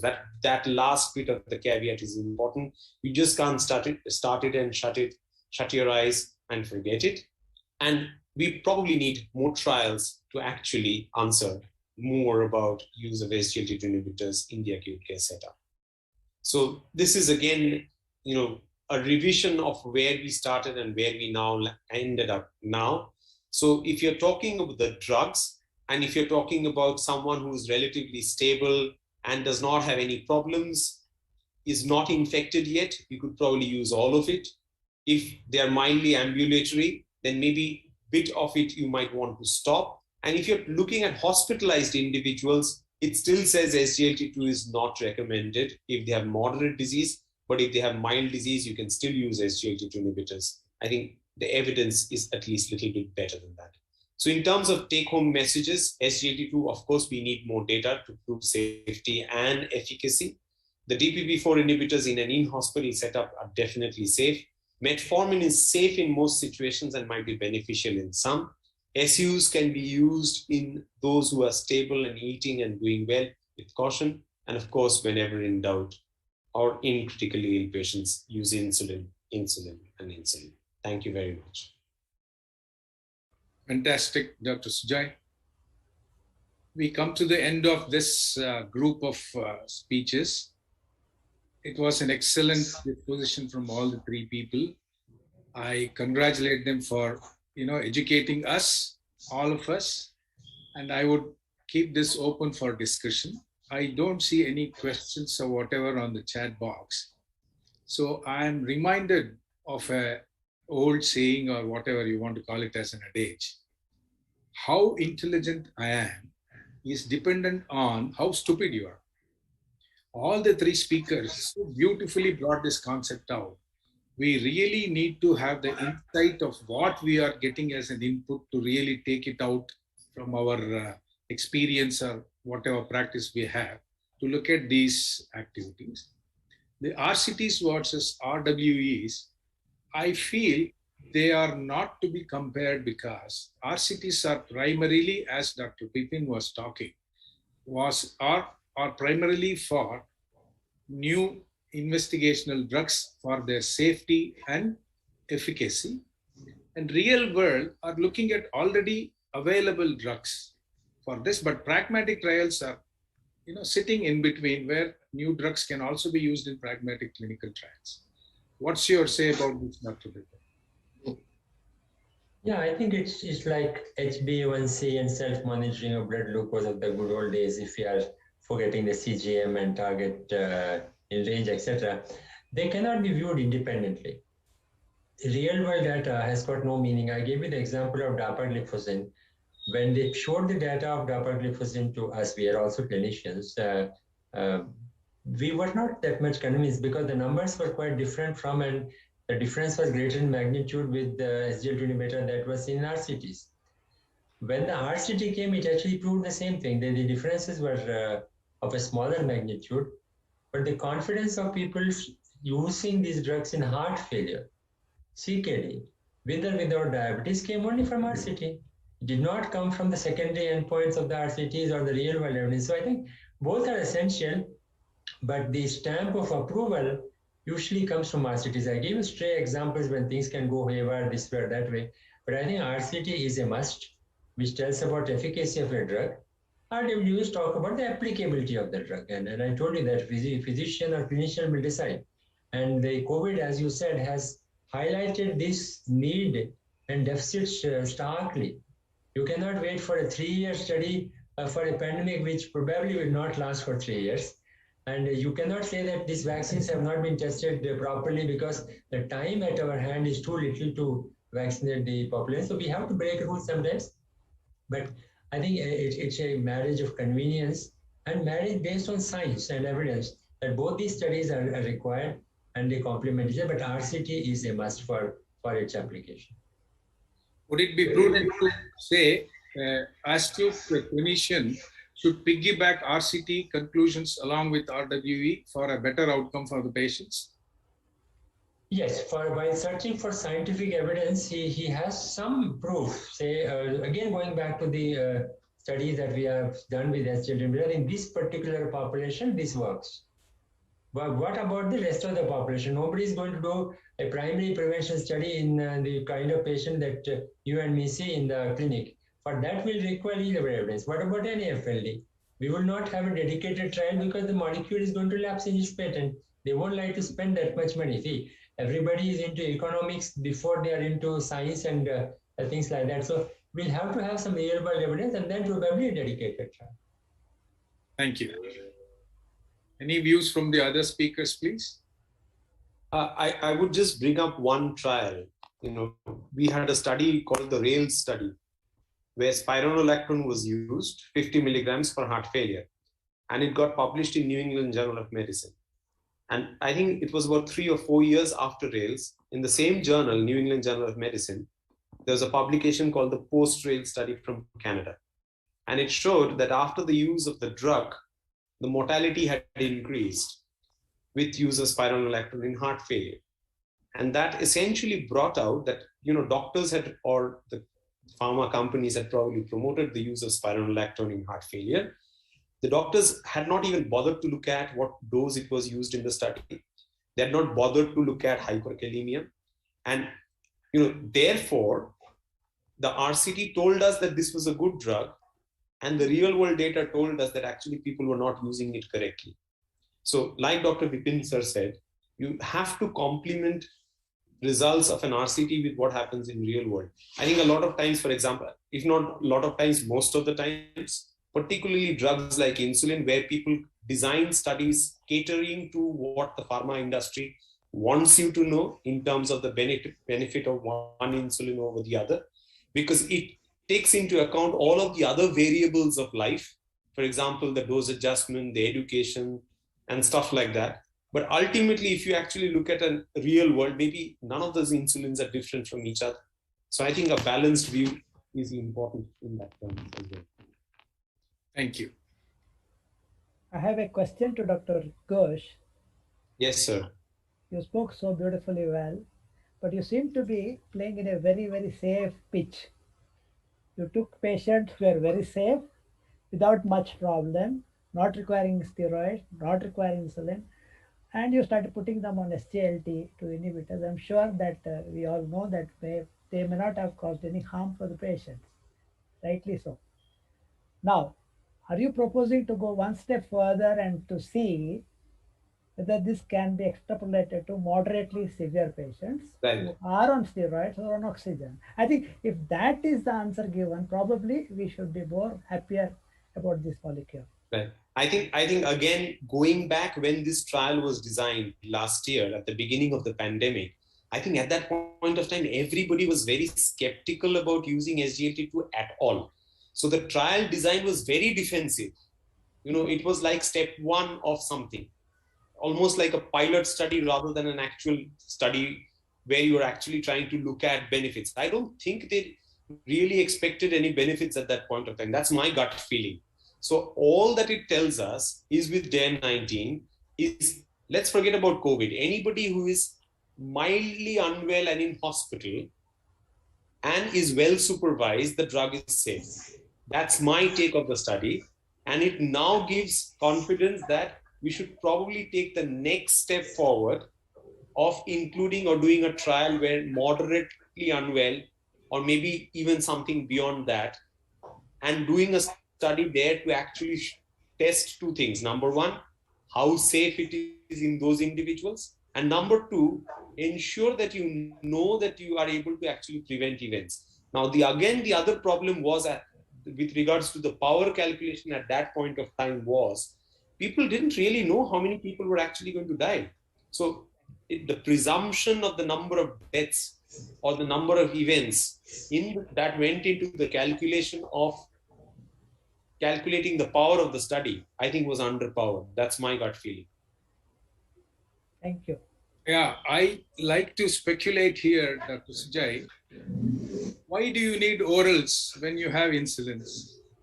In a moderately severe or a severe or whatever patient admitted to a hospital for something really, life-threatening, why do you need orals over an injectable that is old devil? I cannot say a devil, an old friend over a new whatever angel or whatever. Right. I'll try and break up that question into bits. Number one, like Dr. Vipin said, I'm hopeful that by the time we have more evidence on COVID, or COVID will be over. So I'm trying to look at this evidence as looking at anyone who is unwell and in hospital. Now, because of the fact that SGLT2 inhibitors have organ protection effect that we have talked about in a chronic care setup, could some of that benefit happen acutely? Because, for example, if you look at EMPA-REG and other things, those were not atherosclerotic benefits. The heart failure benefits, all of these happen very, very quickly. So could it be that some of these benefits could happen even in an acute care setup? So if you look at the sotagliflozin trial, you were using the drug, the moment you stabilize someone with heart failure, they went on to have improvements. So that's probably trying to look at could there be benefits. That is one aspect. The other aspect of use of any drug for management of hyperglycemia in an in-hospital setting, I think, is more to do with logistic issues. There are several hospitals that I'm sure all of we work at, whether it's a critical care unit, whether it's the general ward, whether it's the HTU and elsewhere, the resources for management with insulin versus if somebody is stable and can be managed on OHA, I think it's much easier to manage with OHA if it is feasible in such circumstances safely. And even that switch over or the bridge when the patient goes home from the hospital, if he or she was not on insulin and still is not on insulin and goes home, is probably easier. And not all of us have that, the luxury of having 4 diabetes educators like I do, where the patient can be seen at the time of discharge from the hospital and the transition between the patient going home and staying in the hospital can be made smooth. That's probably the only other logic. Superb analysis, Sujay. Superb. Thank you, sir. We are running short of time. Yeah. I think we should congratulate all the 3 speakers, Dr. Bipin, Dr. Sumit, and Dr. Sujay, for wonderful presentation. I really loved it. And of course, not forgetting Dr. Shekhar, who can be the real anchor for all these conferences. And not forgetting, I see Dr. Krishna Sheshadri there, and all the organizers who have given us a nice opportunity to share this session. Thank you very much. Thank you all. Bye.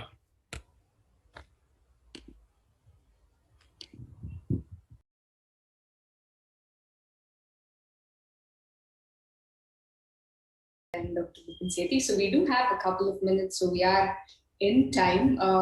While we wait for our next set of panelists and speakers to join us, Dr. Bhavana can tell something, more stories about anything.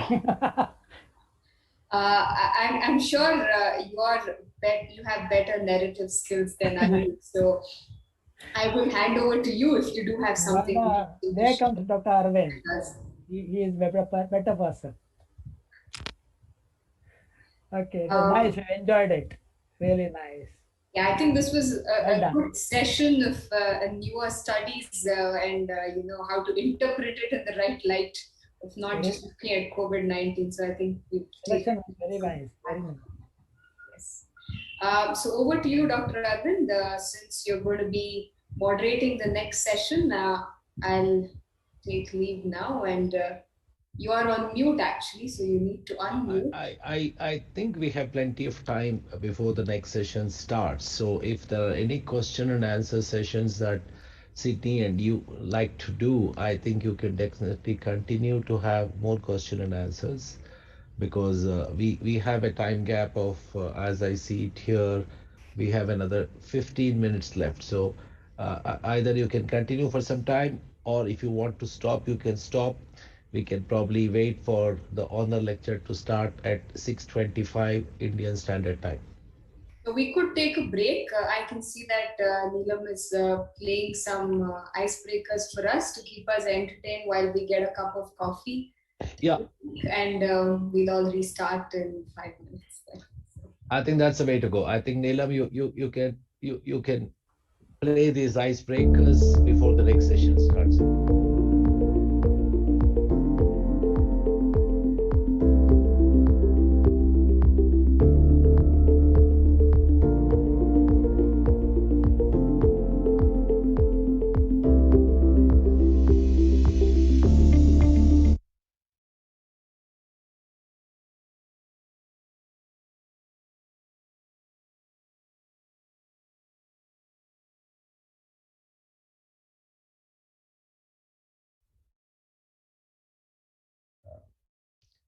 Neelam or Hardik, you can actually play the icebreakers. Just yes, sir. Yes, sir. Just doing that. Yeah, keep it rolling. Yeah.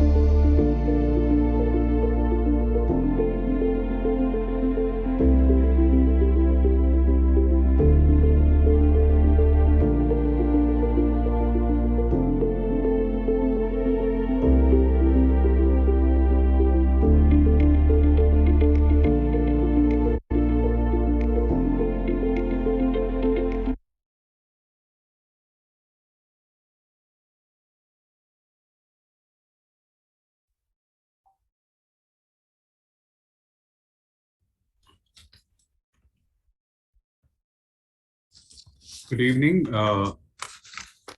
Welcome to this year's ADA presidential oration.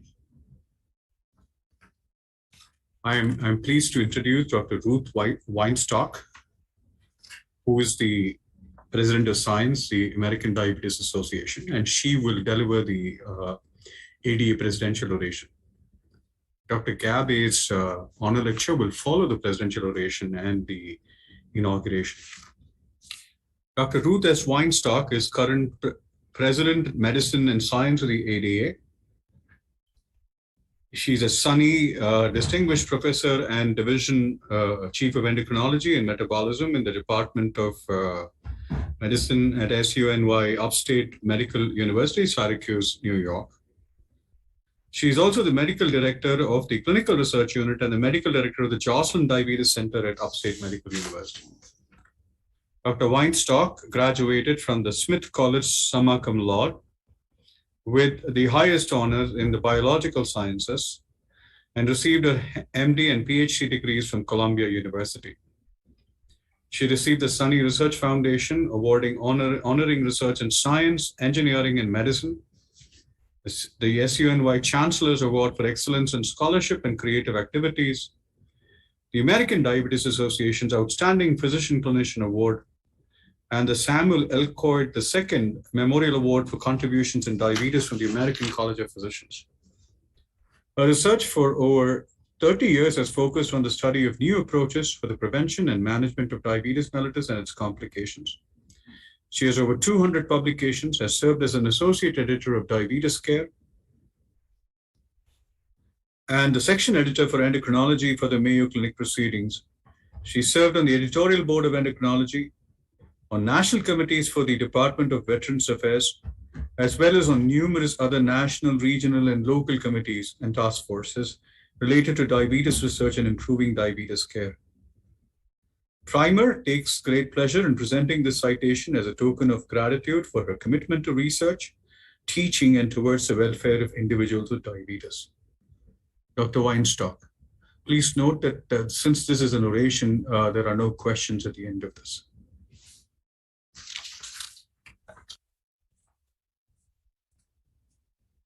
And to have the opportunity to talk to you about diabetes care in our older adults during this COVID-19 pandemic.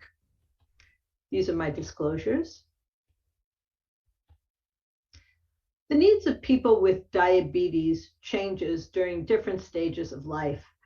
This has been well studied in the pediatric population, but less so in our older adults.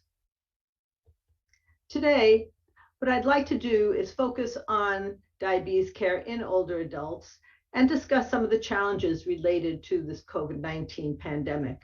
Discuss the role of A1C in home glucose measurements and pharmacological management of diabetes in older adults, and the use of technology, including telemedicine, remote monitoring, and continuous glucose monitors, or CGMs, in older adults. Now, this is an extremely important issue. Nearly 1 out of 5 individuals ages 65 and older had diabetes in 2019. The highest number of older adults with diabetes is in China, followed by the US and India. However, India is predicted to exceed the US by 2045. So this is a huge problem for us all. Now, diabetes in older adults is very heterogeneous. There's varying amounts of insulin deficiency, varying amounts of insulin resistance, which can be associated with obesity, stress, or inflammation, the gradual development of reduction in muscle mass, as well as impairments in cognition, vision, hearing, and physical functioning. And unfortunately, there's increased hypoglycemia in older adults and increased unawareness of hypoglycemia in older adults. So we generally recommend that treatment plans should be individualized based on the type of diabetes, and there are multiple types of diabetes in older adults, comorbidities, their overall health status, are they healthy or frail, the life expectancy, reliability of food intake, and their cognitive status. So when treating older adults, We know that we need to avoid hypoglycemia since it is associated with more visits to emergency rooms, more hospitalizations, and unfortunately higher mortality. And hyperglycemia is also a risk. It's a risk for dehydration, dizziness, falls, infections, and incontinence. And we also know that both hypo and hyperglycemia often occur unnoticed and are underreported. So it's important to try to identify both hypo and hyperglycemia in our older adults with diabetes. This is from a recent study that focused on hospitalizations for severe hypoglycemia in older adults with type 2 diabetes over 10 years. And if you look at the middle panel, you could see that in older adults who were treated with either insulin or sulfonylureas, in this case it was mostly sulfonylureas, and at A1C levels less than 7%, they had a 2.5-fold increased risk of being hospitalized for severe hypoglycemia. On the left-hand side of the slide is another recent study showing that individuals with severe hypoglycemia are at more risk of falling, being hospitalized, and having fractures. And in a very recent study that was published from the Framingham Heart Study, individuals with type 2 diabetes who had fractures, one of the leading risk factors for those fractures was an elevated A1C. So both low and high A1Cs can increase risk of fractures, which are, of course, are associated with hospitalizations, morbidity, and mortality. So when we consider treatment goals in older adults, we first need to discuss their health status. And this chart is taken from the American Diabetes Association Standards for Medical Care for 2021 and is available online at the ADA website. For our healthy older adults, they can be treated just as we would treat middle-aged adults with the same A1C and glucose goals. However, with aging, many develop complex and multiple other chronic conditions, some functional impairments, and mild to moderate cognitive impairment, which can increase their vulnerability to hypoglycemia. And in these cases, we liberalize both the A1C goals and their preprandial and bedtime glucose goals. And when individuals become very complex, develop poor health and limited life expectancy, we avoid reliance on A1C altogether and focus on glucose goals, wanting to avoid severe hypo or hyperglycemia and trying to keep glucose levels whenever possible between 100 and 200 milligrams per deciliter or 5.6 and 11 millimole per liter. Now, we know, unfortunately, that liberating the A1C goals in older adults does not totally protect against hypoglycemia. This is the result of a small study in older adults, but they looked at individuals who are either using multiple insulin injections or once-a-day basal insulin, and at different A1C levels, less than 7%, 7 to 8%, 8 to 9%, or over 9%. And unfortunately, hypoglycemia was common at all A1C levels. In this slide, it shows that when there's greater glucose variability, as shown by a higher coefficient of variation, or CV, there is also more time spent in hypoglycemia. And lastly, in this study of older adults with type 1 diabetes, ages 80 to 86, these individuals were unaware of their hypoglycemia. And you can see that particularly at night, which is the left-hand side of the graphs, they were having a significant amount of hypoglycemia, of which they were unaware, spending over an hour a day with blood glucose levels less than 70 milligrams per deciliter, and almost a half hour a day less than 54 milligrams per deciliter. So A1C has limited utility in predicting hypoglycemia and glycemic excursions, especially in older adults treated with insulin, and especially in individuals with long duration diabetes. A1C also has the problem of being inaccurate in the presence of anemia and renal disease, which are common in older adults. So we try to look instead at glucometrics, or in addition to A1C. focusing on time below range, that is hypoglycemia or TBR, and time in the target range, TIR. The use of blood glucose monitoring is, of course, helpful, but CGM is preferred if taking insulin, and I will be discussing that later. And again, avoiding the extremes, very high or very low A1C levels, particularly for people taking insulin or insulin secretagogues, and particularly if they're frail. Now, this slide shows the challenges we face for older adults with diabetes during the COVID-19 pandemic, and is taken from a recent paper in JAMA Internal Medicine. Accessibility to healthcare, of course, is an issue, with telemedicine being used much more commonly, and I will be discussing that in the next slide. Now, our most complex patients are the ones that we need to identify as highest risk, and try to simplify their treatment plans as much as possible, liberalize their glucose goals as much as possible, instruct them to stay well hydrated should they become acutely ill or develop hyperglycemia, and of course try to avoid hypoglycemia. In terms of the burdens of self-care during the pandemic, blood work that can be delayed should be delayed. So for example, A1C levels can be delayed in older adults with diabetes. Also, safer alternatives for physical activity for older adults who are afraid of going outside, for example, should be suggested, such as walking inside the home or walking in place for 10 minutes, 3 times a day, incorporating strength training at home using resistance bands or online exercise programs. Very importantly, in many of our older adults is psychological stress, particularly for many who are living alone. And so we do encourage them to stay connected with friends, family, religious organizations, community groups, and offer local resources for support whenever possible. And of course, making sure that the individual with diabetes has sufficient prescriptions, sufficient medication, supplies, and equipment during the pandemic. Now, the use of telemedicine has become a necessity during the pandemic. It is safe and has some advantages, such as you can see the home environment. You can ask them to show you their medication bottles and check that they're taking proper medications and dosing.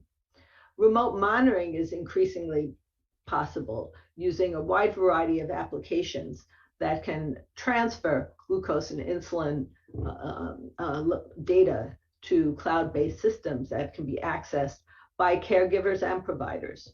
And of course, can save time for both the caregiver and the provider, and allowed for shared decision-making. So the individual with diabetes, the older adult, can be home. It might be easier for a family or caregiver to be there with them, and you can communicate with them as a group. And also helps with access, since many of our older adults have problems with transportation and mobility problems. Now, there are also plenty of challenges. Access to the internet and the ability to use a computer, tablet, or smartphone are challenges, particularly in our patients with cognitive impairment, and many are not comfortable with technology. But we have found that in many instances, children, grandchildren, neighbors can be helpful in facilitating telemedicine visits for older adults. Now, one challenge is hearing loss is common. So you should assume that the patient has some hearing impairment if using telemedicine. So we encourage use of headphones or headsets if possible. If the individual has hearing aids or can get an amplifier, they should try to minimize background noise. And the use of video is preferable of a phone because the phone does remove some visual cues such as lip reading and facial expressions.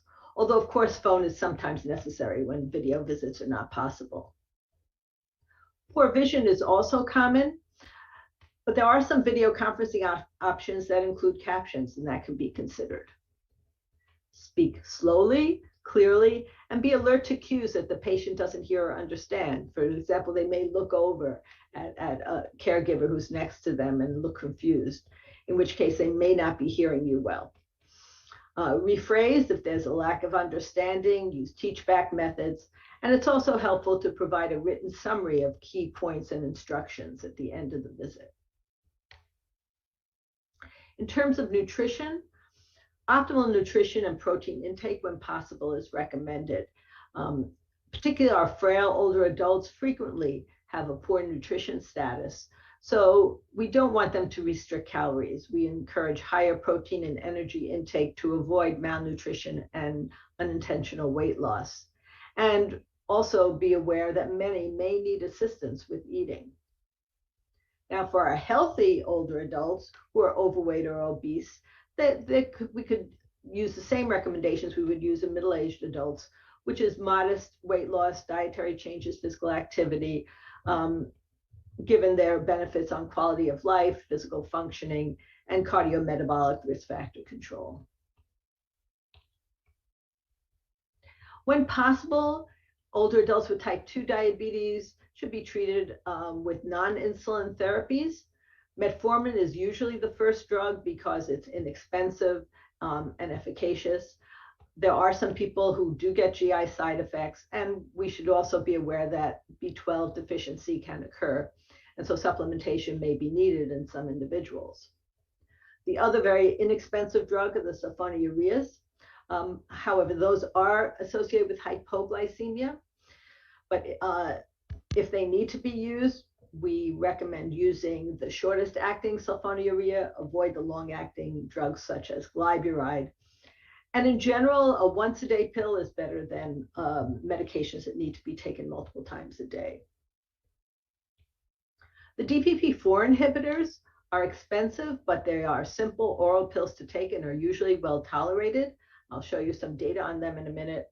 And the two newest classes of drugs, the SGLT2 inhibitors and GLP-1 receptor agonists, are also expensive, but do have some benefits in this population.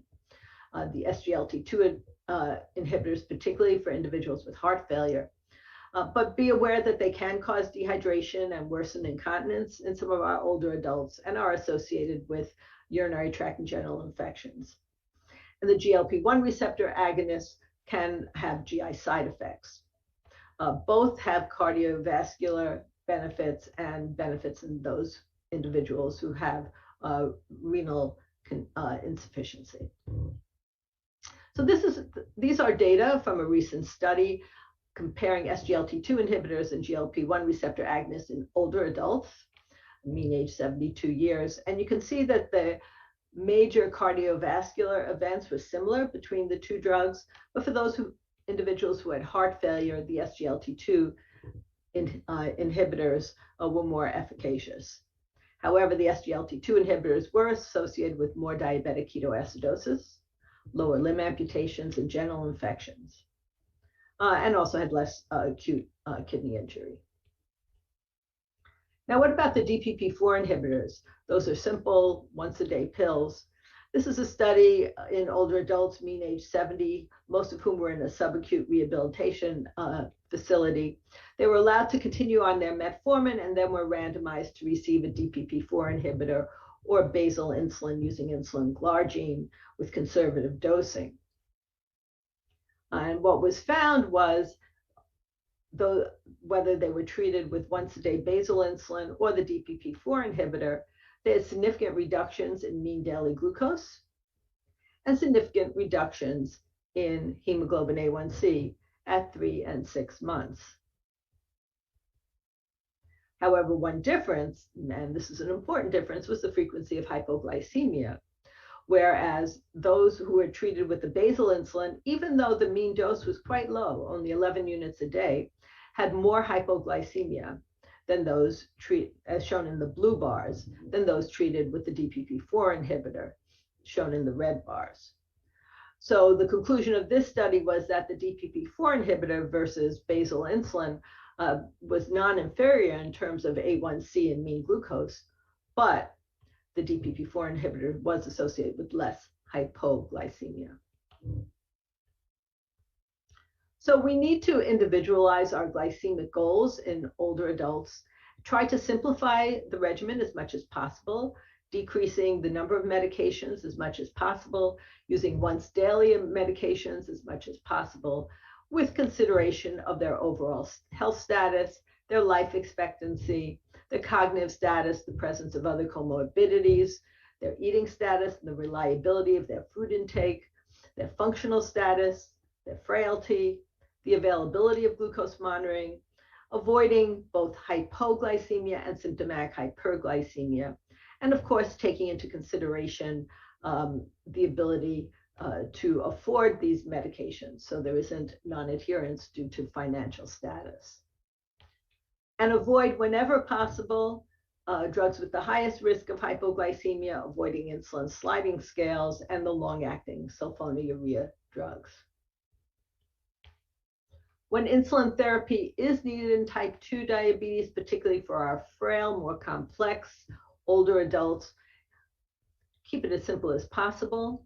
When the oral agents alone are insufficient, start conservatively with once daily basal insulin, continuing the oral drugs. If mealtime insulin is needed, of course, consider the diet, the activity, and the ability of the patient or their caregiver to do glucose monitoring and administer the mealtime insulin. If the eating is reliable, you can consider fixed conservative mealtime dosing. But if the eating is unreliable, you can consider rapid acting conservative insulin dosing immediately after a meal, adjusting for the percent of the meal consumed if possible. So if they ate only half the carbohydrates that you were anticipating that they would eat, you would give only half of that conservative dose.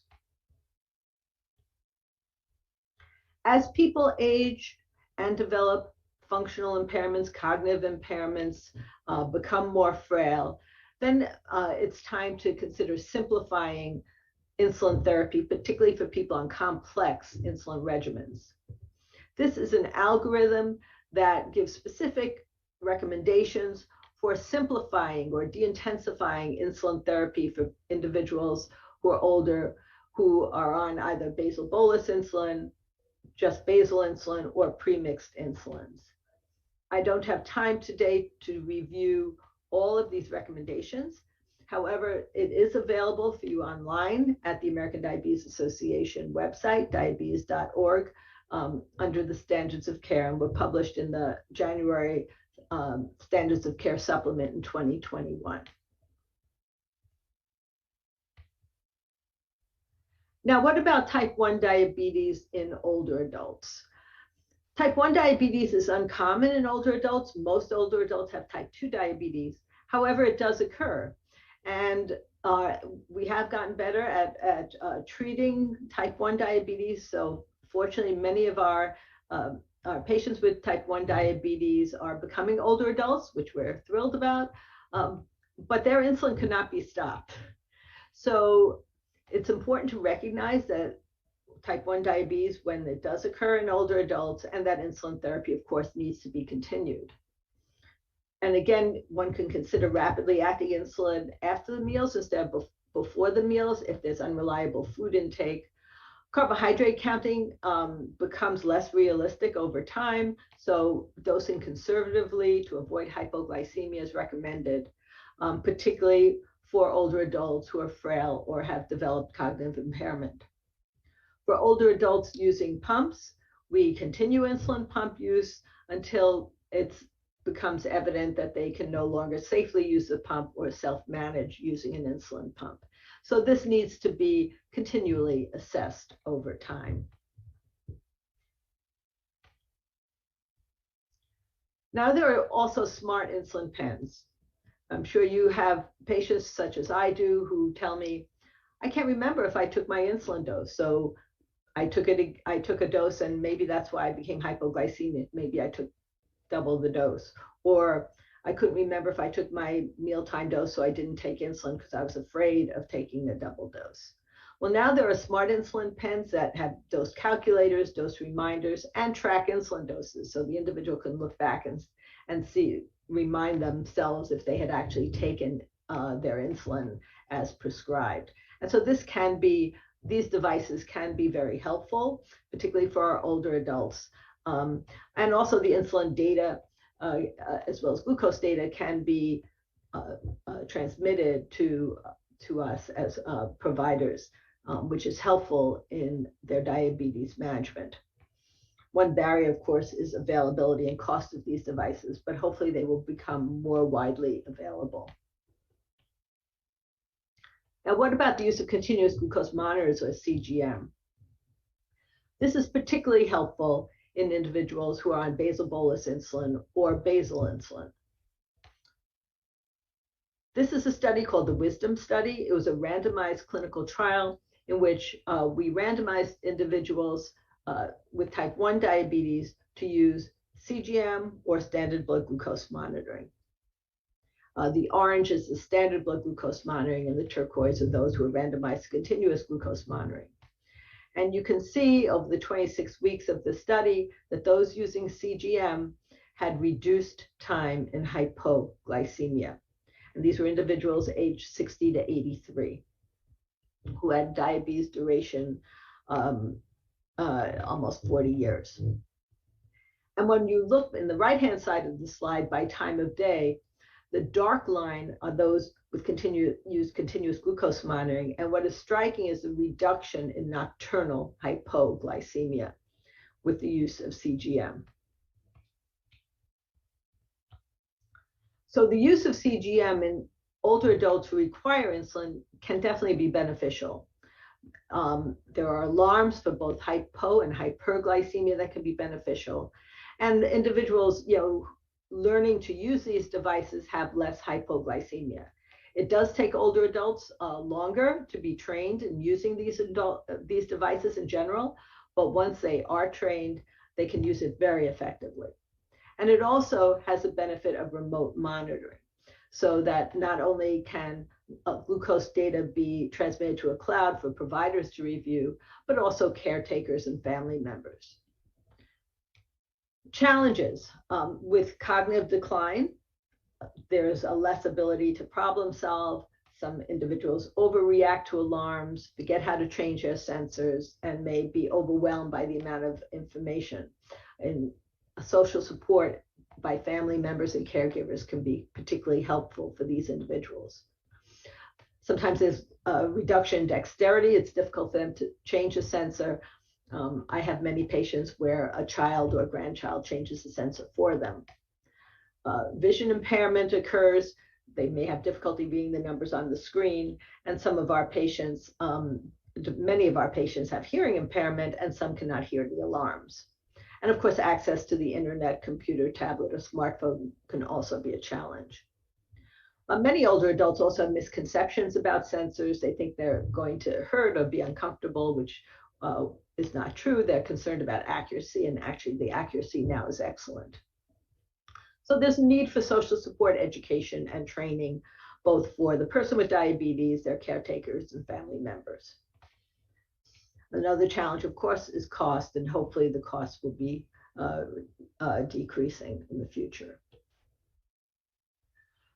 So to conclude this section, I would say that the use of technology can really help us improve the care of older adults with diabetes, improve their glycemic control, lower their risk of hypoglycemia, and in that way improve their quality of life.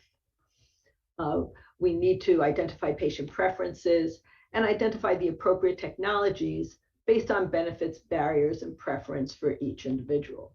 So for individuals, for example, on insulin therapy, considering CGM use. And then the use of the technology can be much facilitated with support from caregivers. So also educating caregivers, providing simplified instructions when needed for our older adults who have some cognitive impairment, and the ability for them to get help for troubleshooting.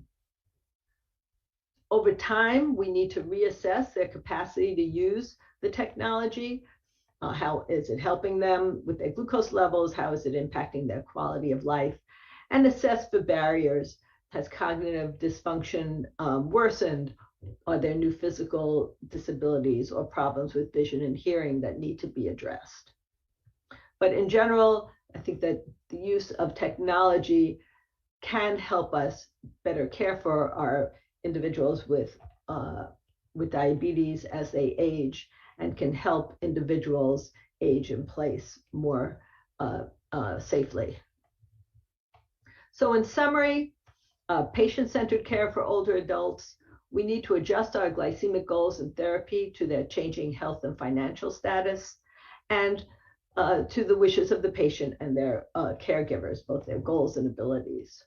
Of course, minimizing hypoglycemia, serious hyperglycemia, and trying to reduce the burden of self-care by simplifying their regimens whenever possible. The use of technology appropriate for their health status and treatment plan can be extremely helpful, including the use of telemedicine, remote monitoring, transmitting glucose and insulin data, use of CGM, particularly for older adults requiring insulin, and paying attention to both the patient, and the caretaker's training needs so that the use of this technology can be initiated, implemented, and sustained as best as possible.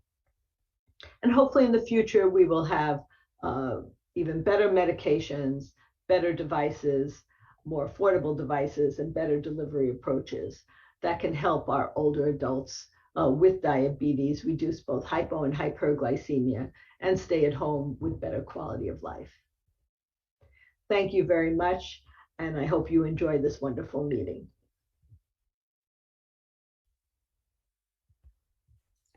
Thank you, Dr. Weinstock. We now move on to the inaugural ceremony. We slightly had to reorder the events due to some last minute changes. So we thank you all for joining us once again. This is the 7th ADA primer meeting and the second virtual meeting. So we did a virtual meeting last year. And in order to celebrate this relationship between ADA and primer, we have a short video that we would like to play for you. So I request the technical team to play the video.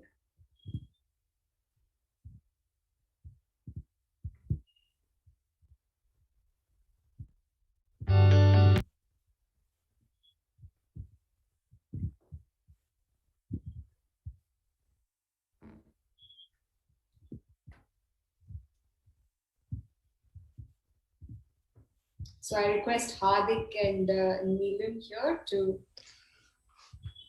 play the video.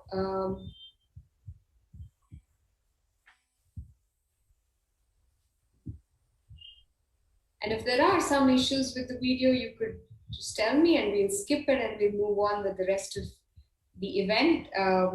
Please do let me know.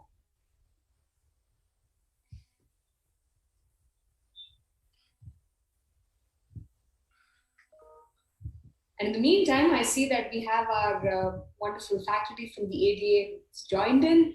We have Dr. Robert Gabby, we have Ms. Tracy Brown, Dr. Rohit Kulkarni is here. Hi everyone, and I also see Dr. Luke Phillipson who has joined in. He had joined in a few minutes ago. Yes, he is here.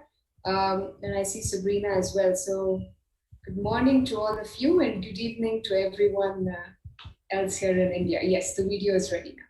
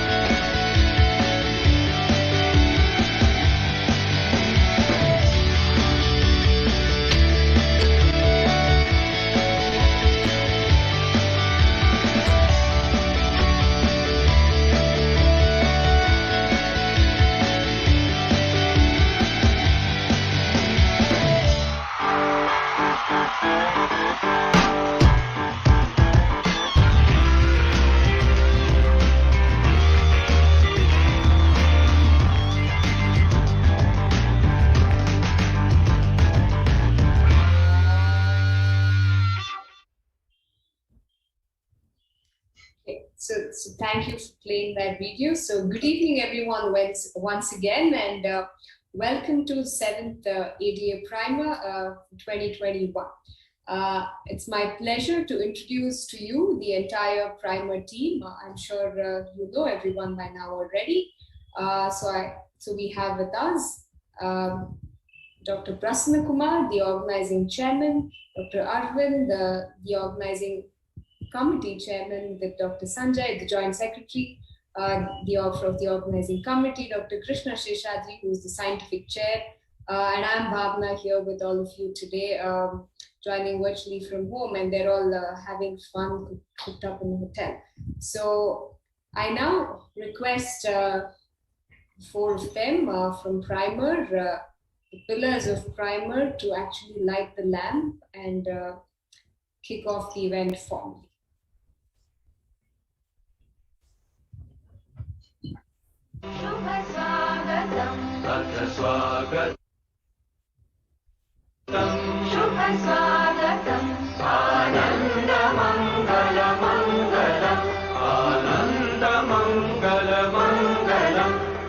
Priyam Bharat Bharatam Priyam Bharat Bharatam Swagatam Shubha Swagatam Atha Swagatam Shubha Swagatam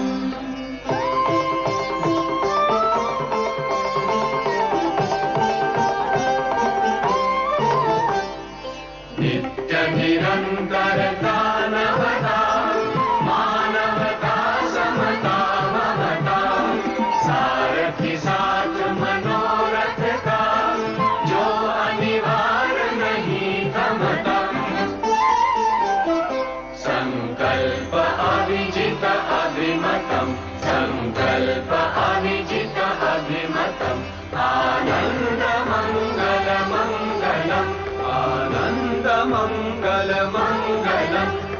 Priyam Bharat Bharatam Priyam Bharat Bharatam Swagatam Shubha Swagatam Atha Swagatam Shubha Swagatam.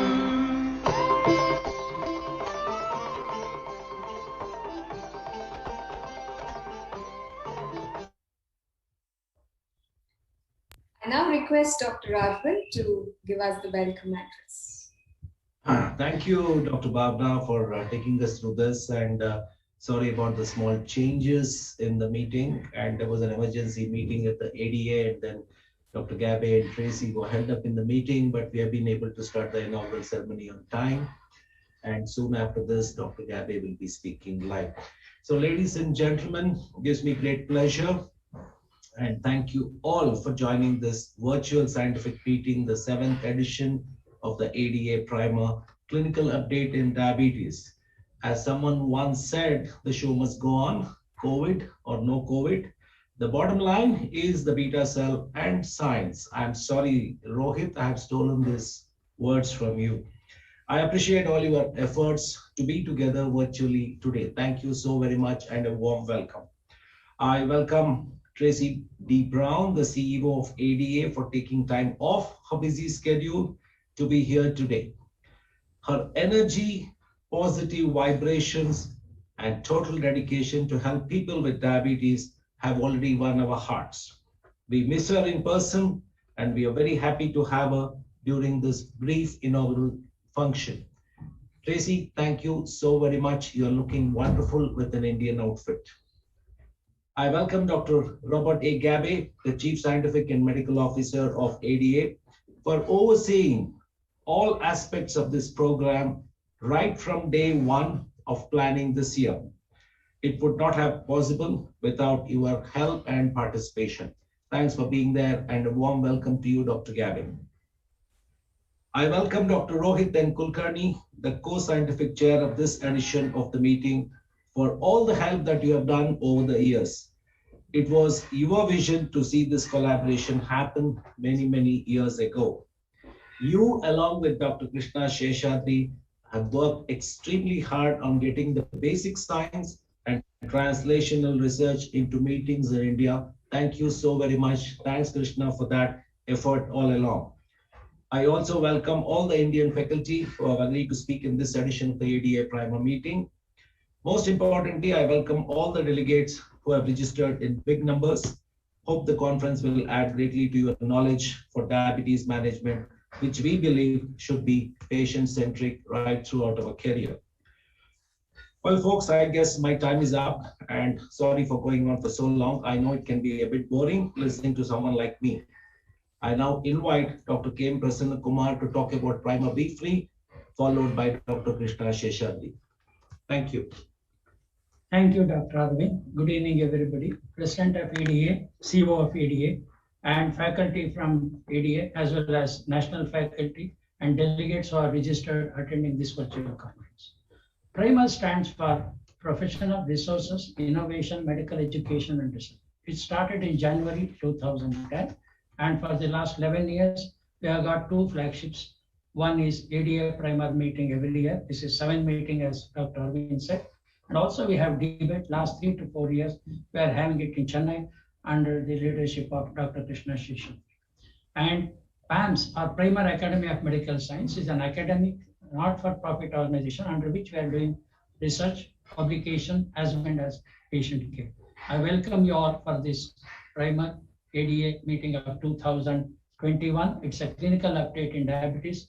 Welcome to all of you. Over to Dr. Krishna Sheshadri to tell us about the scientific program, how it has been prepared for this year ADA Primer meeting. Over to Dr. Krishna. Good evening. About 10 years ago, Rohit and I had having a dinner in one of those places that Arvind had arranged, and Rohit had talked about how, you know, that he felt that he needed to give back to India. And my interest in translational research was part of it, and there were a lot of apprehensions about bringing the kind of cutting-edge science that Rohit does and package it into a way that, you know, every clinician feels that there's a connect. And we've been able to do that for the last 10 years. And today's ADA Primer meeting is in specifically a tribute to the work that Rohit has done in helping bridge the continents, as we say. And the relationship between the American Diabetes Association and Primer has furthered both our objectives. At the heart of all of this is patient care, the science, the art, and the wisdom that great faculty bring from both sides. How they can become a melting pot, how we can learn from each other, how we can network, all to improve our patient care. And that's how the science is designed. And it has the principles of adult learning. It has plenaries, it has lectures, but more importantly, it has clinical case seminars. It has opportunities for people to learn, question, ask, deliberate, and disagree. That format has not changed. We've had new faculty over the years, but the core idea that science can be brought in a fashion that can reach the tail end or the tail distributary of every clinician in the world has not changed. And that's what this relationship is all about. And that's what this conference is all about. And we will continue doing this for as long as we can. Thank you. I now invite Dr. Tracy Brown, the dynamic CEO of the ADA. We had the opportunity of seeing it at work in Chennai, in Bangalore. Hopefully she can come back next year. Mrs. Brown, your address, please. Thank you, and greetings everyone from Washington, D.C. As mentioned, my name is Tracy Brown. I'm the CEO of the American Diabetes Association. And actually, I am one of the 34 million people in the United States living with diabetes. I've been living with and thriving with diabetes now for 17 years. I love participating in the ADA Primer Conference, and I'm so glad to at least be able to see the faces of my friends there in India, and I do hope to come back soon. But I just briefly wanted to just stress how grateful and thankful I am for the important work that all of you are doing. I mean, we knew very well that diabetes across the world was a global epidemic, health crisis, with over 400 million people in the world living with diabetes, and 50% of the world's diabetes burden being right there in India. So it was already an issue, and then COVID just amplified that. So the work that we do is so greatly important. I mean, if I think about the COVID cases, over 215 million cases of COVID, over 4.5 million deaths due to COVID across the world. You think about what's happening in the US and in India, with 32.6 million cases in India, 436,000 deaths. You think about the group that is disproportionately affected by cases and deaths of COVID are people living with diabetes. In fact, US data suggests that if you had diabetes and got COVID, you were 6 times as likely to be hospitalized, 12 times as likely to die. So we are needed, and the great work that you're doing is more important than ever. Our priorities at ADA have not changed. In fact, we're leaning in harder with science and medicine, leaning in higher with advocacy, taking science and turning them into tools that we can use to drive change. And why we are all here is people living with diabetes and the community. They need us. And so I just like to, again, provide a warm welcome. I hope you all enjoy your time, and we will only bring down diabetes when we're working together. The power of evidence, expertise, and experience. I'm excited. Enjoy the rest of your conference, and thank you for having me. Thank you, Ms. Brown. May I now request Dr. Albert A. Gabby, the Chief Scientific and Medical Officer of the ADA, to give briefly to the group.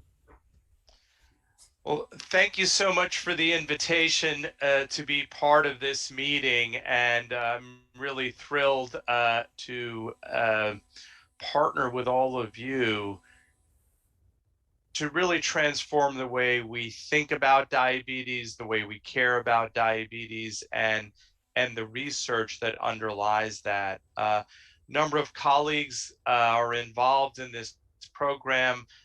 It's very impactful. We're proud to be part of this tradition, and I hope everybody is safe and doing well and in good health. And I look forward to giving my presentation to talk a bit about some of the work that we are doing at the American Diabetes Association that can help partner with the work you all do to ultimately improve the outcomes for the more than 400 million people living with diabetes. So thank you. Thank you, Dr. Gabby. Can I ask Rohit now to speak? Rohit Kulkarni is pretty much the glue that keeps this association. Good evening, everyone, and thank you, Krishna, and Prasanna, Arvind, and Sanjay, and Bhavna. It's a pleasure to be back again in the 7th edition here, and as Krishna mentioned, you know, our efforts go back many years. But when I did meet with Krishna and the group at the time, I had a singular request at the time that perhaps we could build into the structure right in the beginning some components of research which are so important for advancement of sciences, especially medical sciences. And I think the fact that it has been built into the structure really makes me very happy, and importantly reaches an audience which is usually forgotten, the physician trainees and the students, when we talk so much about clinical care. And so I think that as we go on after the 7th edition, you know, in lifespan of 70 years, 1/10 of our lives have been working on this particular meeting. I hope that it goes on for another 7 additional years, and I hope that we keep our focus on the next generation of trainees and physicians and scientists who will definitely make sure that diabetes is wiped off the face of the earth. Thank you so much. Good evening, everybody. Welcome to the 7th edition of ADA Primer. It's my humble duty to do a vote of thanks to all the people who have been involved. So in the beginning, I would like to thank the ADA President Science, Dr. Ruth Wayne-Stokes, for giving her oration and being part of this program. President Healthcare and Education, Dr. Cynthia Munoz. CEO, Mrs. Tracy Brown, for the inspiring talk for 1 minute, which you did, and what you did with children when you came in here was too much. Thank you for this. Chief Scientific Officer, Dr. Robert Gabbay. We're eagerly waiting to listen to you after this. Thank you, sir, for the efforts to make ADA and Primer go in strength and strength over the years.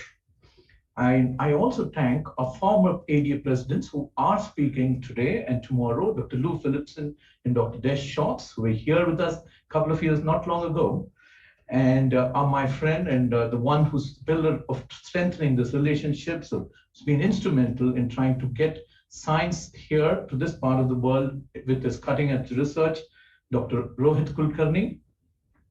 Thank you very much for all of the efforts which you put through and all the discussions we have over the years. And other speakers, Dr. Samuel Klein and Dr. Sundar Modaliar from the US, joining us, and all the national faculty who have lent their time to be with us and spend their valuable inputs over the next 2 days. We're almost ending day 1. And this is not possible with the team who's standing along with me, our chairman, Dr. Prasanna Kumar, Dr. Krishna Sheshadri, Dr. Arvind, Dr. Bhavna Sosle, and Mrs. Shubha, who all work for the ADA Primer. And then we have a back-end team of Ravi, Deepa, Satish, Kishan, a lot of people who help us to put this meeting together. And I also want to thank RX Events for putting up this wonderful platform, and the CEO of RX Events, Dr. Hardik Chandania, and his team for doing this wonderful job.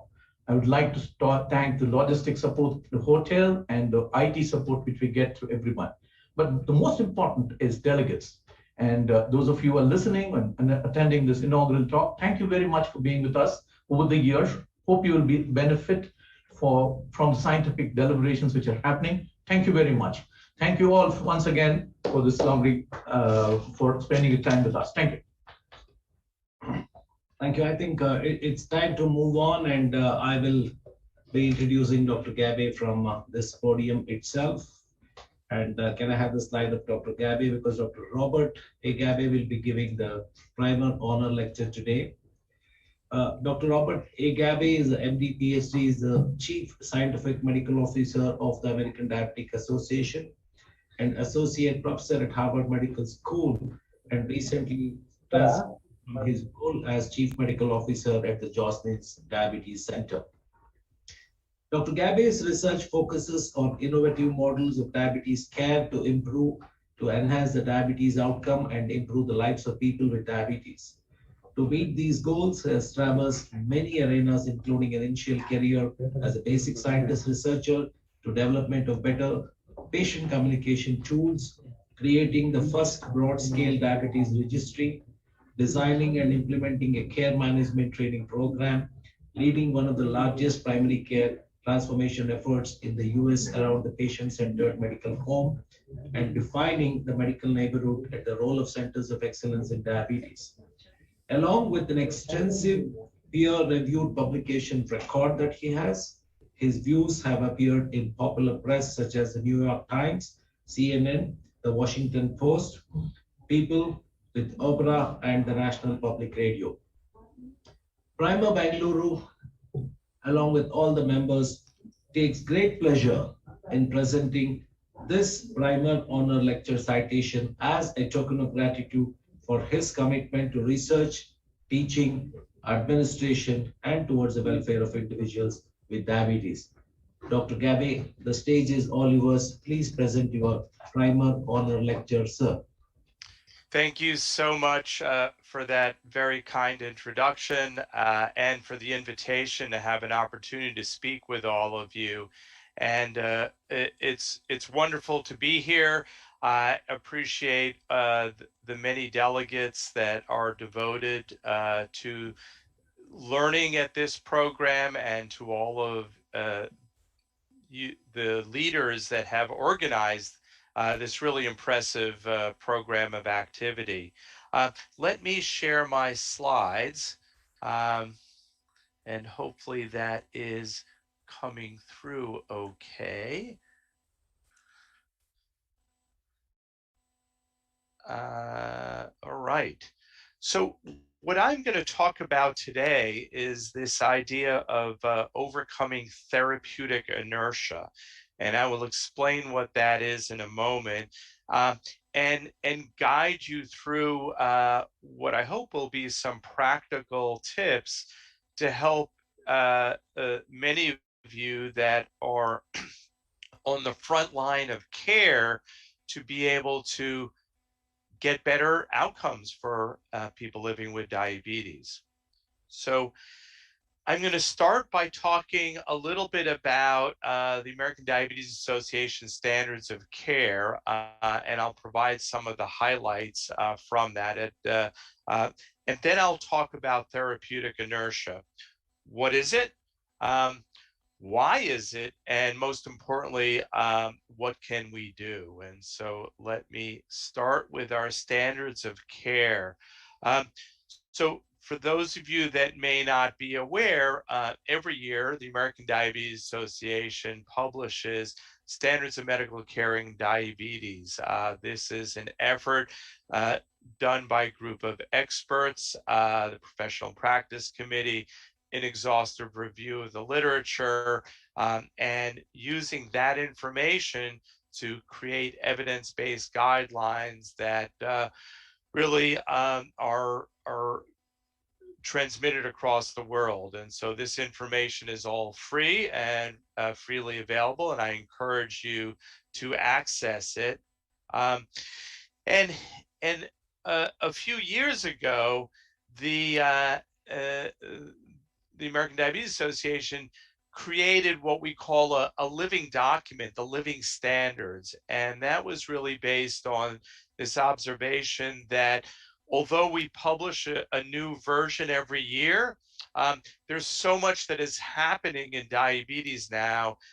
It is such a dynamic field that we need to do updates within less than a year. And so it is now a living document. And you can see here the website where you can access, again, free information of the full standards, an app that you can download, a slide set that you can download to use for teaching and education, a number of different resources.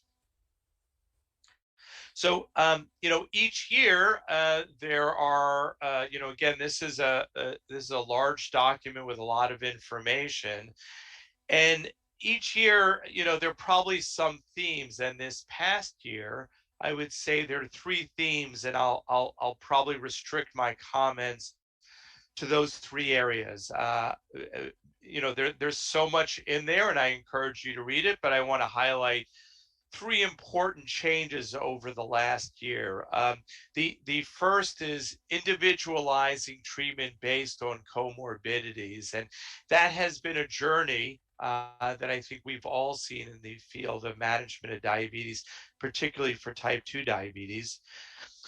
The second big area is around technology, and I think you all appreciate how the technology has really transformed the way we deliver diabetes care in so many different ways, and I'll highlight some of the things there.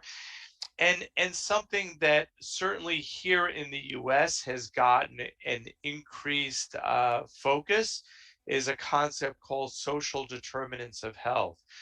Those aspects of people's health that are maybe not traditionally thought of as medical issues, but they are big determiners as to what their health is. And if we want to improve the health of our patients, we need to think about these things and address them in ways in which we can. And so I'll make comments on that area as well. So this is probably one of the important documents and figures that are part of the standards of care. It is downloadable. It is admittedly complex. And I'd like to walk you through it and highlight in particular what's new this past year. So you can see here that it starts with the idea, that first-line therapy, and this is for management of type 2 diabetes. First-line therapy is lifestyle modification, and in most cases, metformin as the initial therapy. That's at the very top. But the changes refer to very early on in deciding what treatment an individual should have is what their comorbidities are. And depending if they have atherosclerotic cardiovascular disease, chronic kidney disease, or heart failure, is a big determination as to what their treatment might be. And you can see here, and I apologize, I'm not sure how the animation is working between the fact that we're, more than 10,000 miles apart, and this is going up to a satellite and coming down. It's rather amazing that we can really do this all. But one of the changes was considering the moving into treatment even in the absence of metformin. So we traditionally think of metformin as first-line therapy, but there may be cases where, because of these three comorbidities, we may need to act with other agents as first-line therapy. So on the left side, you can see atherosclerotic cardiovascular disease risk and the risk factors. And you can see that the recommendations are either a GLP-1 agonist or an SGLT2 inhibitor. If individuals in the middle have heart failure, then we really consider an SGLT2 inhibitor as potentially even first-line therapy in the absence of metformin, but certainly for those on metformin not at goal, to consider that as a second-line therapy. And the third piece is if they have chronic kidney disease, really the emphasis on SGLT2 inhibitors. So again, think of what their comorbidities are, and each of these drugs have been demonstrated for that subpopulation to have a significant benefit in preventing progression of disease and in many cases mortality. So that's one big way of thinking of this. You can see in the middle section, there are, if someone does not have one of those three comorbidities, then they go onto the right side of this diagram. And then the choice of therapy varies based on different needs. Whether hypoglycemia is a most important concern, whether weight is the most important concern, or what I'd like to highlight on the far right side of this diagram is if cost is a barrier. And this really is a global issue. It is, in many ways, despite the affluence in the U.S., it continues to be an issue here, and I suspect for many of your patients it is a challenge. And so we want to also think about what therapies might be lowest cost and therefore accessible to our patients, while at the same time advocating to ensure that everybody has access to the best therapies. So that's the individualized treatment approach to type 2 diabetes in the standards. So the second of the three areas that I want to highlight from the standards of care is around technology. And a lot of this really focuses on glycemic assessment and the important role of continuous glucose monitors. One of the things that the pandemic obviously has necessitated for all of us in the way we deliver care is we've had to deliver care virtually and remotely in many ways. And I'm sure all of you made that transition when the pandemic first hit us in Boston. I was still the chief medical officer of the Joslin Diabetes Center, and we had an incredible period of 10 days where we transitioned the care of 25,000 patients on site to virtually all remote. And I suspect many of you had to do something similar to that. The COVID pandemic became an accelerant of change. We had to move quickly, and fortunately, we all did. And one of the things that got highlighted was the importance of technology, and particularly being able to assess glycemia, not only with A1C, but also time in range, to be able to think about, because as you know, one can have an A1C, which is an average, by either having blood sugars that look like that or blood sugars that look like that. And clearly, blood sugars that stay within range are going to be far better for the individual than wide swings that include significant hypoglycemia. So we highlighted the importance of time in range. We expanded the recommendations on individuals that would benefit from continuous glucose monitors to really, based on the evidence, for all ages. And you heard Dr. Weinstock talk about the importance in older adults, all ages, and both type 1 and type 2 diabetes. And really all individuals on insulin, and there is evidence now accumulating that it can be helpful for individuals on oral therapy. That the evidence is not quite as potent, but the evidence for people on insulin quite clear. So that's the second of the three areas of the standards of care I want to highlight. And the third of those is this concept of social determinants of health. So this involves things outside of the traditional medical world that are really important in understanding whether individuals will do well or not do well. And I think this is really globally true. Having access to healthy food, having secure housing. Well, if you don't have those two, it's a lot harder to manage your diabetes. And so what can we do as healthcare providers?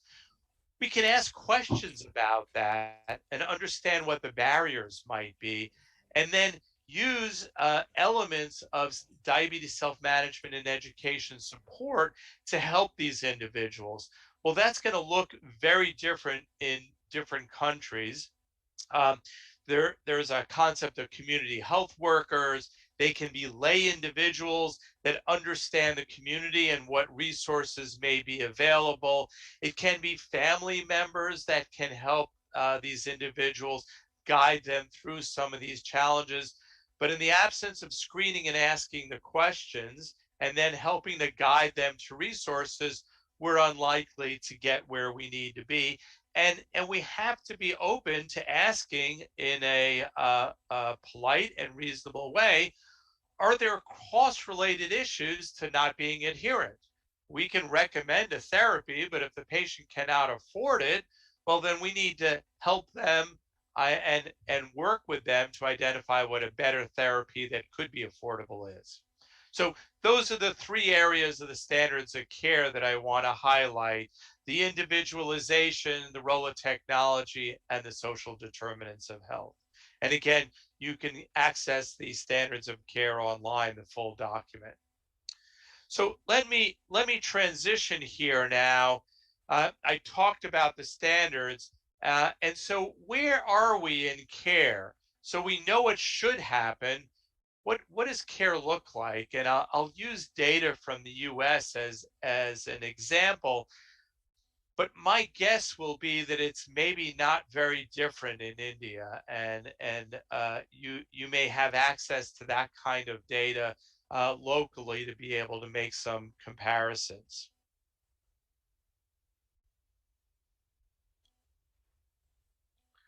So I'm going to talk about this concept of therapeutic inertia. And as I said, I will define it. What is it? I will talk a little bit about why is it, and then most importantly, what can we do? So if you think about the history, and we're going to talk mostly about type 2 diabetes here. You think about the history of the management of type 2 diabetes over the years.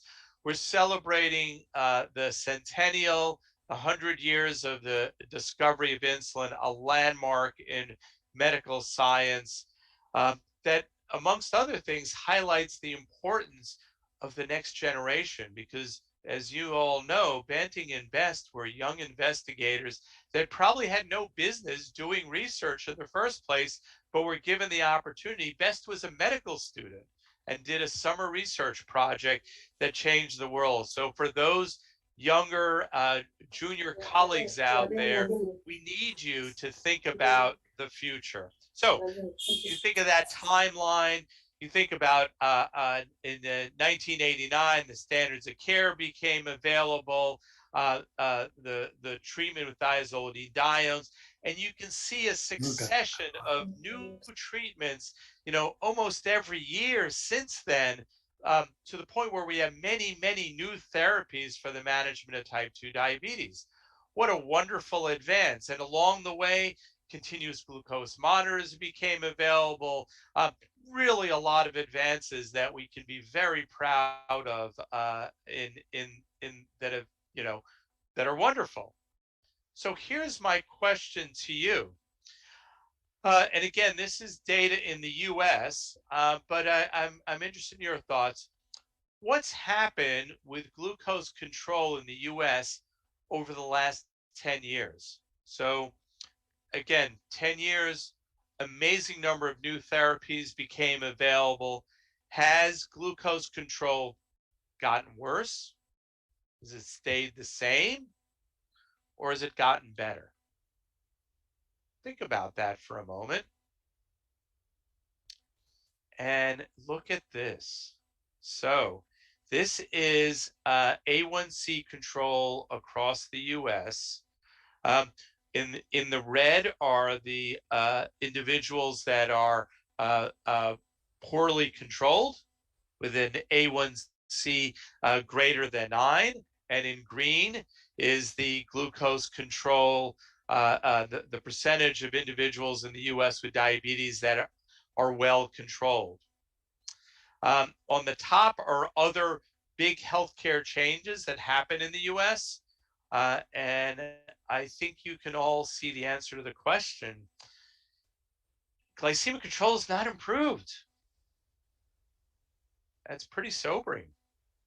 All this new therapy, all of these advances, we're not doing any better. So why is that? What's going on?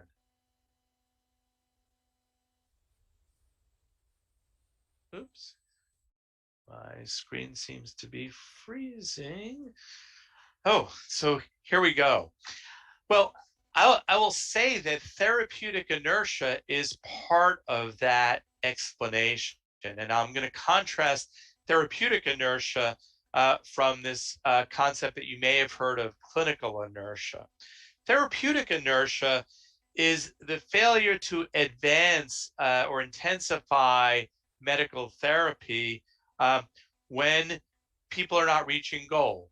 So here's the very common example. An individual comes in with an A1C that is high, and they leave that visit with their healthcare provider without any change in therapy. Now, there can be lots of reasons for that, but if therapy is not going to change, well, then, of course, A1C is not going to change in all likelihood.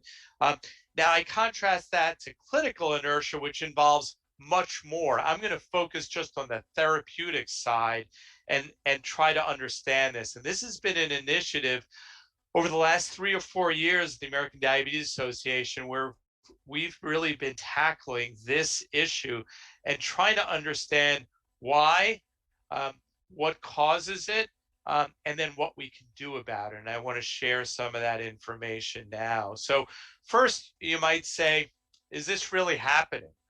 This idea of therapeutic inertia, maybe that's not the problem. Well, here is some data. If you look at across multiple populations, and this has been replicated in a number of different studies, the time we know that type 2 diabetes tends to be a progressive disease. People often start on one therapy, often need a second therapy, a third therapy, etc.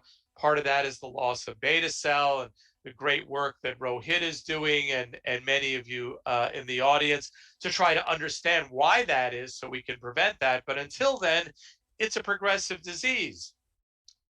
Look at how long it takes before that next agent is added on, despite people being in poor control. So it is real and it is happening. And so let us think more about this. Why? Like, why is this happening? What might it be? And I suspect you all can start thinking of some reasons. It really sort of, as we've analyzed this, and we've done a lot of work on this to understand this with a large group of professional volunteers, really across the globe. You know, there are issues that relate to people with diabetes and some of the barriers they face. There are issues that relate to the clinicians and the healthcare providers not having enough time, not having perhaps the information they need. There are healthcare system issues, reminder systems, opportunities to be nudged in the right direction, having access to the right treatments. There are payer issues. Are these medications available? Are they covered by whatever form of insurance exists in a given country? And then there are industry issues. And the solution really is going to be tackling all of these. And that's really where we at the American Diabetes Association have been leaning in each of these arenas. And I'll refer you to resources where you can get more information on this, but I'll give you some high-level thoughts today. In the interest of time, I'll keep them brief, but I also encourage you to look at information on the American Diabetes Association website around this. So as we've done a great deal of research around what these issues are, what are the provider-related issues? You know, it's often time constraints. There may not be an agreement between the provider and the patient. I suspect many of you can list these reasons. They're patient-related issues. You know, we talked about cost and access. Often there's limited understanding of the progressive nature of diabetes, a number of factors there. And then there are system changes. You know, we don't have systems that can provide the timely information at the right time. We can't always identify what the glycemic control is at the time we're interacting with the patient. We may not have point of care testing to know what their A1C is, to know they're poorly controlled, and to say we need therapeutic intervention. So I talked about therapeutic inertia. What is it? Why is it? I've given you some reasons. Let me end now in the last few minutes about what we can do, and largely refer you to some resources that we've created that we are rolling out across that are available to all of you to access. So, you know, at a fundamental level, what are some of the strategies to overcome therapeutic inertia? One is to identify patients that likely have therapeutic inertia. As an example, who has had a high A1C for an extended period of time without any change in therapy? That's therapeutic inertia. Again, many reasons. It's not about finding who to blame, but you do need to identify those individuals if you're going to do something.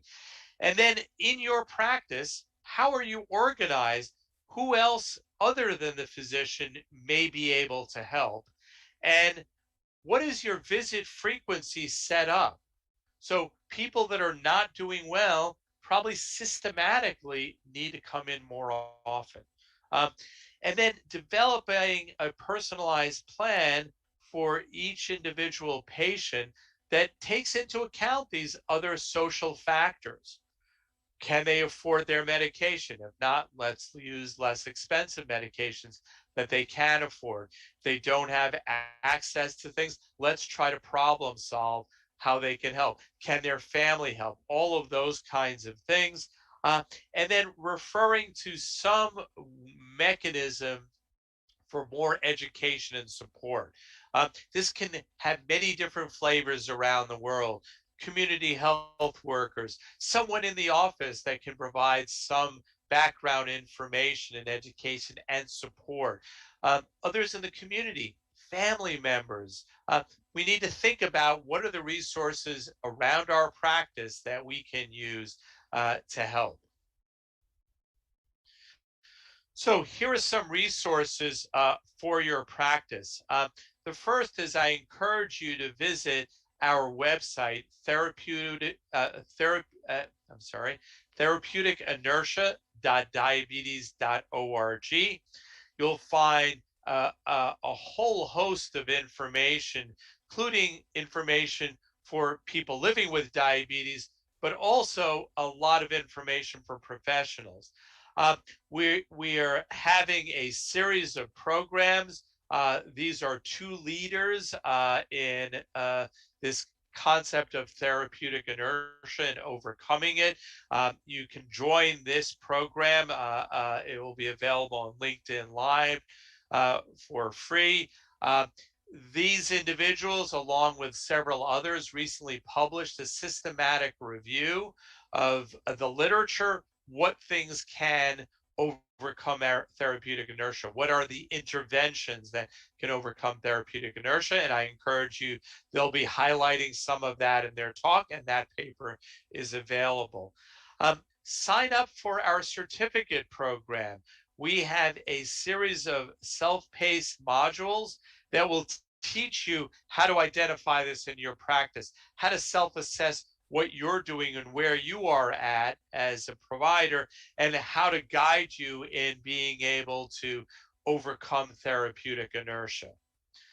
So I will end with some practical tips. What can you do next week when you get back to practice?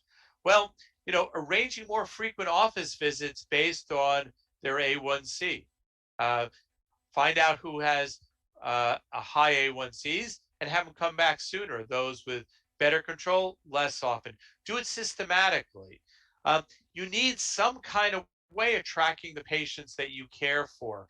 You know, this existed before electronic health records. Elliot Jocelyn had a ledger, which I was privileged to hold in the at the Jocelyn Diabetes Center, where he detailed every patient he saw, and he could quickly scan and see who's doing well and who's not doing well. That was the first registry of any chronic disease. You can do this without computers, and you can do it even more easily with computers. Identify engaged patients around this concept of therapeutic inertia. Who has an high A1C and hasn't seen you in 6 months? Do outreach. Utilize glucose data to optimize therapy. Drive that. Who else in the community can change? I give you the website for the ADA standards of care, and think about who else can help beyond the providers. So with that, I really appreciate the opportunity to speak to you all today. Thank you so much for the invitation.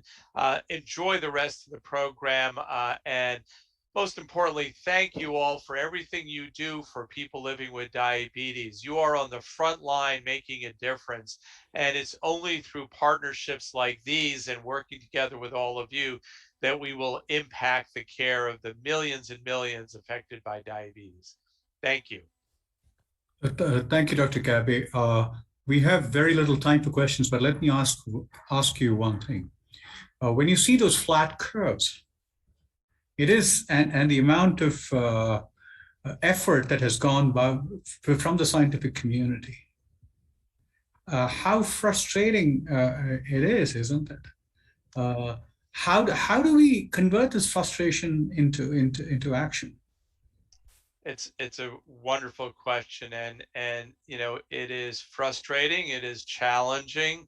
I think as healthcare providers, you know, something I've been involved in, you know, quality improvement for a number of years.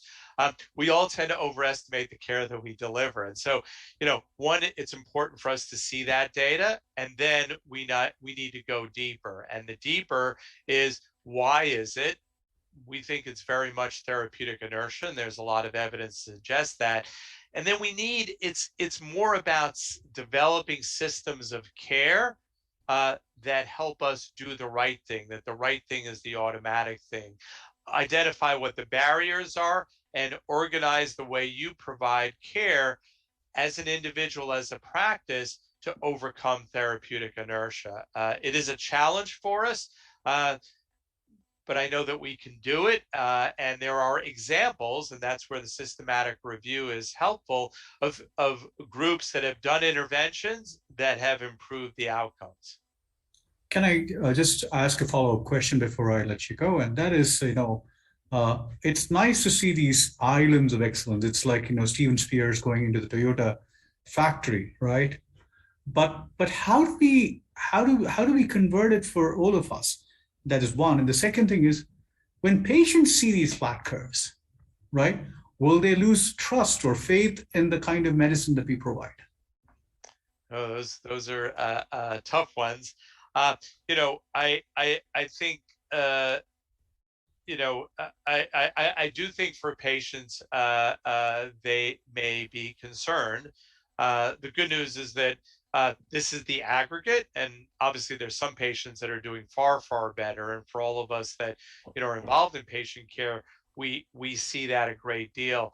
I think the challenge of programs like this, the work that we do at the American Diabetes Association, is take those islands of success and spread them. And so really our focus is exactly that. And the science around that is implementation science and improvement science. And that's where we all need to be more knowledgeable on this. And as leaders, we have the opportunity to spread those centers of excellence more broadly. And I encourage, this program is a great way to do that. And so thank you for the opportunity to do that with all of you today.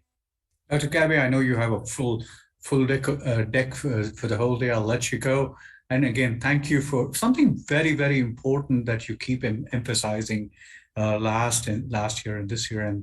And I really appreciate the kind of work that you have done to help us, you know, get over those flat curves. Thank you so much. Thank you. We will move on. Thank you. Yeah, Krishna, you can move on with the next session of Dr. Ekal, and you and Prasanna are chairing the session. Dr. Ekal is here. Let me introduce Dr. Ekal to all of you. Very few here do not know him. So an amazing person, a graduate from Cincinnati, the interim vice chancellor of research at the UC Denver, a member of the Scientific Advisory Council at the National Institute of Diabetes, Digestive Disease and Kidneys, interest in cardiometabolic disease, and passionate about creating a new specialty with a metabolic physician. It's an area that I have found tremendously interesting.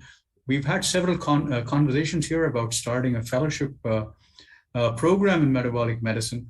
Let's see if that happens, and if Dr. Ekal can get an American board certified metabolic medicine pathway way before us. Dr. Ekal, all yours. Okay, let me share my slide. Thank you for inviting me this morning. Well, I wish I could be with you in person, but obviously that's not possible in the age in which we live today. But I presume that everyone can see my slides. Is that correct? Yes, Dr. Ekal, you're all set. All right, good. Let's go ahead and proceed. So I'm going to entitle my talk as The Future of Cardiometabolic Medicine, something my colleague Mike Blaha from Johns Hopkins and I have been working on for the last several years. My ultimately disclosures are modest and have really nothing to do with the talk that I'm presenting here today. So here's Mike Blaha, preventive cardiologist, who he and I joined a advisory meeting for the American College of Cardiology a couple of years ago. And as we kind of thought about our various perspectives of endocrinology, metabolism, and preventive cardiology, we decided that maybe it was time to develop some momentum in developing programs that related to this cardiometabolic medicine, which I should say now probably includes cardiorenal metabolic medicine. So let me set the stage for what follows. I'm going to thank Kunal Jha, cardiology fellow, working with Mike Blaha for some of the slide preparation you're going to be seeing. So ultimately, our first paper was in the American Journal of Medicine in June of 2019, where we defined as a specialty called cardiometabolic medicine, a call for a new subspecialty training track in internal medicine. And ultimately now, I think with an increasing number of outcome trials that relate to the kidney, ultimately this may ultimately become cardiorenal metabolic medicine rather than simply cardiometabolic medicine. So the objectives of my talk today are to overview the rapidly expanding science and medicine that relate to cardiometabolic medicine, describe the gaps that really are present in current training programs, and then outline steps and components to the development of cardiometabolic medicine and subspecialty programs that ultimately may become board certifiable. Let's begin with a case. We've got a 47-year-old man who has graduated from high school at a weight of 162, a BMI of 23.2, and he presents for evaluation of obesity, type 2 diabetes, and dyspnea on exertion. He was active during college and then took a sedentary job, began eating excessively, and was less active and gained around 40 pounds over 15 years. We've all seen these kinds of patients, haven't we? Type 2 diabetes was diagnosed at age 42 with his weight at 232 and a BMI of 33.3.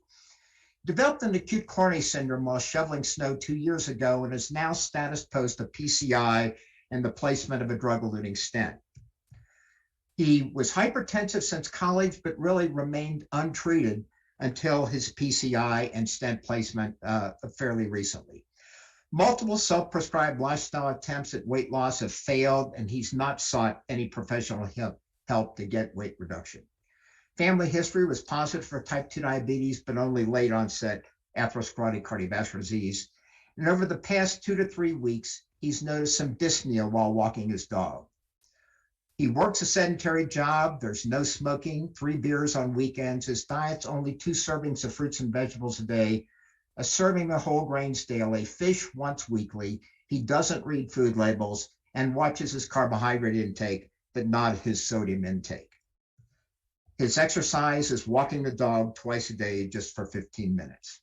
Current medications, lisinopril 40, aspirin 81, atorvastatin 80, metformin 1700 and 850 BID, and sitagliptin 100 milligrams daily. His physical exam showed a weight of 225, BMI of 32.3, waist circumference of 44.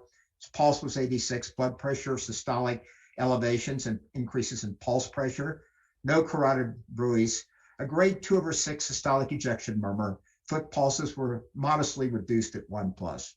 Liver size normal, extremity fat was reduced, but there was no buffalo hump or stria.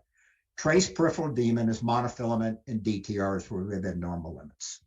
Here is labs: his A1C 7.4%, cholesterol 171, triglycerides up a bit at 220, HDL cholesterol expectedly a little low at 38, LDL cholesterol 89, transaminases both modestly elevated, urinary microalbumin to creatinine ratio 360 milligrams per gram, and his estimated GFR was 54 mils per minute.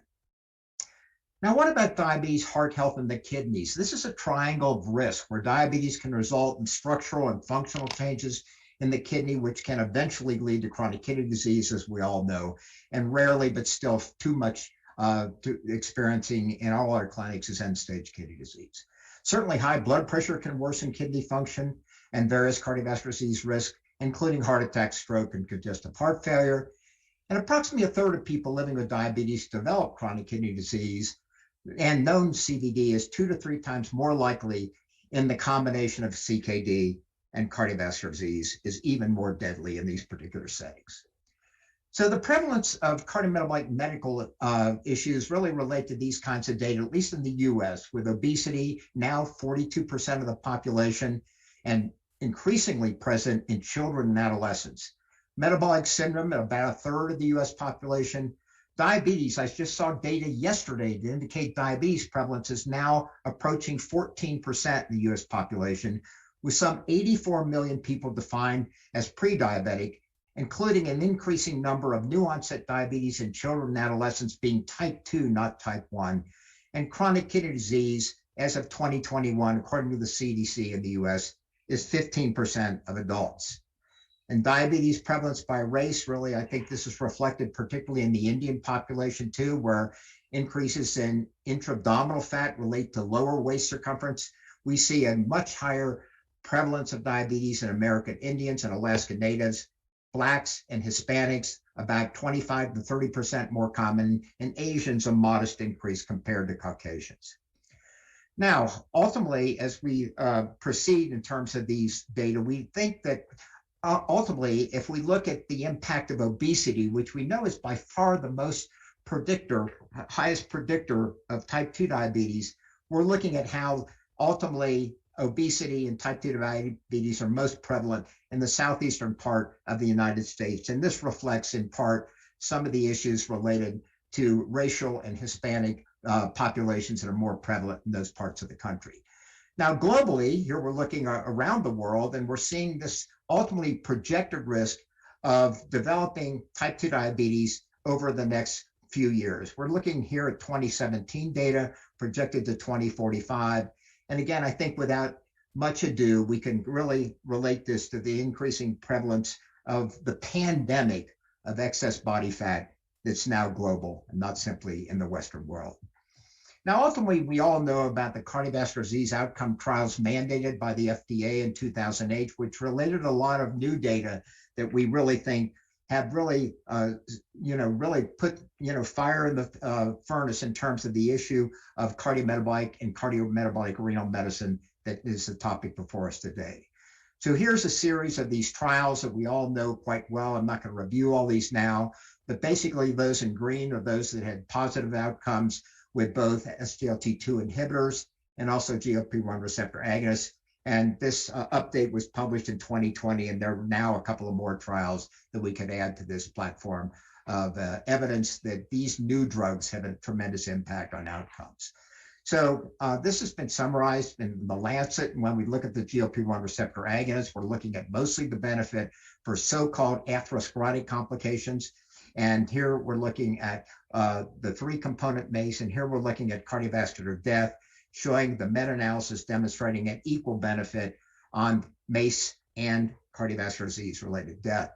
And here's a summary of these outcome trials. And I think what we can see here with SGLT2 inhibitors, the major impact is on heart failure, only EMPA-REG showing CVD death, with these other trials not showing really much benefit in the SGLT2 inhibitor class on cardiovascular disease events that relate to atherosclerosis.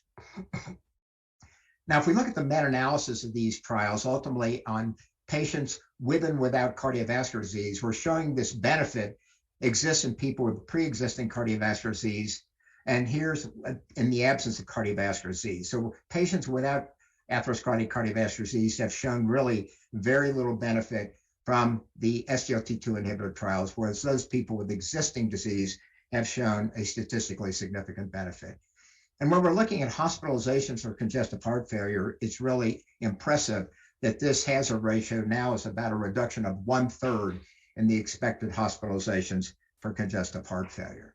Now, what we've learned, and this has now been published in Cell Metabolism, that we've learned that ultimately these benefits, we're looking at data from the SGLT2 inhibitors in gold and GLP-1 receptor agonists in gray, that ultimately heart failure, again, is what's benefited, and myocardial infarction only in one trial leader. And most of the benefit here relates to the primary outcome, which is typically a 3-point MACE, but stroke only modestly affected and sustained sick using semaglutide, and in rewind, a little bit stronger impact there in that particular trial using dulaglutide.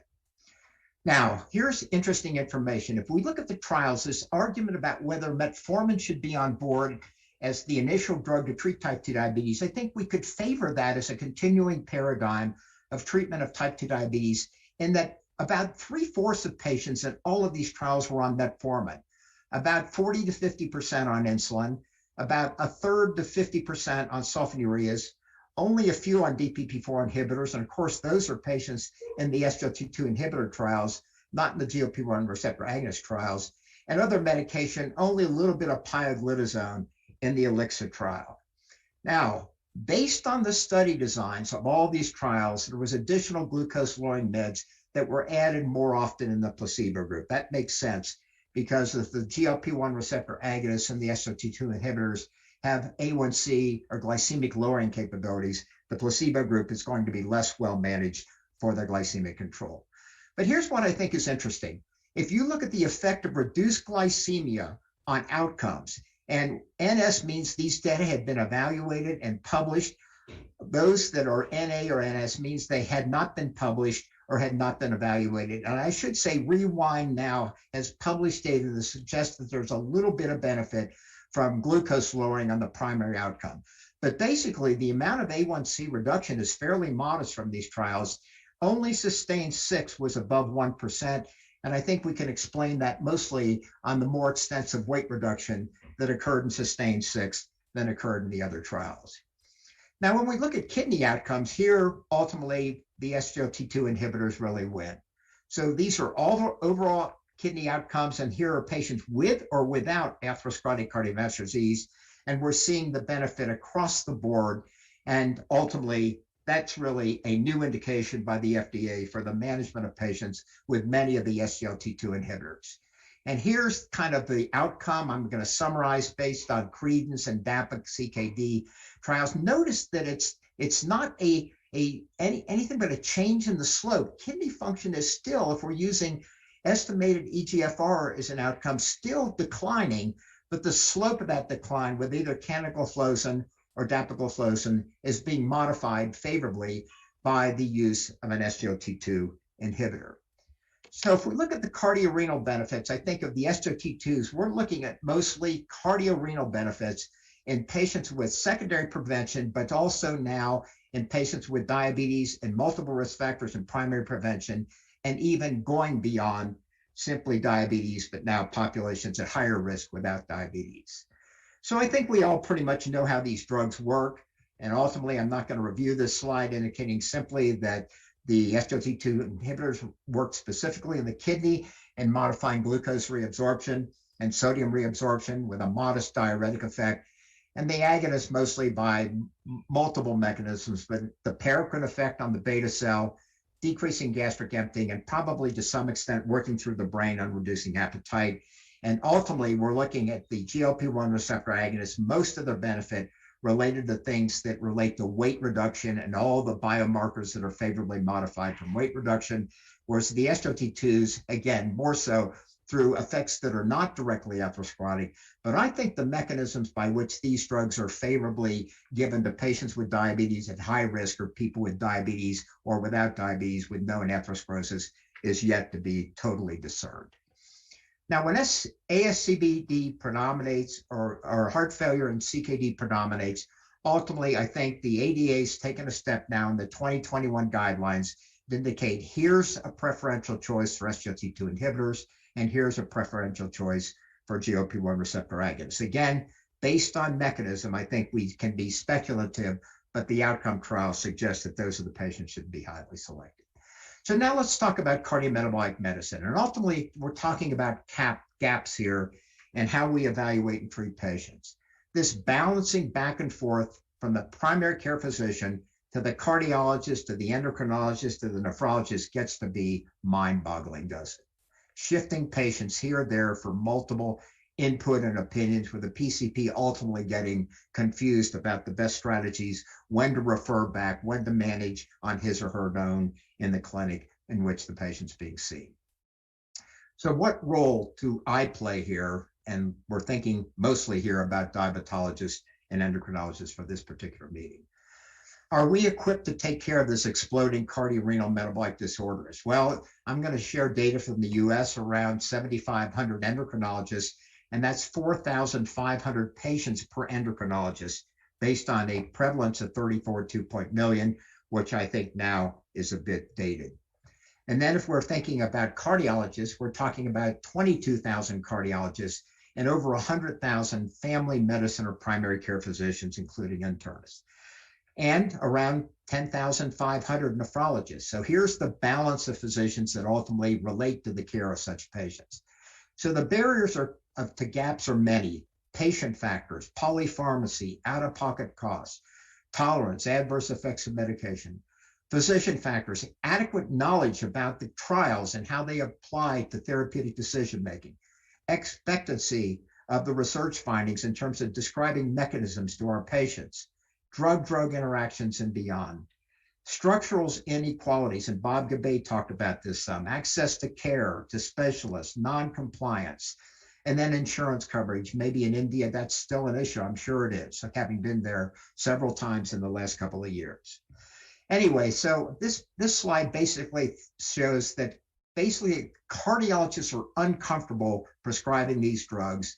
And ultimately, these graphs, which are fairly complicated, look at endocrinologists, cardiologists, and primary care physicians about their knowledge about the drugs, knowledge about patient eligibility, knowledge about side effects, and knowledge about when to initiate these drugs. And basically, endocrinologists and primary care physicians tend to be much more knowledgeable about this than cardiologists. Now, I think this is changing because particularly for the SGLT2 inhibitors, these drugs now have proven beneficial in the absence of diabetes or high-risk patients with primary prevention and diabetes. So these are data from 2020, and these have been updated a little recently by my colleague, Mike Blaha, but basically we're seeing that very few prescriptions are from cardiologists. Most are still from primary care, and endocrine probably a close third here, and looking at, other healthcare workers, I think, or, like nurse specialists and, physician's assistants in the US are maybe prescribing, second most commonly prescribing healthcare providers in terms of both classes of drugs to patients who in fact are candidates for ultimately this going forward. So if we think about prescriptions per physician, here are the data: endocrinologists, PCP and internal medicine, cardiologists, nephrologists, and others. And again, these data now are a bit dated. I think we're seeing a bit more prescriptions from cardiologists and presumably not too much change from the endocrine population out there. Now, the question comes up, can cardiologists narrow this gap in patient care? Well, cardiologists outnumber endocrinologists and nephrologists by 3.5 and 2.2 times. Patients with type 2 diabetes were 3 times more likely to encounter a cardiologist. It's just that interesting than an endocrinologist. And patients with type 2 diabetes and CVD are 5 times more likely to encounter a cardiologist. And the number distribution is favorable for diabetes care in the cardiology community. So the traditional model is shown here, the traditional clinic model, the population healthcare delivery model, and the multidisciplinary clinic model. And it's so much more common that this model doesn't really require any changes of the current healthcare system, and it's probably the one that we should continue to maintain until major changes are made. So there's a series of challenges here, which I won't review in detail, which I kind of reviewed in that summarial slide a few slides ago. And so we got problems here. And I think one of the biggest ones is difficulties in effective communication between providers, making this healthcare model both inefficient and inconvenient. Now, the population healthcare model is an algorithm-based protocol which is electronic medical record driven. It has generalized advantages in that it's scalable, it's suitable for the patients, and can use non-medical professionals to follow algorithms. And ultimately, the challenges are many. The model could work well within a well-integrated system. However, there's some issues here. Very difficult, nuanced to manage patients with all 3 diseases: diabetes, chronic kidney disease, and cardiovascular disease. So let's proceed here a little bit.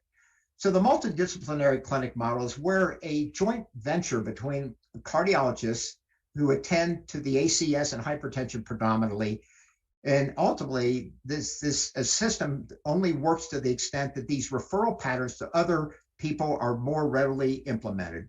The endocrinologist typically deals with oral agents, I think increasingly utilizing these new drug classes, and the nephrologist clearly focused on kidney disease and the natural history of kidney disease in patients with diabetes. So there are advantages to this clinic model, and there are challenges too. I think it's difficult to implement these and get them start up, and also the cost related to this. So the opportunity, I think, is to treat several cardiorenal metabolic patients, improve their clinical outcome, and increase efficiency. And the solution is such a clinical model.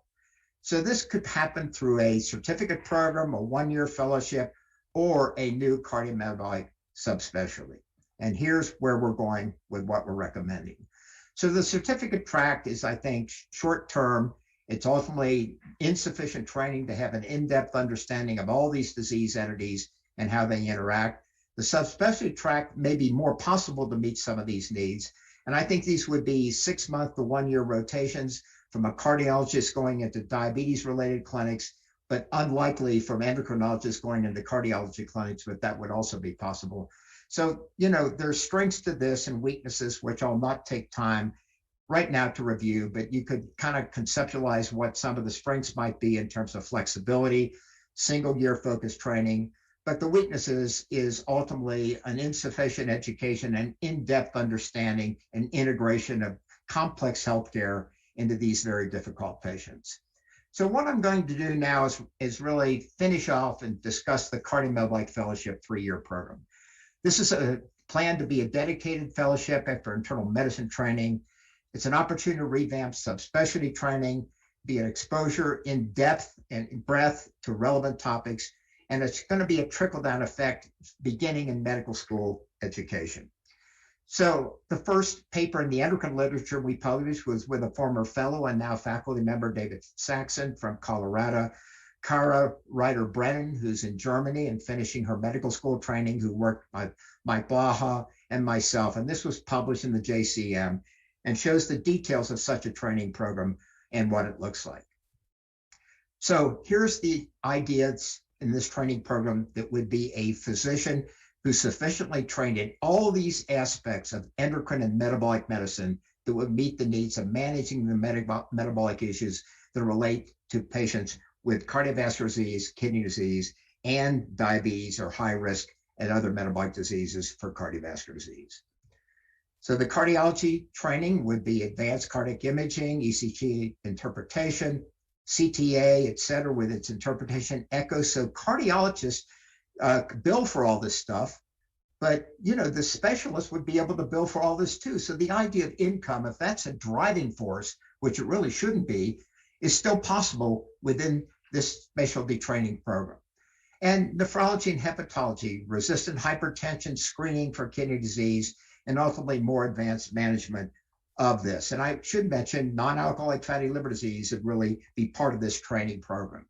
And then ultimately additional knowledge skills related to epidemiology and biostatistics, leadership training, psychology, and importantly, in behavioral science and counseling related to nutrition and physical activity.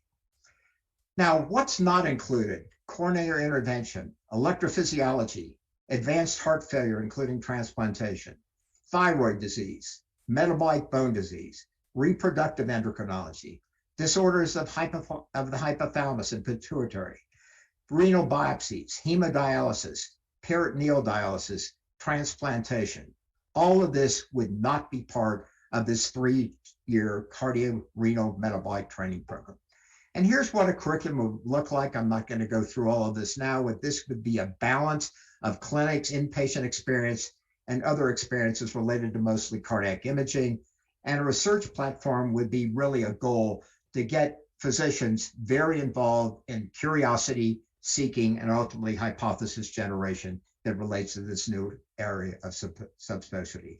Now, the paradigm I turn to is geriatrics and gerontology. When programs started, when I was a fellow in Seattle many years ago, It took 15 years for the American Board of Internal Medicine to approve geriatrics and gerontology as a separate internal medicine training program. And I would expect getting programs launched, having 3 years of training for maybe up to a decade or 15 years would be necessary here too. This is not a quick fix, but it's an ultimate fix to a very complicated situation. So this clinic would include large numbers of differentiated personnel. Ultimately, we would need to deal with psychology, nutrition, ultimately certified diabetes educators, now of course being renamed as clinical education and care specialists, rehab physicians, pharmacists, and nurses. This clinic would operate with the specialists who oversee decision-making and working with all these other team players to follow this through. So the strengths, I think I've outlined. The weaknesses, it's going to require creation and accreditation, collaboration, and ultimately a horizon for creation in the various hospital settings and global settings in which this would exist. So the turf war, who's going to take ownership for this? Well, misunderstanding, I think, are these following items. Increased time for training, that would be the same as a cardiology, even less so, or an endocrine training program. Decreased revenue, I think I pointed that out before. The specialists must accept all patients, not true. No ECG or imaging components, not true. And nobody's interested in funding this. We've seen quite a bit of interest from industry now in talking with us about furthering this and maybe joint support for training programs to be developed, at least in the US.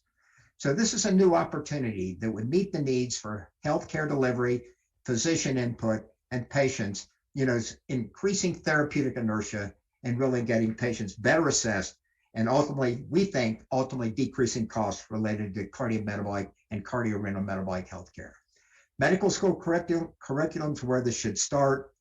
And ultimately, I think this model would be a hybrid model that could be ultimately implemented around the world when we continue to see the overlap between these very important aspects of internal medicine that relate to new clinical outcome trials that have new drugs to be applied to these conditions. So in summary, the dire need to treat the cardiometabolic disease epidemic while providing cost-effective, high-quality healthcare is one of the most important health challenges, I think, of this century. Introducing cardiorenal metabolic medicine, if you want to rename it, as a separate specialty with a comprehensive training program starting in medical school and extending until after specialization, we think is the most effective method to taking this on long-term. Prevention, treatment, and management of risk factors for cardiorenal metabolic disease are best achieved by a less siloed approach with these types of specialists working collaboratively with other specialists and interdisciplinary teams. And finally, there are currently training programs being developed and existing comprehensive care models for this in the United States, and I think beginning around the world, but more formalization and support are needed. So thank you very much for your attention. It's been a pleasure to be part of the meeting this year. I'm sorry I couldn't be with you personally today.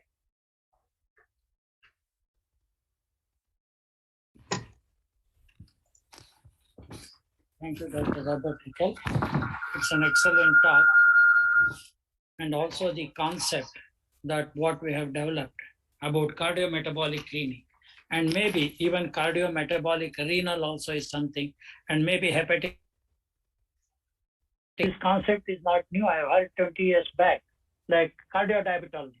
But the problem is once you become specialist like cardiologist, endocrinologist, nephrologist, they are not willing to transgress into other parts.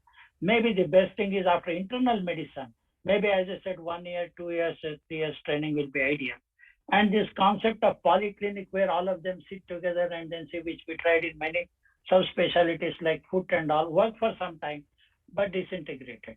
So I think every country should find its own solution. The concept is good. Maybe as I said, like geriatric medicine, 5 or 10 years from now, I'm sure it will be a reality. And a new specialty will evolve, like cardiometabolic renal specialist, and running the clinic with the other help. That's what I feel in future. I mean, it's a great concept, and the curriculum, what you said, is fantastic. What they should learn in cardiology, endocrinology, renal, not really trying to say I'm a specialist in all the three, but trying to focus on cardiometabolic. I appreciate it. I hope we will see in future such clinics. Thank you very much. I don't see any questions in the chat box. we move over to the next talk, it's my pleasure to introduce Professor Lou Philipson. He is the James Tyree Professor for Diabetes Research in Department of Medicine Pediatrics, University of Chicago. He is the founding director of Kohler Diabetes Center, and he has served as president for Science, Metabolic Disease and American Diabetic Association. Received the Benting Medal for Service as a part of 79th the scientific session. And in 2018, he was inducted as a laureate of the Lincoln Academy of Illinois. Professor Lou Philipson has been with us right from the beginning, and he's one of the speakers in all our ADA meetings as such every year. I welcome him, and Dr. Lou Philipson will be talking about practicing precision medicine. Are there any simple clinical measures in diabetes practice? Of course, it is an evolving field. We would like to know from Professor Lou Philipson. Over to you, Professor Philipson. Well, thank you very much. Let's see if I can share my screen properly. And yes, we can. Put on this. Yeah. Let's see. So can you see the? Yeah. Sure. We can see this plate. All right. Great. So I can't thank everyone enough for the invitation. And as Professor Prasanna Kumar said, I've enjoyed the interactions here for at least 7 years. And my first trip to India was a part of this meeting. So we're very pleased to continue. I'm going to try to speak for about 15 minutes or so. I am watching the clock as best I can. And the idea is to give a short overview of a specific aspect of precision diabetes medicine in a way that links the beautiful talk of Dr. Eckel with the upcoming beautiful talk of Dr. Schatz. So one really focusing on type 2 diabetes, the other on prevention of type 1 diabetes. What links that, I think, is this idea, the understanding, a rubric, if you will, of precision diabetes medicine. And even more important would be the idea of using simple clinical measures, which has been a debate. What do you have to do to get to this place? So what I'm going to start with is, what is precision medicine? And I'll point out that Dr. Pragnell from the American Diabetes Association is speaking tomorrow. He'll actually go into more detail. I'm going to give some highlights and then go into the specific aspect of what might be simple clinical measures. So over the last few years, there's been a worldwide understanding that precision medicine is an intellectual approach to everything that you've heard from Dr. Ruth this morning, from Dr. Gabe, and now Dr. Eckel. How do we really have a systematic scientific approach for diabetes disease treatment and other diseases as well? We're learning a lot from our oncology friends, which takes into account individual variability in genes, environment, and lifestyle. And part of that is making a diagnosis.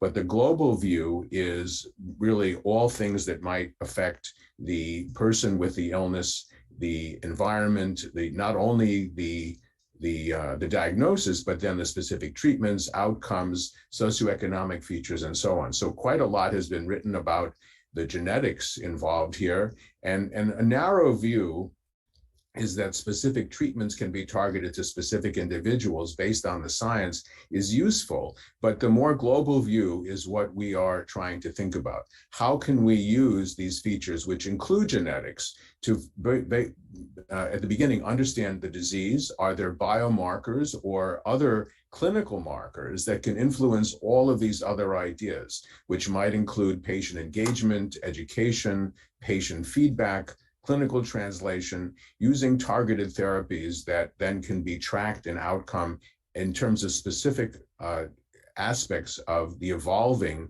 diagnosis and the related features, and also then the pathophysiology. So what this group has really tried to do is to assemble a large group of international figures. The oversight committee is what I've been part of, with Paul Franks in Lund and Malmo, and now at the Novo Nordisk Foundation, Steve Rich in Virginia, and John Nolan in Trinity College as part of the ESD representation. Dr. Eckel has been part of this, and then now Dr. Pragnell and Dr. Gabe, and then a large group of people in the steering committee. So this group has already met multiple times with something over 200 people from many countries, including India, Dr. Mohan being one of the great Indian representatives, to help us understand what ideas need to be put together to understand how to make precision medicine part of our understanding of how to do diabetes. This paper came out just last year with various members of the oversight committee and the steering committee to help understand the way forward. As the first paper, there has been a couple of meetings now, the second one virtual, a third one in the planning stage, to really understand these sorts of ideas. A stepwise approach with evidence for precision medicine that is quantifiable, implementable, based on etiology, to some extent risk scores. The risk scores can be based on simple measures. And this is how we can translate this idea of targeting therapies and outcome measures to specific aspects. Now, we all know that some of these things are critical for who's at risk. Just this week in the United States, the age of screening was ratcheted down from 45 plus years to 35 years old, especially if the BMI is on the high side for the ethnic group of that individual.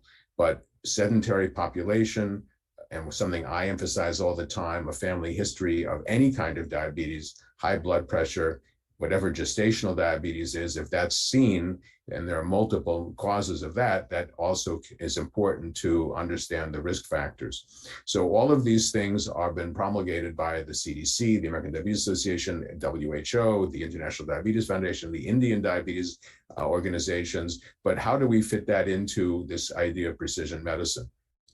So we have two basic concepts here. One is precision medicine, which is as you see here, a tailored diagnostic or therapeutic prevention strategy to subgroups of populations. So minimizing error and risk while maximizing efficiency. A subset of that is the personalized medicine, which is really the final step in the process. So this is where the clinician in the office with the patient can adapt these larger guidelines to the specific characteristics of the patient, the circumstances, preferences, things like in the food security, housing, financial stability, whether there's electricity, whether there's internet, whether there's refrigeration. All of these things now we see matter a tremendous amount in order to be sure that guidelines make sense for the larger number of people that we see. So rather than a one size fit all, we try to understand what medicines, treatments, healthcare and education might be better for that particular patient, and then to group them as we go forward into people who might then respond or not respond, and to keep track of their responses so that we can understand that there's fluidity in these categories. So these are some of the categories that have been identified by the various groups, that there's precision before all of these terms: diagnostics, prevention, treatment, prognostics, and monitoring, so that we continue to have a wraparound understanding of the situation, including what is happening with the patient at various stages. So let's see if I can, there we go. So just as one example that came out of a figure from this paper just a few months ago, that precision diagnostics might include epidemiological evaluation, probabilities based on clinical features, some diagnostic testing, which together leads to these ideas now of subclassification of type 2 diabetes. And all of these things Dr. Eckel mentioned, and this meeting is all about these different ideas, but the idea is, what can we do to grasp the underlying defects without doing a lot of biochemical and genetic studies, because they are frankly expensive, time consuming, and may not be available in all places. So using this idea, we have now put together in this paper and the various subgroups that are continuing to meet ideas of all of these ideas, but how can we use them in a simplified way? Now, over the last few years, and this is really the main message of my talk today, is the idea of subgroups and subsets of clustering. And I want to mention just three or so of several important papers that have come out in the last couple of years. They impact this notion of precision and subsets of kinds of diabetes. Clearly, there's overlap into a kind of type 1 diabetes here, where if not actually autoimmune. There is a severe defect in insulin secretion. So this first paper from the group headed by Dr. Group came out, as you see, in mid 2018, identifying folks at diagnosis. And this is actually important because we're doing some studies now in the states that I'm very much involved in, where we're trying to understand people well after diagnosis. The problem is there's fluidity, there's shift between the different kinds of diabetes. And of course, as we all know, having diabetes for a long time can certainly influence and impact both overall physiology and insulin secretion in particular. But there are notions that things like severe insulin-resistant diabetes has as you can see in the middle of the slide, a big impact on the onset of kidney disease related to diabetes. And then even retinopathy related to insulin-resistant diabetes can be higher, but doesn't have necessarily the severe distinction that we see in the severe insulin-resistant diabetes. So this group identified these clusters that you see there named on the left, and I'll go into that in a moment. The clustering was enhanced a little bit by the group at Mass General, or headed by the Mass General, so Miriam Udler and Jose Flores, where they added using GWAS, genome-wide association studies, to the soft clustering in order to provide this notion that there were at least two different kinds of beta cell focused defects. One is making insulin at all, the other is specifically making proinsulin, and insulin secretion versus proinsulin. So there might be a defect in actually regulation of insulin secretion as well separately as insulin secretion. And then we have defects related to obesity, to lipodystrophies as well, and then a liver lipid cluster. So these things can help with identifying subtypes of type 2 diabetes, but the question is, can they help with identifying exact interventions?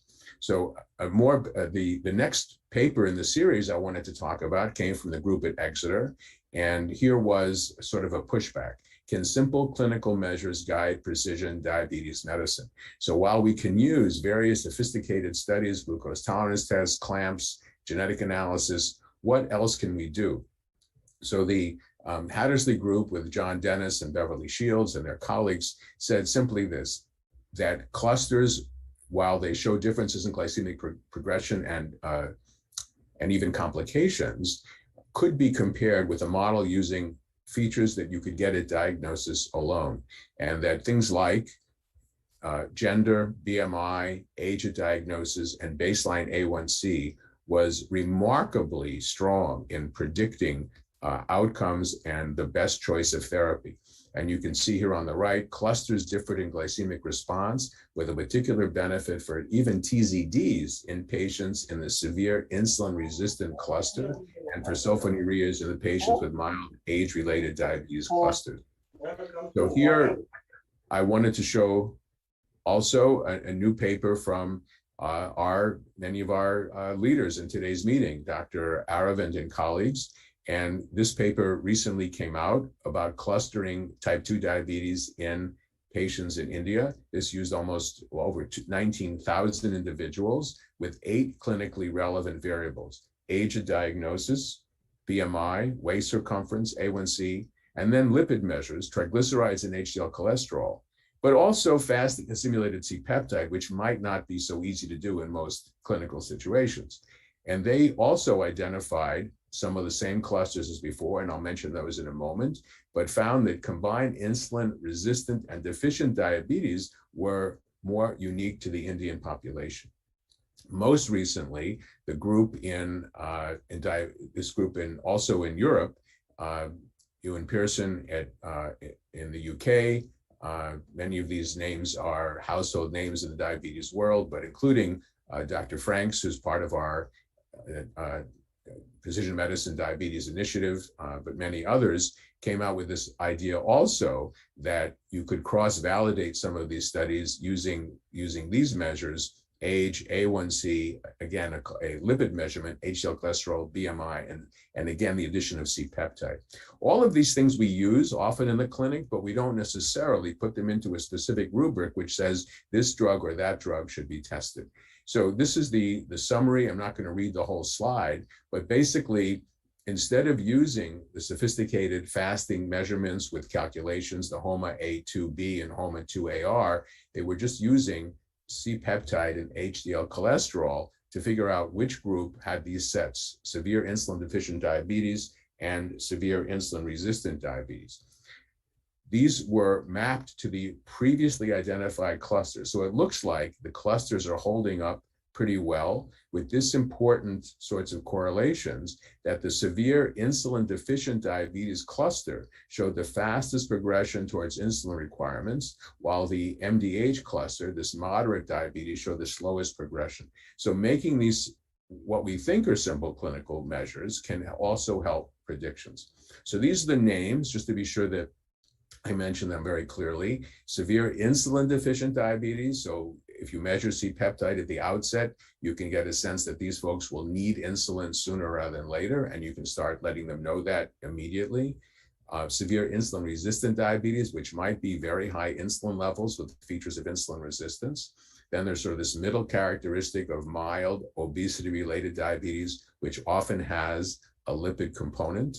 And then these special situations of insulin-resistant obese diabetes and combined insulin-resistant and insulin-deficient diabetes, which were, at least in this structure, more prominent in the Indian population, but certainly I see such folks in the United States.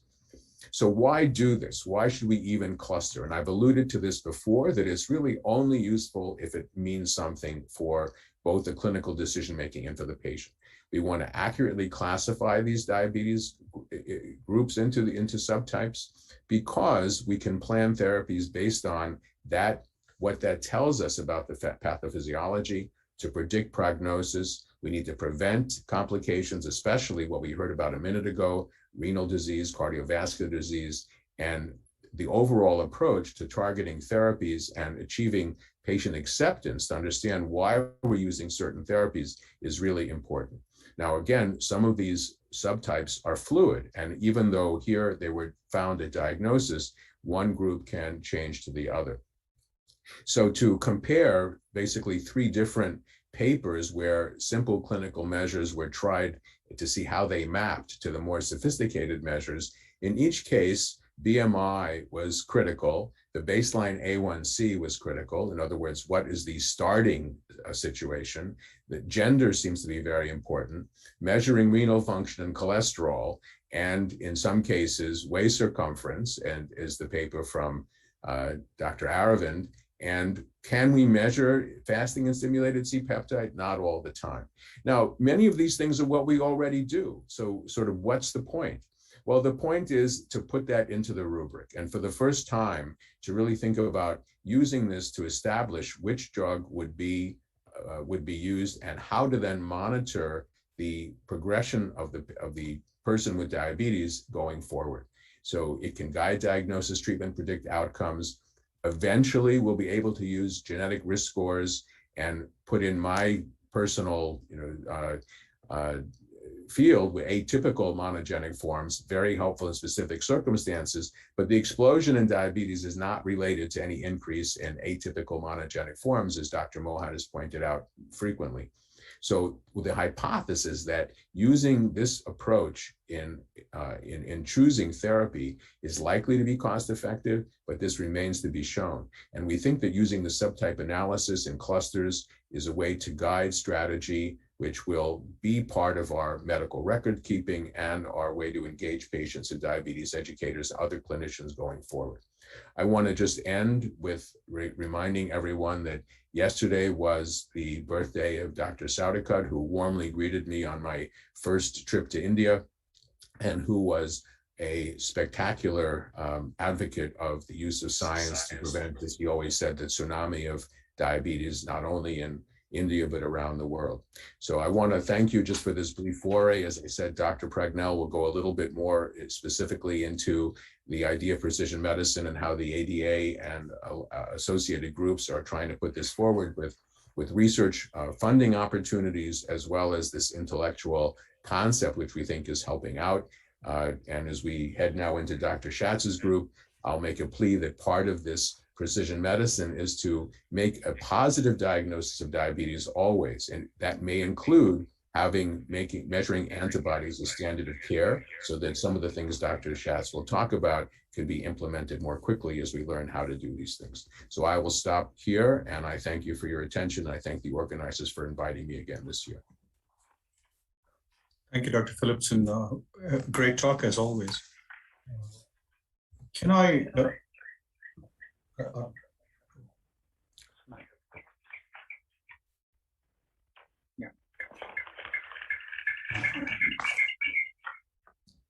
Thank you, Dr. Lou Philipson. Now we have next talk by Desmond Schwartz, and he'll be speaking about update on efforts to prevent type 1 diabetes.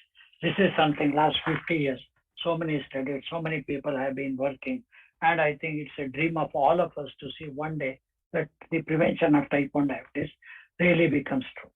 Professor Desmond Schwartz is professor and interim chair of pediatrics, medical director of Diabetes Institute, and director of Clinical Research Center within the CTS at University of Florida.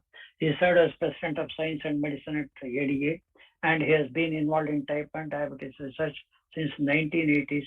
And on this field, he has more than 360 publications and manuscripts. He's one of the world leaders in type 1 diabetes. He was awarded many of the awards, including JDRF Excellence in Clinical Research Award and Cure Award as such. Recently, he received in 2020 the S. Allen Garber Award, and he is the recipient of University College of Medicine Lifetime Achievement Award for the distinguished service, patient care, education research, especially in type 1 diabetes. Over to Desmond Schwartz for his talk on prevention of type 1 diabetes, which is very important. All of us are keen to hear that. What's the update? Over to Des Schwartz.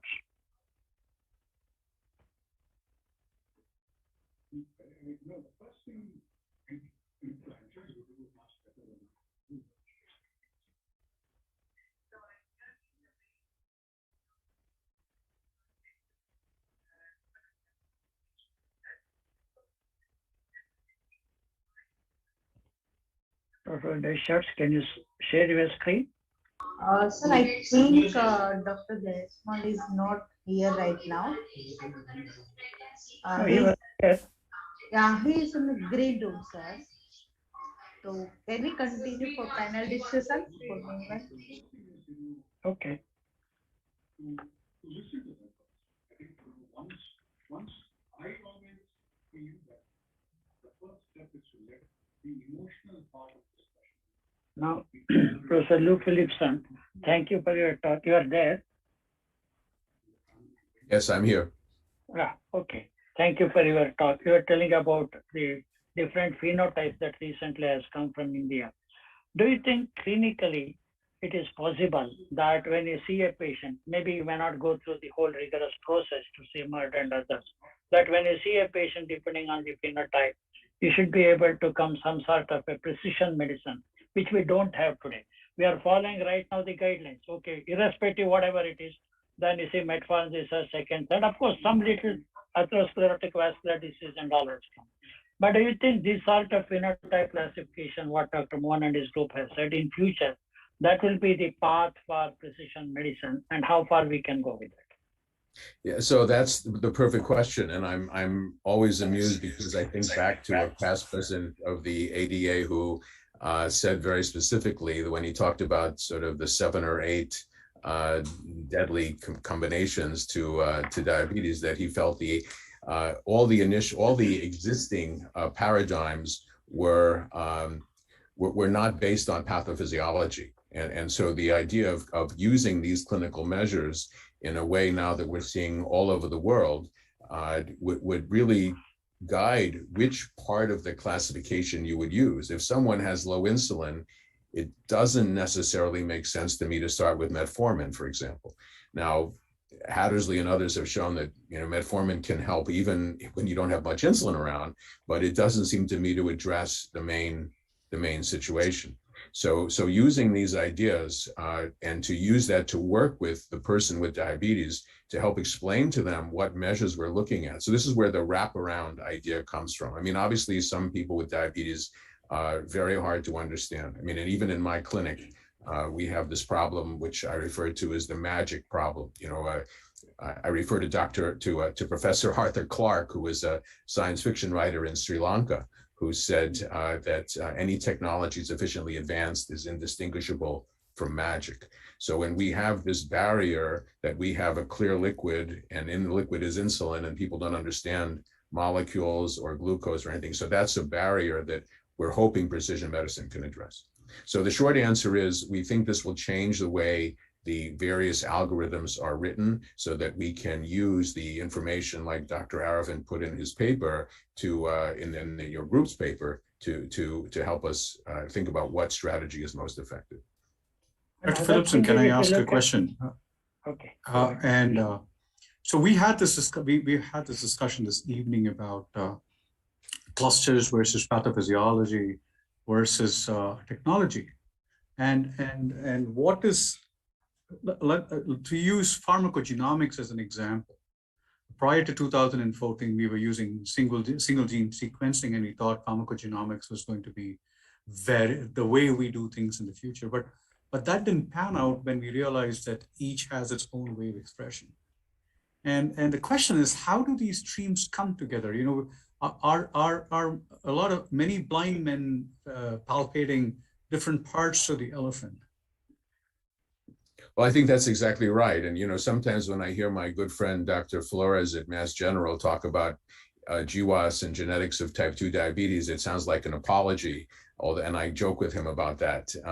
He has a slide he's been working with now for a decade showing, and there's Dr. Schatz, who will wrap this up in a moment, but he has a slide showing, you know, 10 things that GWAS has done for us in diabetes, and, you know, but still it's not a useful clinical tool. In my research, we're using something that Dr. Schatz uses now, the type 1 genetic risk score, which was really originally put forward by Dr. Richard Oram at Exeter. It's turned out to be a very useful tool, but still it gives us a probability. And I think at the moment it's useful on a research basis.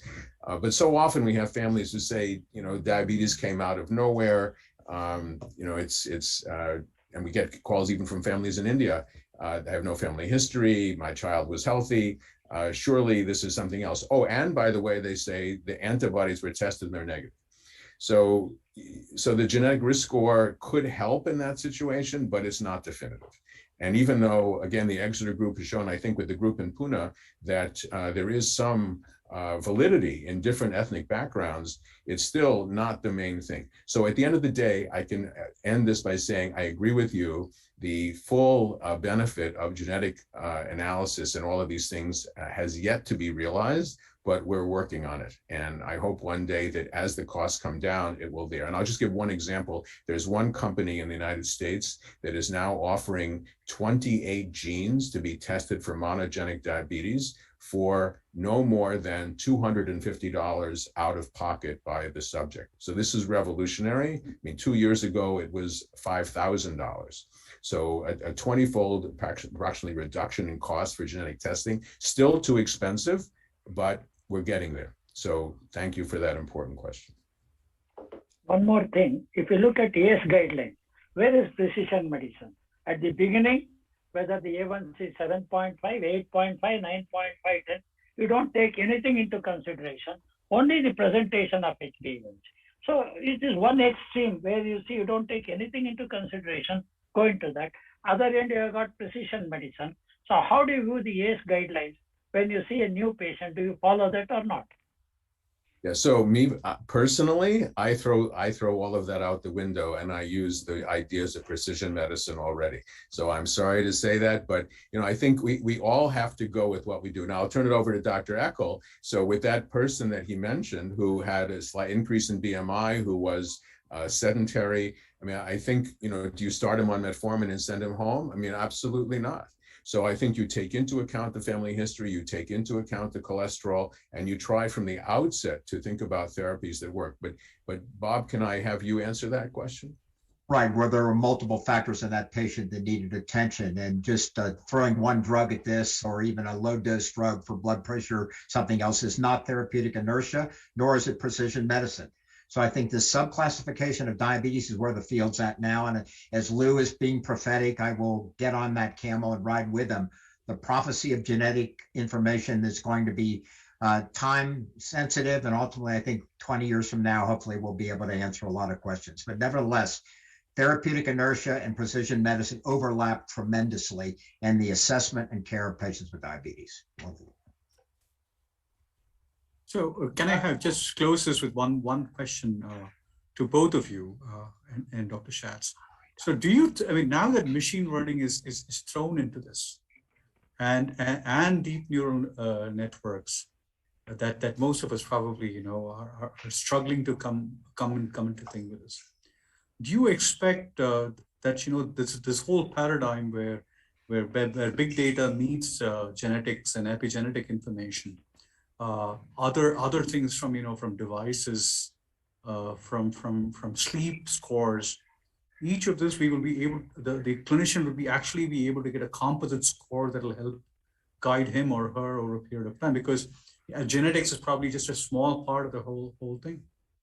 Yeah, so I think that's right. I think having some eventually built into an electronic health record, you know, what is the BMI, what are all these things, what is your score, and conclude that in family history. And some of our colleagues around the world, and we have, for example, a very good collaboration in Ibadan in Nigeria, and they're not collecting family history data at all. I mean, you see the one patient at a time, and then you see the next patient, and there's no sense of integration.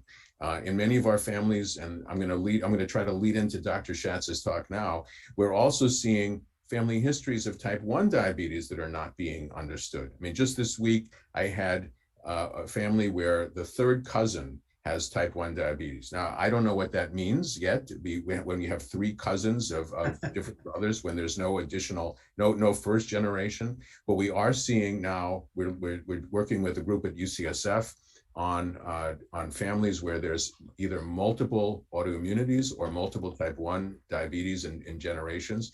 And we're seeing specific gene defects, which were heretofore not understood, which would not be picked up in GWAS studies because they're so rare. But the determination of them in the pathophysiology of type 1 diabetes is important to understand what are the factors that may come to play.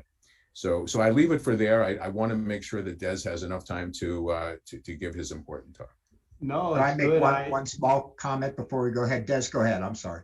No, I want to actually comment on this because I was sort of Wednesday, I was in clinic and I was seeing patients. You know, and it's all very well even understanding heterogeneity of disease, the genetic factors, even understanding, as we'll understand more, endotypes, which is the subject of another talk. But I will tell you that every family is different and every patient is different, from their socioeconomic background to their educational background, to the resources that they have, to the support that they have, to the support at home, to the teachers, to the healthcare system, that each and every patient is different. And I think that machine learning, you know, yes, will help, but I still think that, you know, the clinician is the Rosetta Stone, you know, to patient care, which it is to hieroglyphics. And that I'm not exactly sure that even with more precision that we're getting, that we really are going to do that. I still think that it is so important that you see every patient and understand it. And as we learn more and more about genes, and we learn more and more about responders and non-responders, but we're a ways away from that, in my opinion. But I think this is, you know, to hear Lou and to hear Bob and to hear really all of you engaged in this discussion is incredibly stimulating. I'd like to make one point that relates to atherosclerosis, which arguably is a more complex disorder than diabetes, as if diabetes is simple these days. But polygenic risk scores have been developed for atherosclerosis or risk for atherosclerotic cardiovascular disease. They've added little at this point to the assessment of risk factors for cardiovascular disease. So I'm not, dismissing the importance of knowing more about how genetics influence the types and phenotypes of diabetes that we experience clinically. But right now, it's not prime time. I'd agree with Des. It's the judgment and experience of the clinician that's most important in identifying, assessing, and treating people with diabetes. So we'll leave it at that. Let's close with the knowledge that the accuracy of precision medicine is something that needs to be deliberated a little more. We could talk about even things like adding a calcium score in your practice that makes a huge difference to how you look at disease. So we'll stop here and we can leave that for next year's ADA. And I'll have Dr. Prasanna Kumar introduce his friend and fellow RCB enthusiast. I have already introduced Des Schatz. You can start your time. Oh, there he is, RCB camp. So I'm watching right now England-India test match, third. Okay, can you guys see the screen? Yep. Yeah. Yes. That's really good. I just want to be sure that I can just see the screen. Hold on one second. Just bear with me for a second. It's always crazy when you're sort of doing this. We had it all set up, and now I just want to be sure that I can at least see this. Okay, everything good? Good. Okay, so really what I was gonna, it's good to be with family. And when I say family, I sort of think about my brother Kumar, Aravind, Krishna, Bhavana, really, and then, I've got my colleagues Lou and Bob, and really, I sort of feel that I'm, in Bangalore. I could talk forever. I was going to ask Kumar, what the heck happened in the India first inning? I sort of was like almost blown apart. I haven't seen the scores today. I probably don't want to see the scores today, but was really pleased to see their great victory in the first game. And, I really, look forward to the time that I'm going to come back to India and really, what can I say? And really, spend time together. So my talk today is on really an update in immunointerventions to prevent and alter the course of type 1 diabetes. And what I'm going to do is to talk about the need to prevent type 1. Can we predict who's going to get the disease? And what do we know about mechanism and what therapies have been used to certainly foster our discovery? And want to say is, this is type 1 diabetes, and this is the United States, that it is rising still. Prevalence is 1 in 300, still over 1 million people. There's over 20,000, even the most recent Dr. data Schatz, show that. Dr. Schatz, sorry to interrupt you. I have a pic of Eleazar Schatz on. Is that right, or is there another Is there a slide, a presentation? You do not see the presentation? No, I just see your screensaver, which is a Proud Fathers, I guess. Let me have a look. Sorry, that's not good. We had it all set up. You should put mirror in settings. Sorry.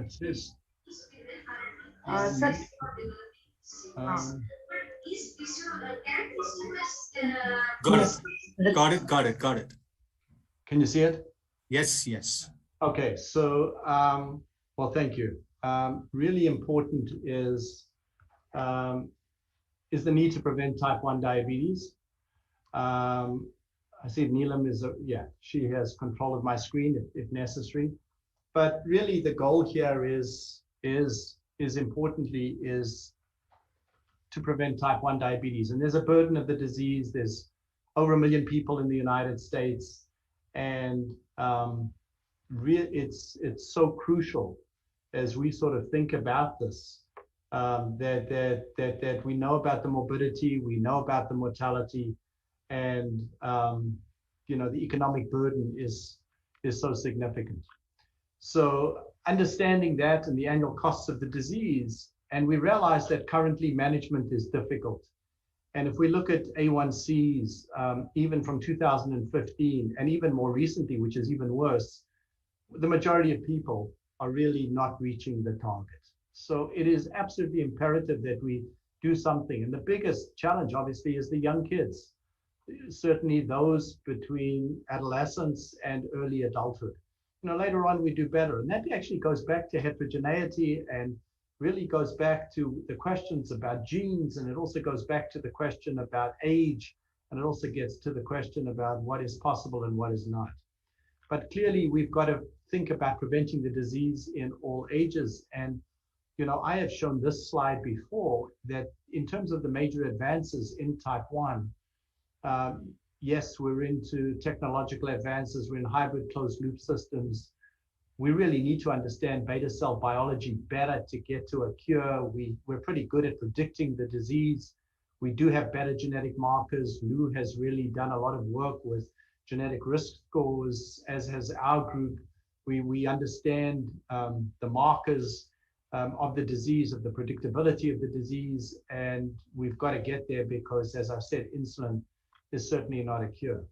So what do we know? We know that in terms of the natural history of the disease, that frankly, if you look at beta cell function on the y-axis and time on the x-axis, that there's a genetic predisposition. Over time, you get damage to the beta cells, and whether this is primary or secondary, which I want to go into, is really the cause of why we haven't yet cured diabetes.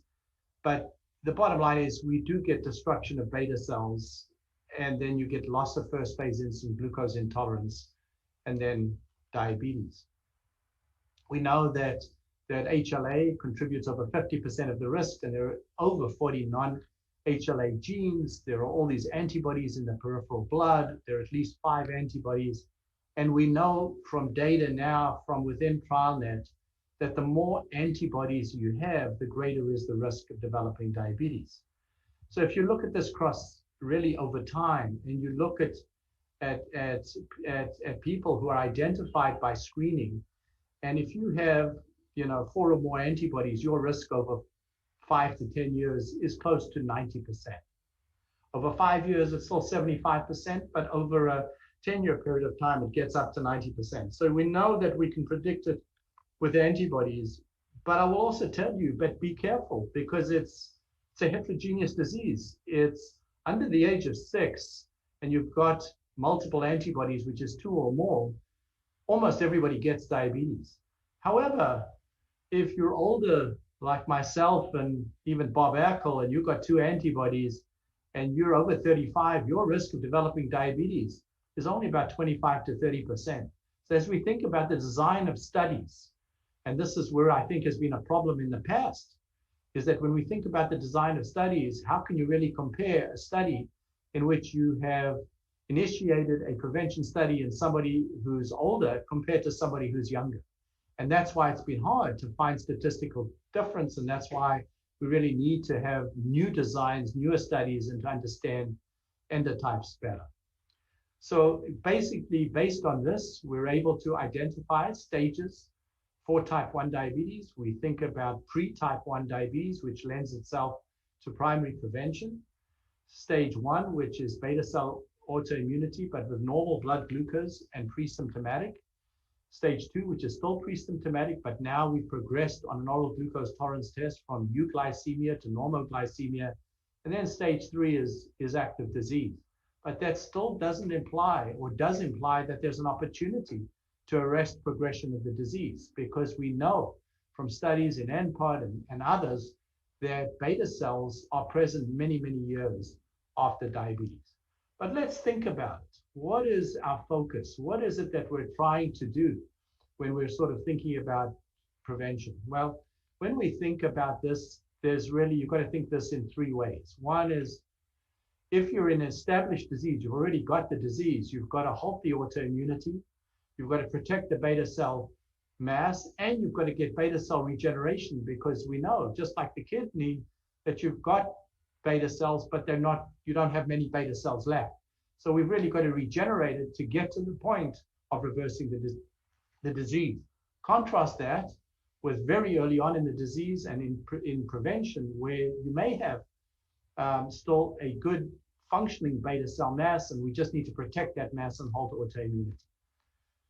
Well, what have we learned over the years? We've learned, and this is a complicated slide, but it simply says that if this is the beta cell on the very right, and these are the destruction of the autoimmune process on the left, we understand that, in summary, the immune system presents antigen.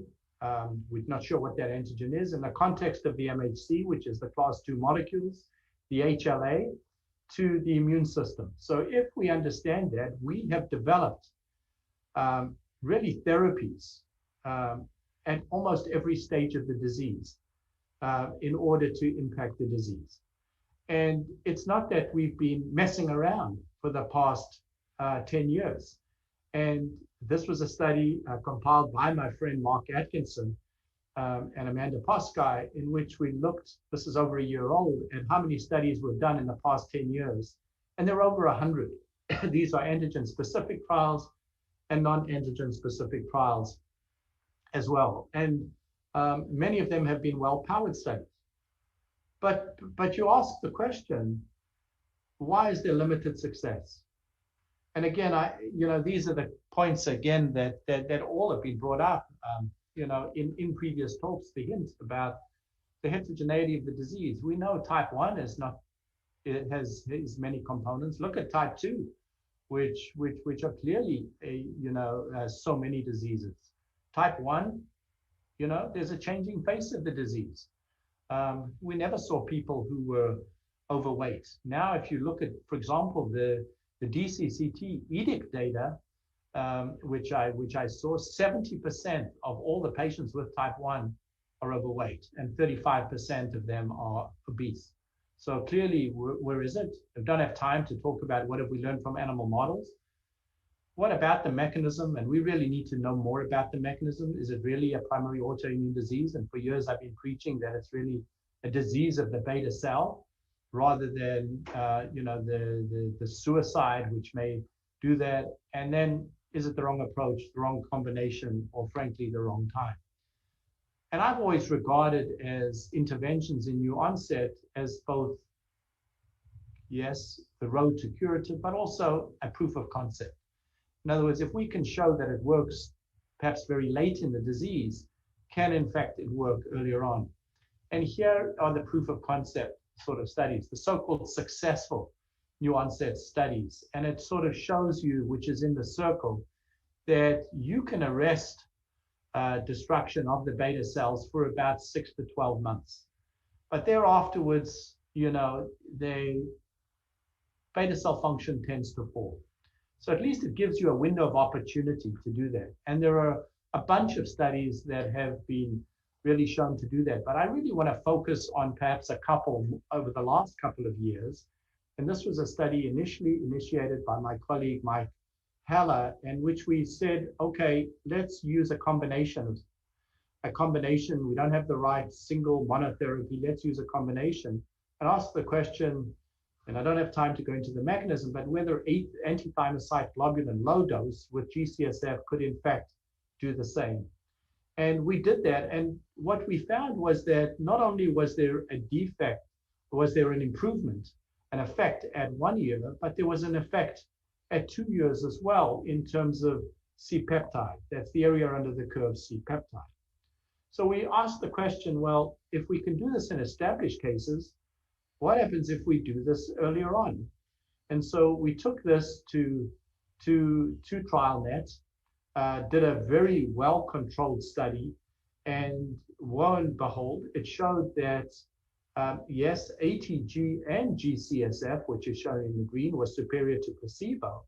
But what it also showed was that low-dose ATG, when we looked at C-peptide, was even better compared to placebo. Now, you may say, would we have even detected an effect if this had been had been not a three-way study and had just been head-to-head, I would have said to you that, you know what, it would have just been ATG and GCSF, but really it was ATG that was driving the effect.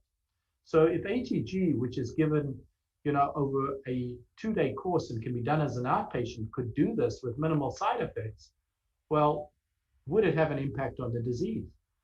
And unlike many of the other studies which have not shown an effect on the disease, what this also did show was that not only was there an effect on C-peptide, but there was also an effect in terms of hemoglobin A1C. So hemoglobin A1Cs compared to placebo were better in both the ATG group as well as an ATG-GCSF group. Well, you asked the question, well, what happened at 2 years? I showed you the data at 1 year. And what you can see is exactly the same. There's this inexorable loss, you know, at 2 years in placebo. And when you look, and it's very important because it's really important where you start out. So when you normalize for hemoglobin A1C, the fall in C-peptide was far more in the placebo group compared to the ATG and the ATG-CSF group. So there was an effect on C-peptide at 2 years. And there was also an effect, again, on hemoglobin A1C at 2 years.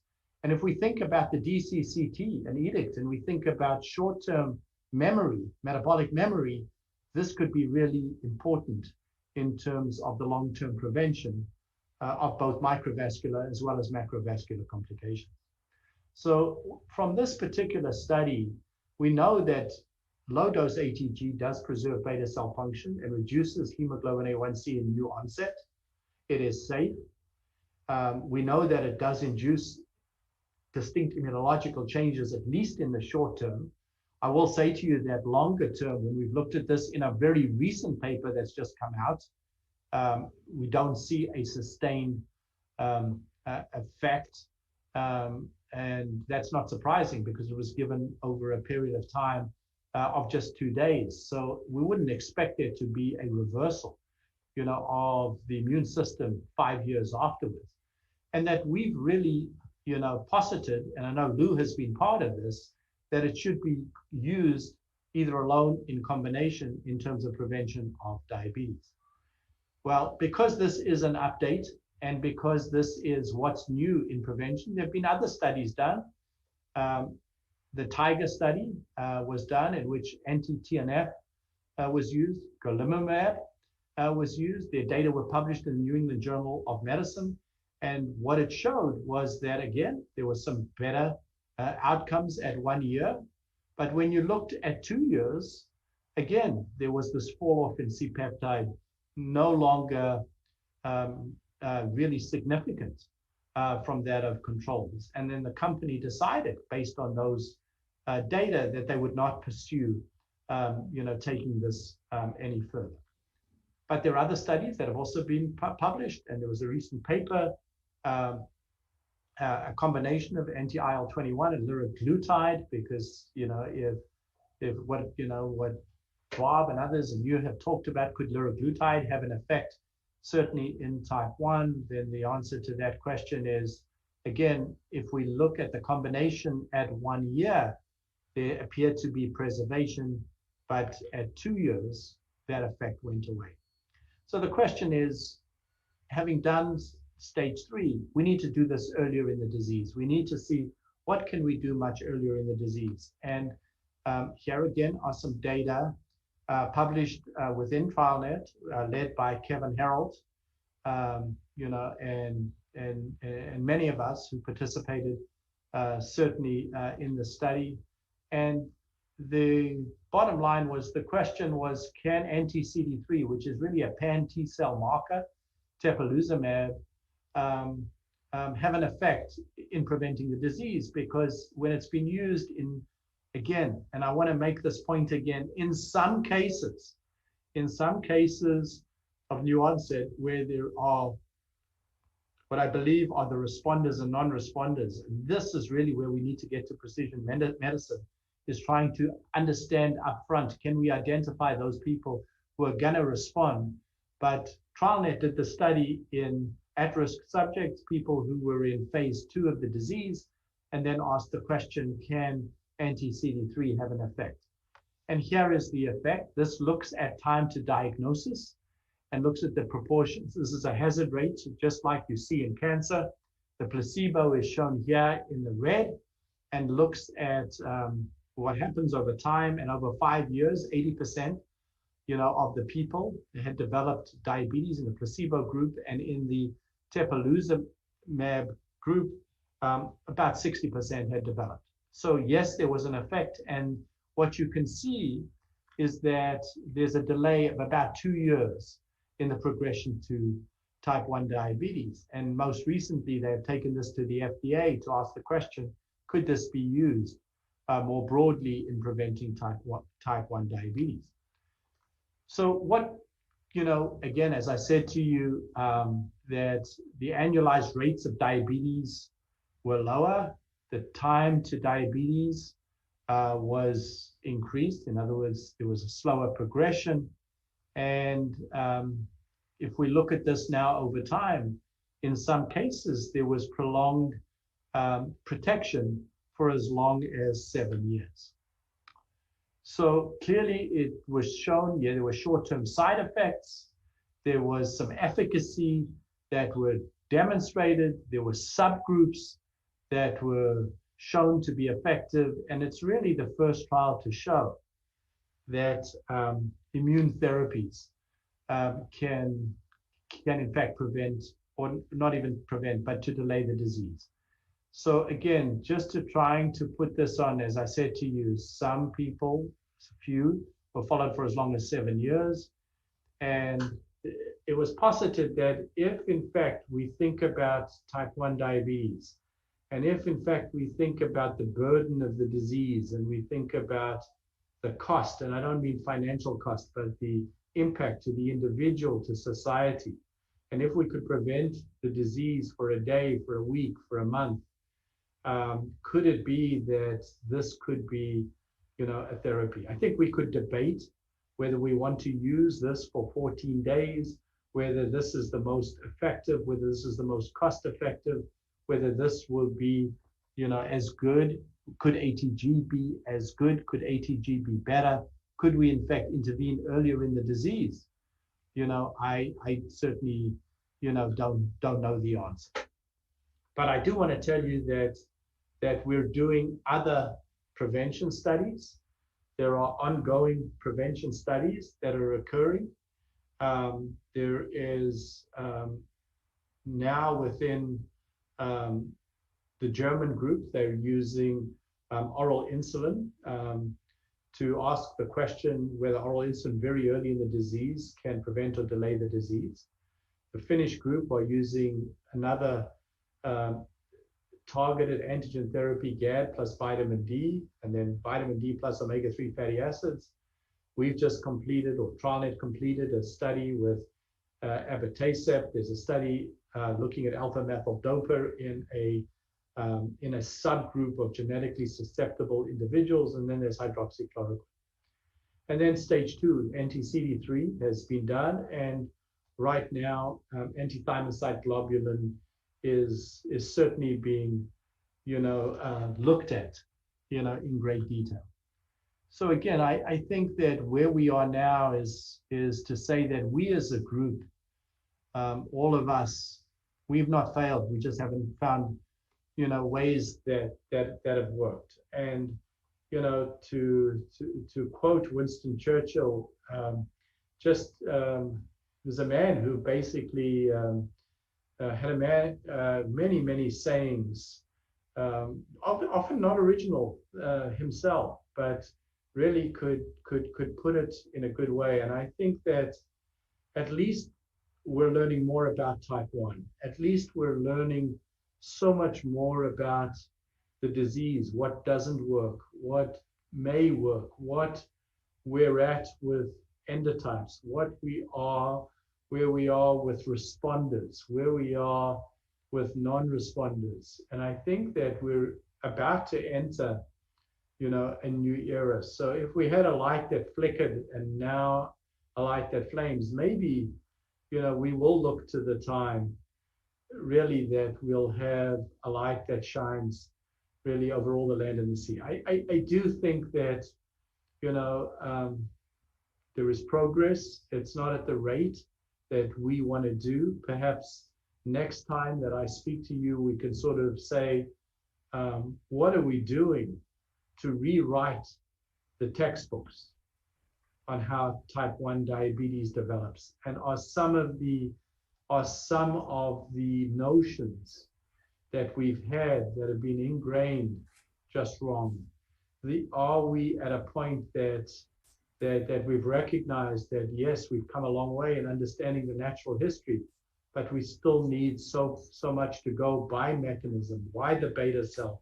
Why not other cells? And how we can devise, which I think has really been the theme, you know, of all this. So I just want to say that none of this would be possible without the support of all our supporters, the NIH, the JDRF, the Helmsley Trust, industry, most of all the patients, and really, you know, this is some of the team at the University of Florida, and really, you know, I look forward to the day that you guys can come and visit us, you know, here at the University of Florida once this period of uncertainty and COVID, which affects everything, you know, on a day-to-day basis, where we too now here in Gainesville, Florida, are an epicenter for childhood COVID. So again, I want to thank you guys for giving me the opportunity to speak to you, and you know, look forward to any further questions or discussion, and you know, further interactions, hopefully, you know, together with friends and family. Thank you, Des Shorts, for an excellent talk on type 1 diabetes prevention. I think it's a very, very optimistic talk. I remember 40 years back, I gave a talk on prevention of type 1 diabetes, starting from cyclosporine and all. Just then I had done my endocrine training, and an old gentleman came and told me, very good ornamental talk. Don't worry, nothing will happen next 50 years. At least 35 years, I have not seen translated that research into practice. But as you said, whatever small light we have, we should be very, very optimistic. The problem in type 1, unlike type 2, what I feel is the window of opportunity is so small. The pre-diabetes in type 2 can be so long. There are so many other things. But here, how many times you see pre-diabetes? Doing antibodies in every child is just impossible, not practical also. Even we, such a first degree relative, ask them and then check. That's also very difficult. Only when I have monozygotic twins, I say, okay, you are detected, please bring your brother. Let me check antibodies. Otherwise, 5 children, 25 cousins. Is it possible that I call all of them and say, I'm going to do all these antibodies? Actually, it is very impossible. And even what you said is true, ATG, though the results are encouraging, you yourself said probably combination. But your own paper 2019, where you combined ATG with GCSF, did not show any improvement over ATG alone. Why it happens, and who are those outliers where you can say responders, as you said last sentence, how to identify responders versus non-responders in prevention of diabetes?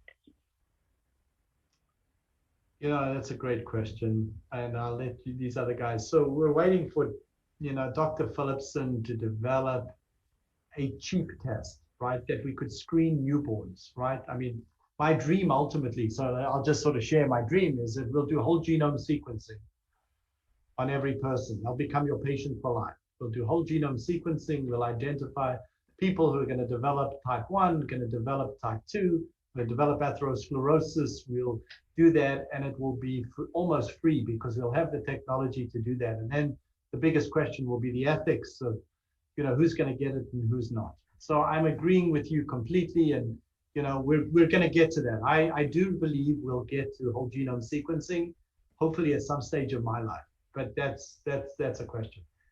You know, you asked the question, why have we not cured it? Why have we not developed the responders yet, right? When we do these studies, firstly, they're never powered enough because the disease is so different in a young person and an older patient. So we get a few people here and a few people there. And one of our young faculty who Lou knows is fantastic. She's Laura Jacobson, and she's got a K23 it's an early career development award to study exactly what you said. Are there changes in the in the genome? Are there changes in the immunological sphere? And I fear that if this is all secondary to just a beta cell defect, which Bob and you and I and you can argue, we're not going to find it because we're too late.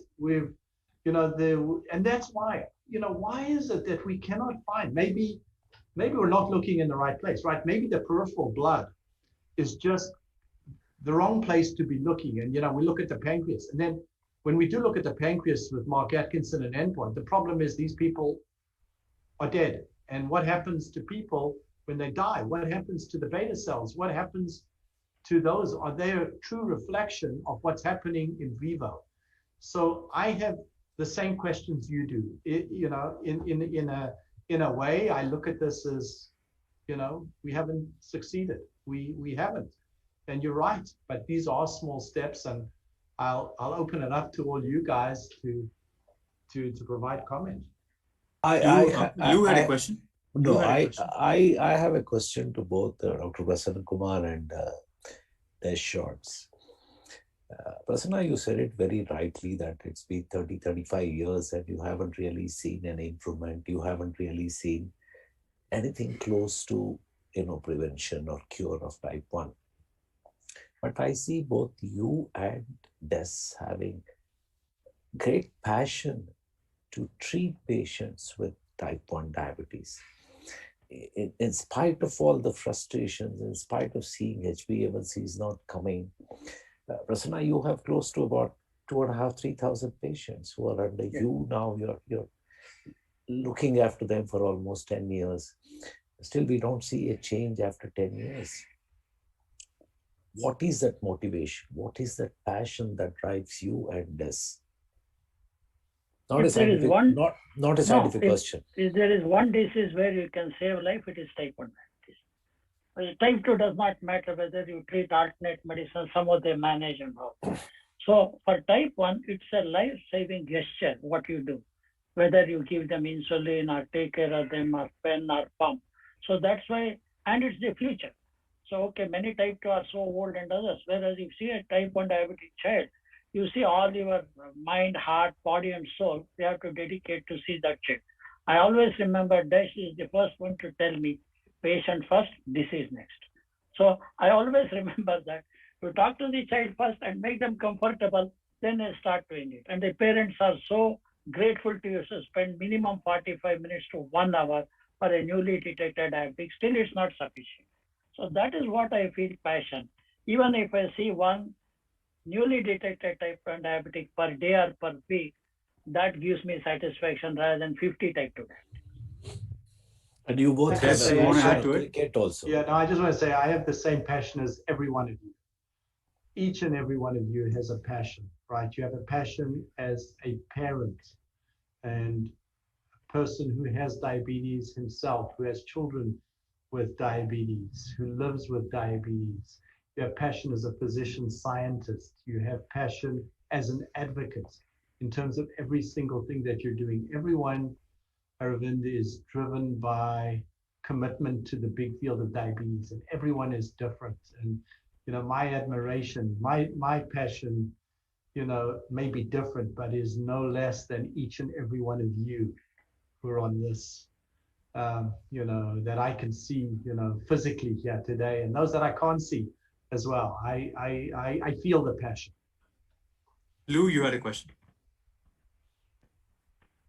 No, I was more of an observation that, I think we are, so I absolutely agree with Des. I mean, there are so many things here that have improved our understanding. So, so we have ATG, we have rituximab, we have now teplizumab, and there are 1 or 2 other things that have small signals. And as, Kevin Harold, who is, as Des said, is now the leader of TrialNet, we are closer than ever to having the first drug that could even delay type 1 diabetes by one day, let alone a couple of years. But at the same time, I agree that we don't understand when the first lesion happens. We don't understand if the beta cell is waving at us with some message saying goodbye, and we're not picking up the signal. All of those things have to happen in the next few years, but it's going to be a challenge. I hope that measuring antibodies is not as futile as Dr. Kumar says, that maybe there will be a way to make that even cheaper and less expensive, and to do that in all new customers with diabetes at any age. I mean, even if the challenges could be 80 years old, but type 1 diabetes is not out of the picture. And it's interesting that, for the first time, we actually have a guidance on use of antibodies, mostly in the adults, but we still, first time we have some guidance. Two questions, Dr. Schatz, before I let you go. One is the teplizumab decision 10-7. Was it more emotion than evidence? Is my first question, and then maybe I'll let you answer that and get the second one.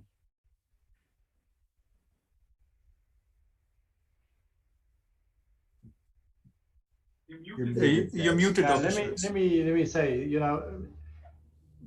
my opinion does not reflect that of everyone else.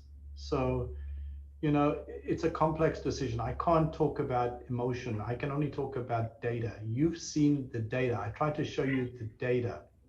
The data are there's a delay for 2 years. The data are that there are some responders that we think may be DR3 related, maybe GAD positive related, that are not DR4, that are not 3/4s, but it's a subgroup analysis, so it's a secondary analysis. Am I happy with the safety? I'm happy with the safety. The question for the FDA, and I'm actually glad I was not on the panel, but the question for the FDA is this a recommended therapy for anybody who's in stage 2 disease? And, I think it's I think it's going to be a personal decision. You're talking about 14 days of therapy. You're talking about, coming in, having to be watched. You're talking about a cost, which we haven't even talked about, but I would imagine would be very significant related to that. And I personally don't disagree with the decision that it's a little premature right now. I think that, in my own personal opinion, that ATG will have a similar effect. It will be far cheaper. It will have the same side effect profile, and will probably have the same efficacy. But that's only my hypothesis, which still has to be proven. And, we haven't done the studies yet, so really can't talk about it. But I think I don't want to, the other point, and where I do agree, is I don't want to give false hope, because I think that we as a community have failed. You read about my friend Jay Schuyler, who you know very well, has given a talk which is great on hype and hope. And there's been so much hype where people have claimed that they've cured diabetes. They have done this and another, and they give it, and another donor gives a whole bunch more money, and really there's nothing there, right? It's unfortunate, but it gives so many people hope, and so many people who really believe in science and believe in us to try and do that. So I from a big perspective at this particular point in time, I'm okay with that decision. So that's a personal decision, and it may not reflect, the opinion of Lou or of Kevin Herold or others, but you asked me, and that's my opinion. Thank you so much. One question is, and I don't know how insensitive this is, but in the COVID epidemic, we are losing a lot of children, right? And we have learned about the trophism of the COVID-19 organism to the pancreas and the beta cell. I know, pardon me for this question, but I'm going to defer how much this about to, type 1? Yeah, I'm going to defer this to Bob Eckel, because I'm going to give you my brief answer. And my brief answer for type 1 is that COVID is nothing but a distraction. I disagree, my feeling, and I'll let Bob speak, but I feel that it's like another virus. It knocks people over the top, and I don't believe that it is causative of type 1 diabetes. Dr. Eckel. Oh, Christian, it's a good question. There's an international registry now that exists to look at new cases of diabetes in the setting of COVID-19 infection, mostly from hospitalized patients. There's a lot of mixed literature on whether the beta cell itself is impacted by the COVID-19 virus. Some work by very good labs show that the virus does get into the beta cell, and in ex vivo systems can modify glucose-stimulated insulin secretion. And I would say the majority of studies do not show that type of entrance pattern, even though the ACE2 inhibitor, ACE2 protein is on the beta cell. Now, to cut to the chase, whether COVID-19 causes a unique form in diabetes would have to be based on a registry and understanding these patients in much more detail physiologically. I think the stress of a serious infection in patients at risk for diabetes ultimately probably precipitates new onset diabetes. And we've seen this in the myocardial infarction literature. There's about 40% of people who have a myocardial infarction have glucose intolerance in the hospital. Now, the question then is, what is the follow-up of those people in terms of whether their A1Cs were normal or borderline or elevated? So new onset diabetes is probably present in a small minority of those, but many people have pre-diabetes and under stressful conditions are put at risk for glucose intolerance. Now, so I'll leave it there, Des, but the ADA was very active in this space last year by providing $1 million of support for new science in COVID-19 and diabetes. So those projects have all been pretty successful, and we're starting to see some of those papers starting to come out now. So I'm pleased the ADA put a big step forward to supporting that kind of research. But I'm going to go down a tangent for a second.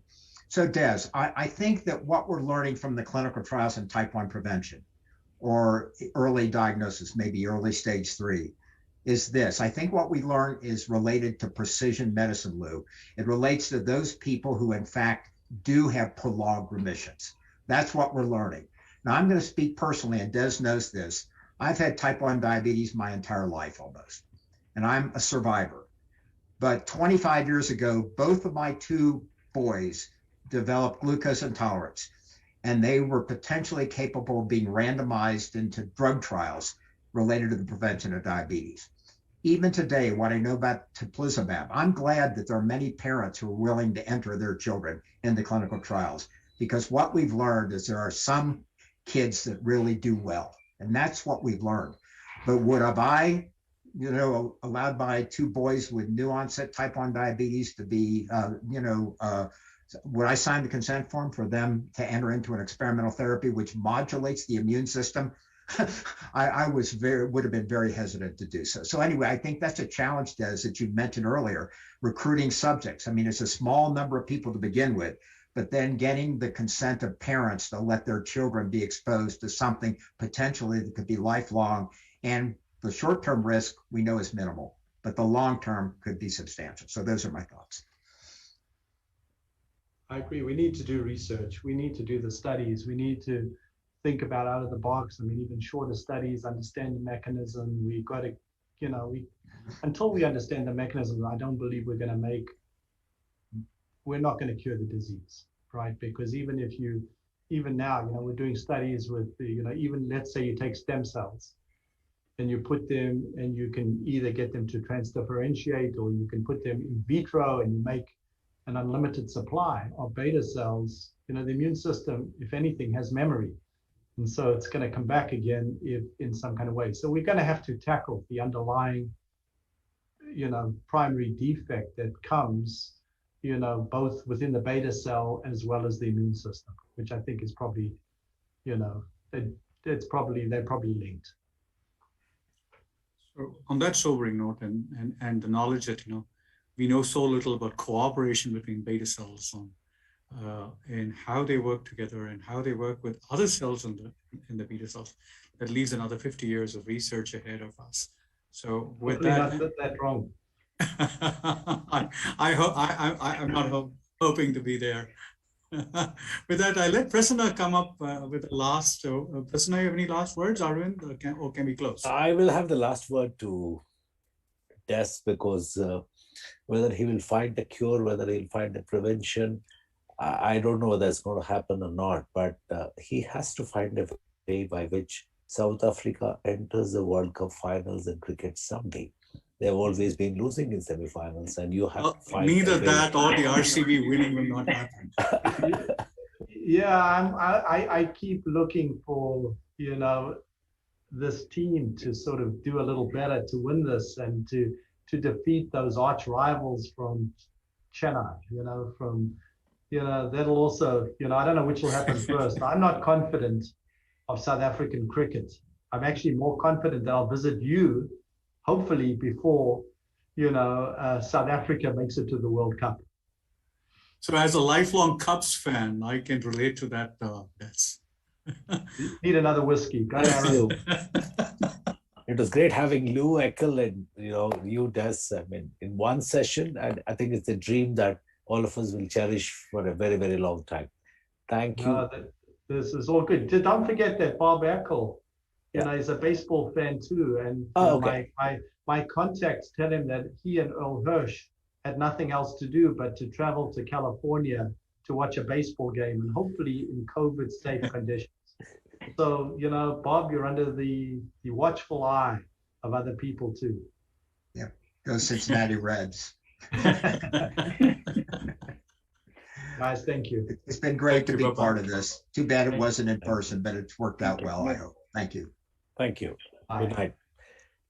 So with that, I think I'll close today's session. So we have come to the end of day one of the ADA primer, and then just to tell you all, tomorrow is going to be Saturday, and then we are starting early on Saturday.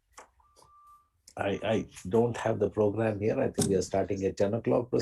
Yeah, 10:30. Yeah, we'll be starting the program at 10:30 tomorrow morning. So see you We all. have the pure endocrine session there. You will have the endocrine sessions on one hall. Other side we have that. Other side, we'll have the other sessions. So see you all. Good night and stay safe. Bye. Thank you. Good night. Take care. Bye. Bye.